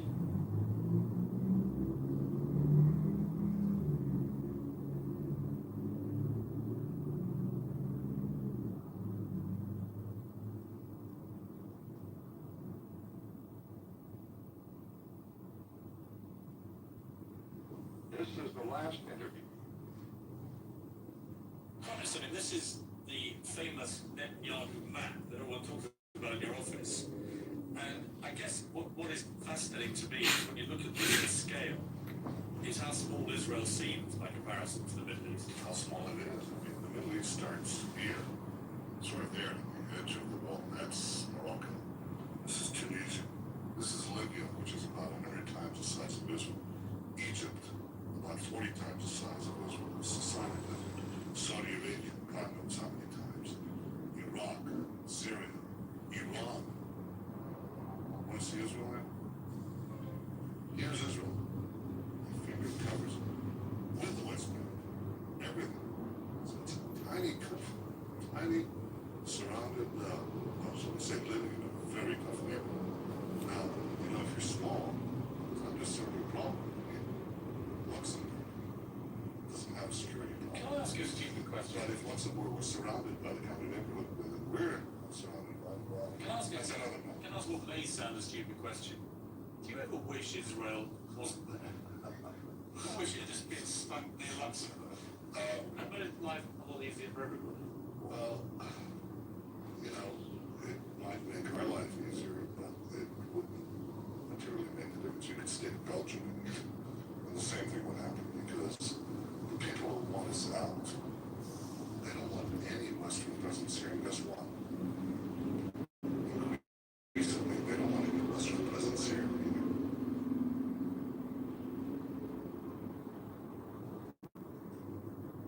Promise, I mean, this in the early 1970s, books started to use phrases like follow your dreams, telling kids, go deeply into debt.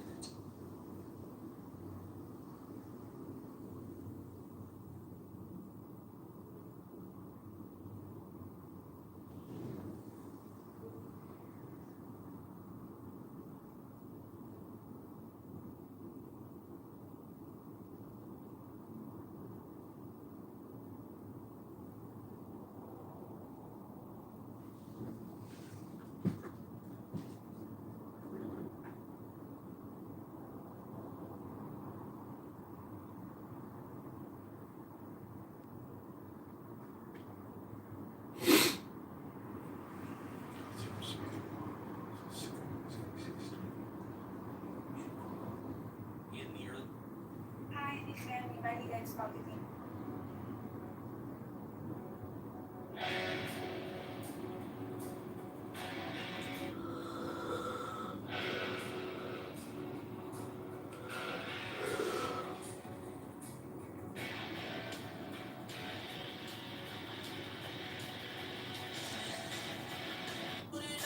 Every device.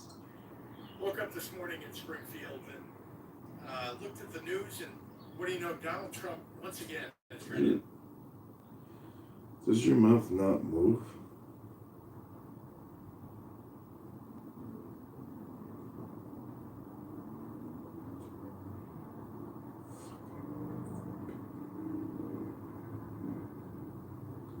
Does your mouth not move because you lie all the time? Honest, I mean, this. Okay. You make a lot of money, do you? I make no. I paid enough for health insurance. I have no equity in OpenAI. Really? That's interesting. You need a lawyer. I need a what? You need a lawyer or an agent. I'm doing this because I love it. Thank you, Mr. Chairman. Thank you.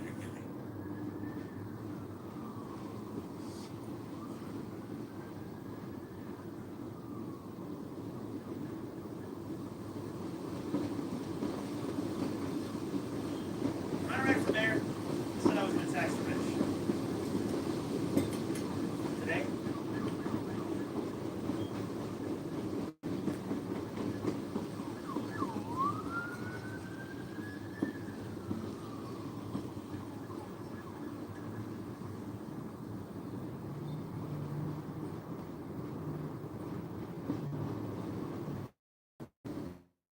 Am I right from there?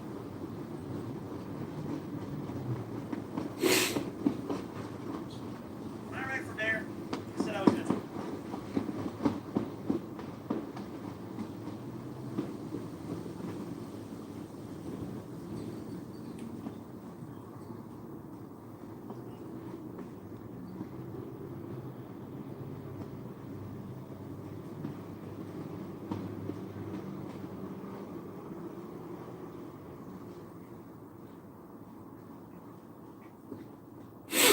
Exposure to true information does not matter anymore.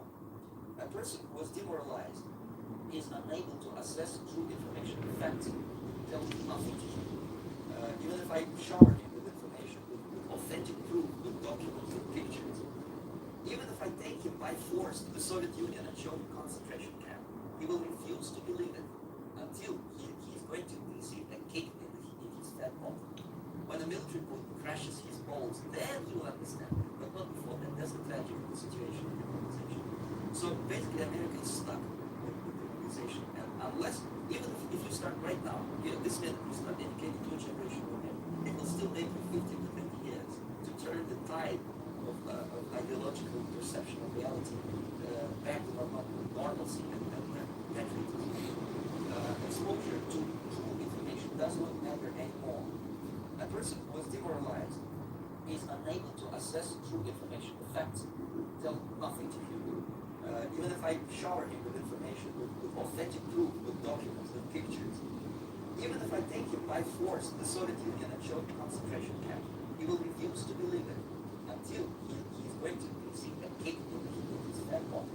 When a military coup crashes his balls, then he will understand. But not before that. That's the tragedy of the situation of the organization. So basically, America is stuck with the organization, and unless, even if you start right now, this minute you start educating new generation of men, it will still take you 15 to 20 years to turn the tide of ideological perception of reality back to normalcy and patriotism. Exposure to true information does not.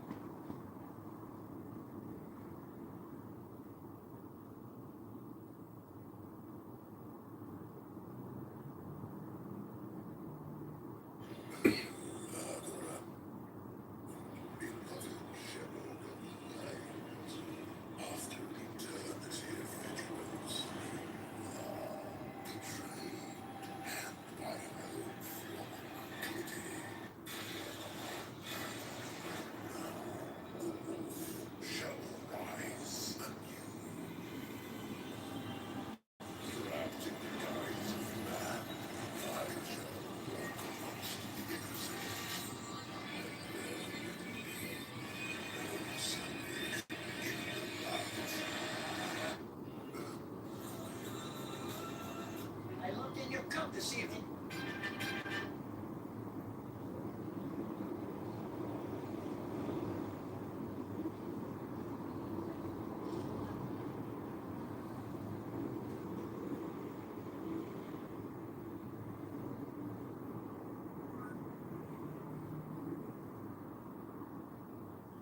And it's historical. It's crazy because they do such a bad job at their job.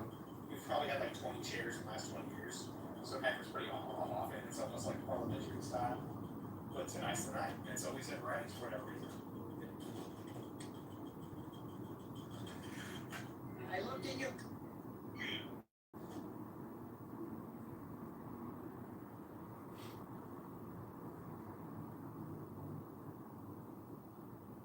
exposure to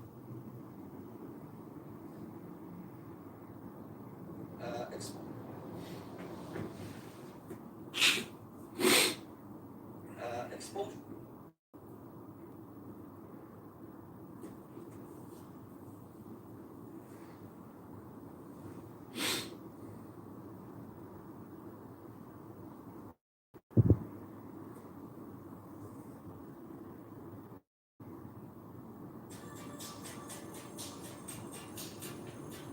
I will never give you up. The strength of hope must be shot. Lord God, look out. In my head just look out. Please let the ships go through. Come on, at least a few.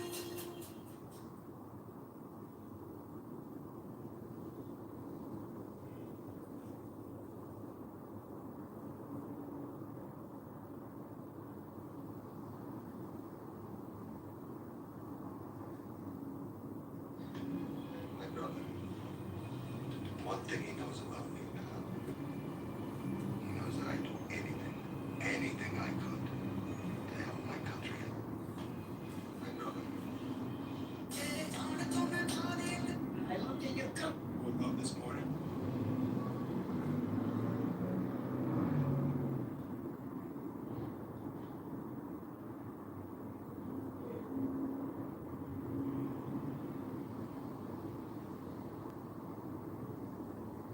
Woke up this morning. If you're a small content creator, Janet, you are only doing this because you can't accept the fact that he is dying.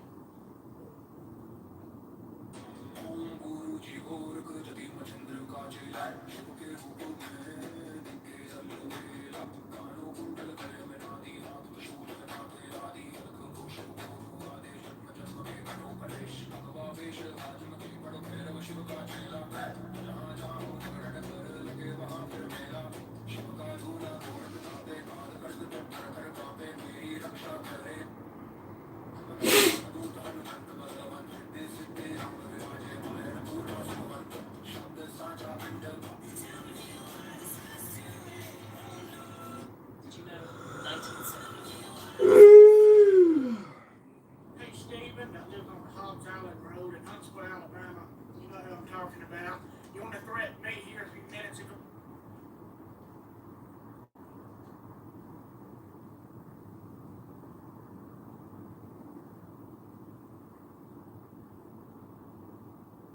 Where you've got